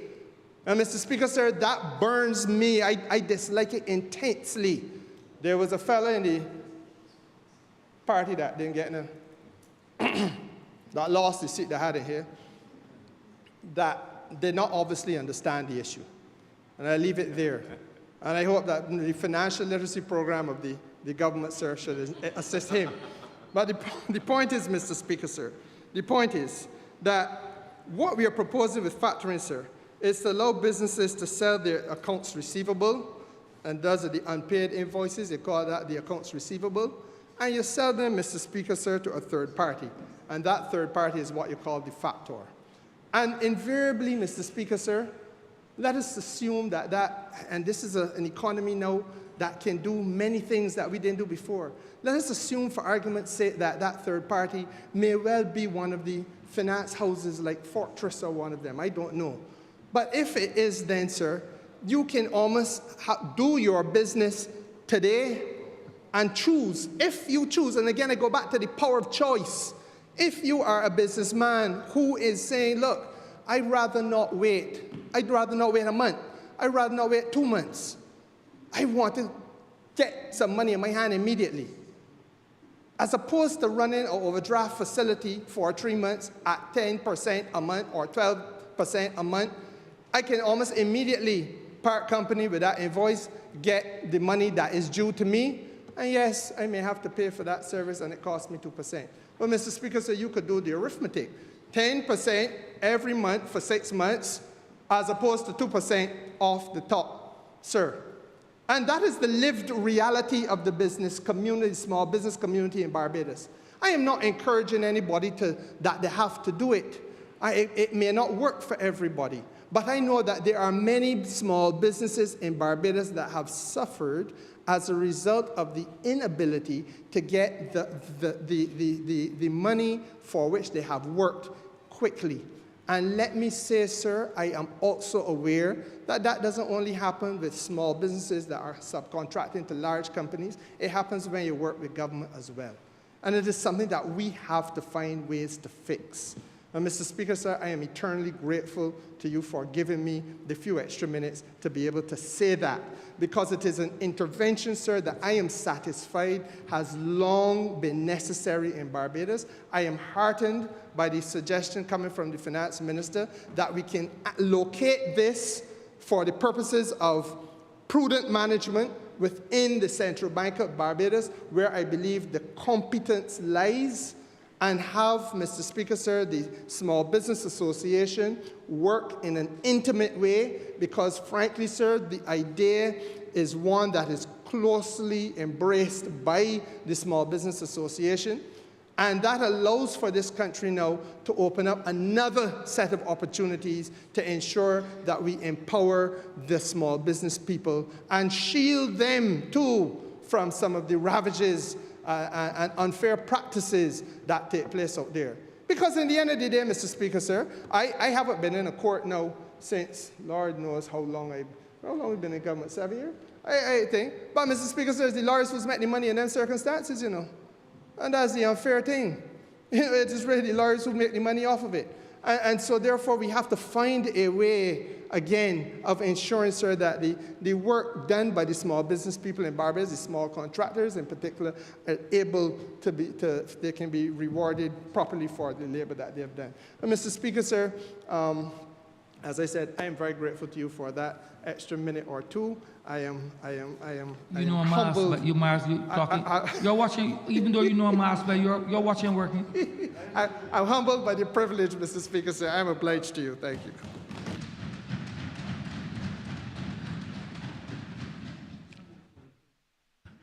Honourable Member for St. Thomas. That's great. Mr. Speaker, I'm grateful for the opportunity to participate in the debate and the budget in this House. I would recall many years of running home from school to watch the great titans of the day participate in the debate. I know the hour is late, but the good people of St. Thomas have sent me here, entrusted me with the responsibility to be their representative after sending my predecessor here on 6 successive occasions. I am therefore honored by that privilege and privileged by the honor that a son of the soil can speak on behalf of the people of a community that has nurtured him.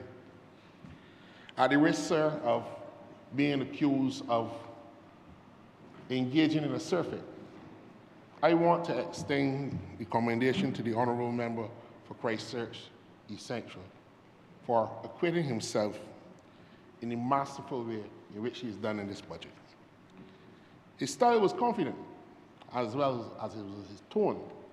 But what stood out to me, Mr. Speaker, was the substance, the context, and the content of his presentation of the budget. By every metric, Mr. Speaker, that you can measure the economy of Barbados, we are on the right path. What should be up, Mr. Speaker, is up, and what should be down is down. Economic growth is up. Job creation, up.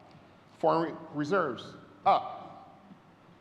The reverse tax credit that the people from St. Thomas will get who are working in this country has gone up. The pension support for the old people in Allenview and Alpha Seat and Erie Court, Mr. Speaker, that has gone up. The credit ratings continues to rise, and one of the good things I like about this budget is that the government has doubled the amount of capital expenditure, a signal of confidence in your own economy. Because you know, Mr. Speaker, that the Democratic Labour Party, when they were in government, were spending less money on capital expenditure than what the Tom Adams administration was spending in the 1970s and the early 1980s. Income tax, down. Land tax, down. Corporation tax, down. Unemployment, down. And the debt to GDP ratio, down. That is the performance of this government. What should be up is up, and what is down is down. We look at the budget, Mr. Speaker, and we see 21 measures introduced by the Honourable Member for Christchurch East Central to shield Barbadians from the rising cost of living. The people of Barbados, and more particularly the people of St. Thomas, expect a government to lead and to drive economic growth. We've had 19 quarters of economic growth under the leadership of this Barbados Labour Party administration. In a previous decade where there were 10 years of no growth. The people of St. Thomas expect a government to lead to build capacity. We see a robust expansion of expenditure on capital works, $540 million expected in the financial year to come, up from the $200 million in 2018. The people of St. Thomas, Mr. Speaker, expect a government to lead and drive economic development. That is the improvement of the material welfare of people over a substantially long period of time. These initiatives in this budget, Mr. Speaker, will lead to the economic development of this country in an unprecedented way. They are measures that drive the reindustrialization of the Barbadian economy. And you know, Mr. Speaker, that too many of our factories that have led the economic growth of the manufacturing sector in the 1980s and 70s are now housing offices and retail outlets. That cannot continue. And the measures in this budget, Mr. Speaker, allow for that. The technological leapfrogging that you see by the Green Industrial Gateway Advantage is an important milestone for the Barbados economy. It is new to a lot of people, Mr. Speaker, but it is a game changer.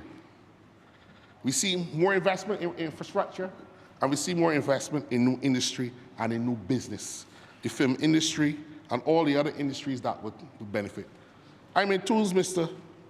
Speaker, to see that growing and harvesting honey is something that has been incentivized by the Honourable Member for Christchurch East Central. In my constituency, there are a number of gullies, a large network of gullies. And I have spoken on the platform about building out the gullies as a place for economic activity. Not only, Mr. Speaker, in terms of creating bike paths and hiking paths to create a more ecological tourism product within the community, but we can now have agriculture, horticulture, and growing of the indigenous Barbadian plants and foliage, and increase the opportunity for young people in Bridgefield, in Prout, in Pori Spring, and wherever there are gullies, to go in there and to build out the honey industry. These are things that touch and concern people, and I am proud about that. Mr. Speaker, the Economic Diversification Fund was touched on by the Honourable Member for Christchurch East Central. We got a lot of criticism for that in the last administration, in the second term of the Barbados Labour Party.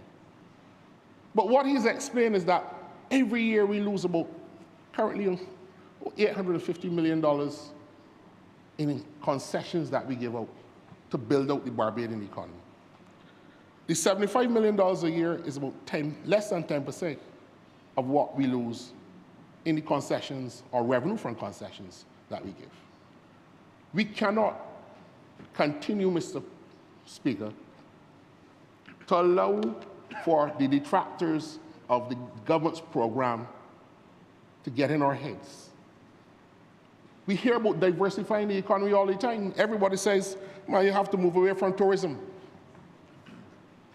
And when the government has taken the decisive step to put the measures in place to build out new capacity, new industry, you're also hearing the criticisms. But I say to the Honourable Member for Christchurch East Central and my colleagues in government, walk among the raindrops. Chart your course. The people of this country have confidence in the way in which this economy is being managed. The people of this country have confidence in the way in which we are charting a course for the future of the young people of this country. Let us continue to do right by the people of this country and ignore the doubters. Invest Barbados and Export Barbados are being repositioned to lead in the build-out of a new Barbadian economy, Mr. Speaker. And all the measures set out in the budget should be commended. Mr. Speaker, the people of St. Thomas expect a government to lead in building and fostering a good society. What is the good society? A good society is marked by a number of pillars. Family is important. Education is important. The economy is important. Government is important. Governance, good governance. Provision of health care is important. The culture and securing the cultural legacy of your society is important. And most importantly, your environment. All of these are things, if you had to mark the presentation of the Honourable Member for Christchurch East Central, Mr. Speaker, you will see that this budget is holistic and deals with securing all of these planks of the Barbadian society today. Mr. Speaker, the good people of St. Thomas expect the government also to lead in navigating through turbulent times. We live in a difficult world, but this budget is characterized by resilience, building out social cohesion, and a reduction in inequality. All of the measures. Resilience is important. We have to adapt in the difficult times. The measures to shield and to future-proof the economy and the society from the shocks created by a war that we did not start, that is impacting on the rise of cost of living, is an example of that. Building resilience and capacity. The Honourable Member for Christchurch East Central spoke, Mr. Speaker, about a number of debt-to-energy swaps, debt-for-nature swaps. More debt-for-nature swaps than we had before to give the government the fiscal space to do the things to protect the society, to give the Honourable Member for the City and his ministry the things to do to protect the citizenry of this country. in the Ministry of Legal Affairs and Criminal Justice in order to do the things to build the new gun courts, to hire the prosecutors, the judges, to put the technologies in the courts, all of our courts, to allow them to move, to give the police the resources, to give the probation department in my ministry and the correctional officers in my ministry the opportunity to work with some of those young people who are creating havoc in this country and to turn around the tide where 14 and 15-year-olds are going to crime. You're going to need resources to do that. And that is why we have to work with the Honourable Member for Christchurch East Central, who's creating a fiscal space to allow us to have the resources to do the things that are important. The people of St. Thomas understand that we live in turbulent times. Wars, economic realignment, the collapse of the Bretton Woods system, the institutions that led after World War II, the United Nations under stress, and all of the financial ordering through the IMF and the World Bank, Mr. Speaker. The rule of international law under stress in this world. And we have to confront those problems, because if we don't confront those problems, even as a small country like Barbados, we will get squeezed. And we get criticized sometimes for our foreign policy posture as a government. We hear that the government ministers flying around too much, attending too many conferences. But Barbadians turn on the televisions, they go on their tablets, they go on their phones, and they see the changes going on in the world, the convulsions going on in the world. We must confront that reality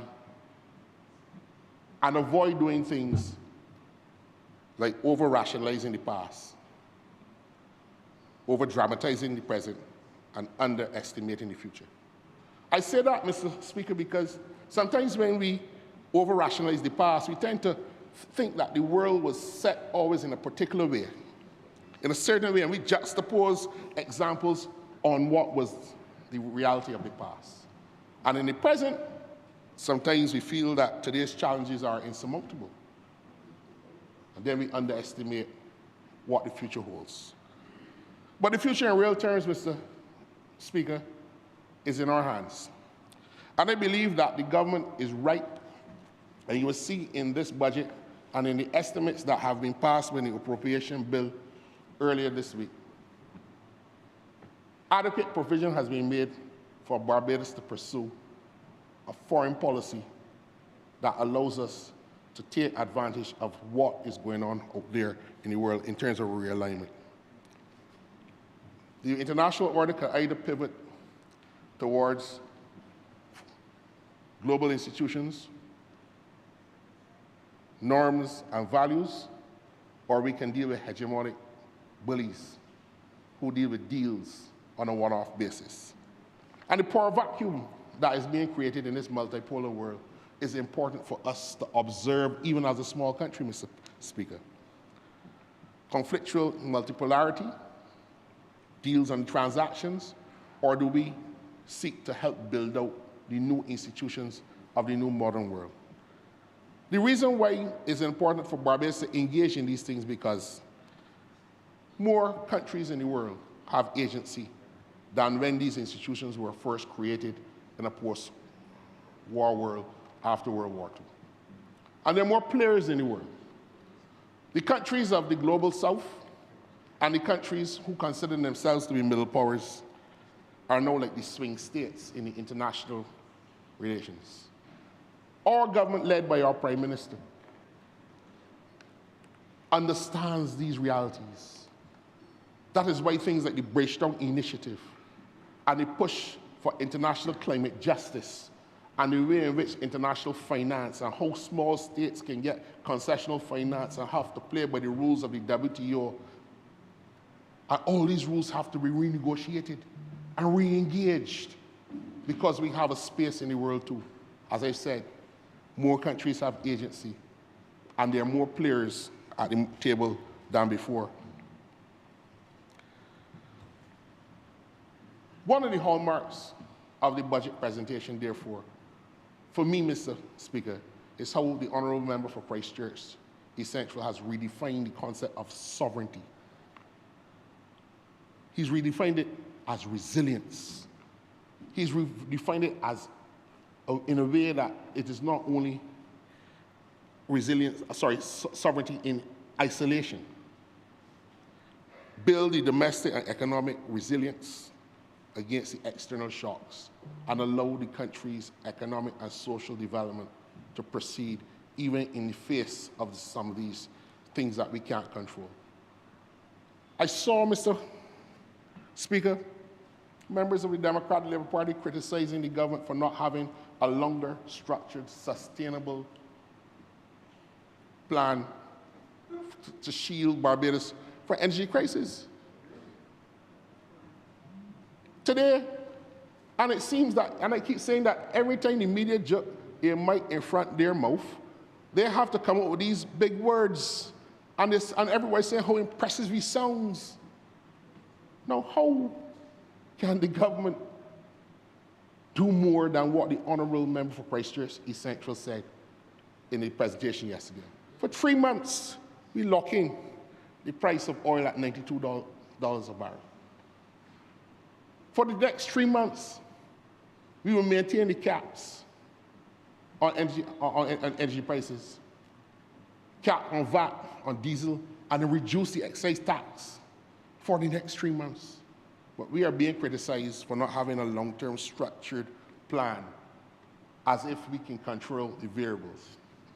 Again, I say, if the temptation, my friends and my colleagues on both sides of this house, listen to the criticism, but treat that nonsense with contempt.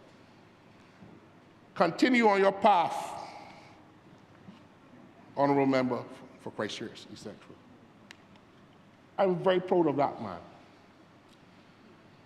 Very proud that he can stand here, a product of his own working class community, standing in this parliament in this day to deliver and equip himself in the way that he has done.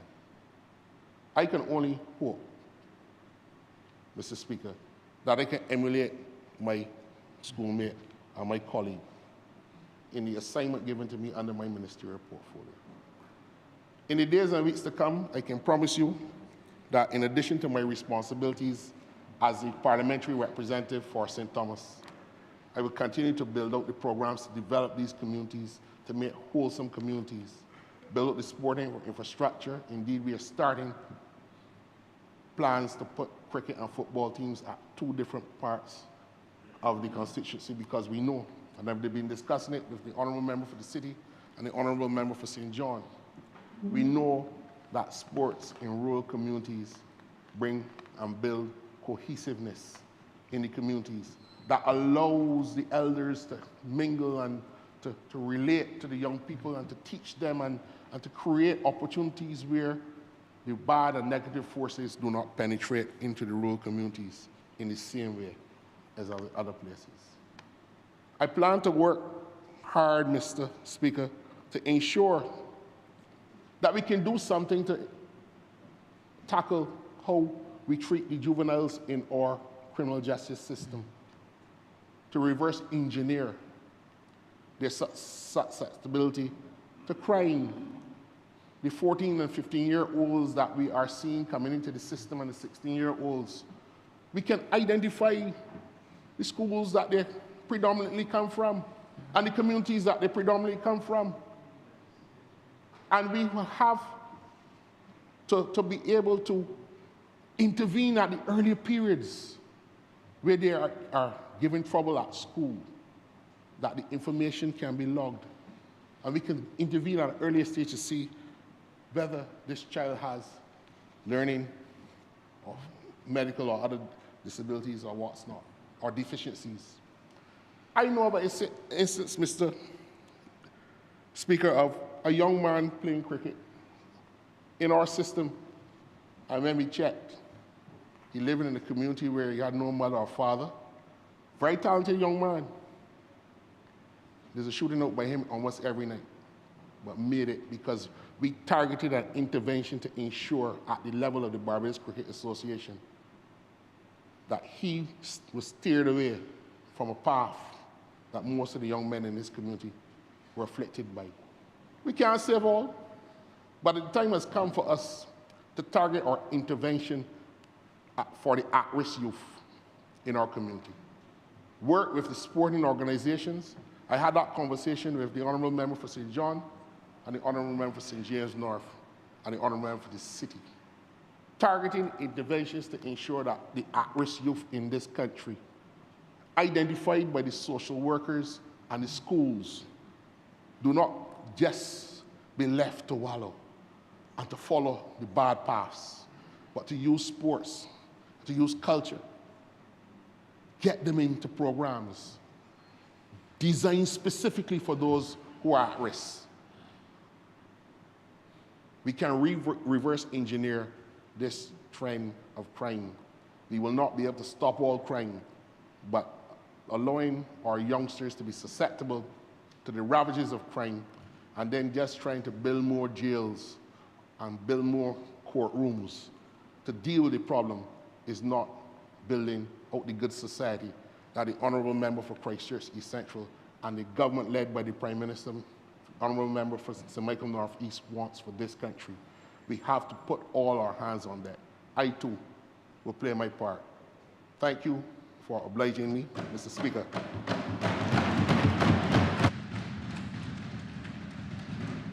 Honourable Leader, Government Business. Thank you, Mr. Speaker. With that, we've come to the end of today's sitting. I therefore beg to move the suspension of the House until tomorrow, the 18th of March at 9:30 a.m. The question is that this Honourable Chamber be suspended until tomorrow, Wednesday, the 18th day of March, 2026 at 9:30 a.m. 9:30 a.m. I say no more. All those honourable members in favor, please say aye. Those against, please say no. Me think the ayes have it. This Honourable Chamber stands suspended until Wednesday, the 18th day of March, 2026 at 9:30 a.m.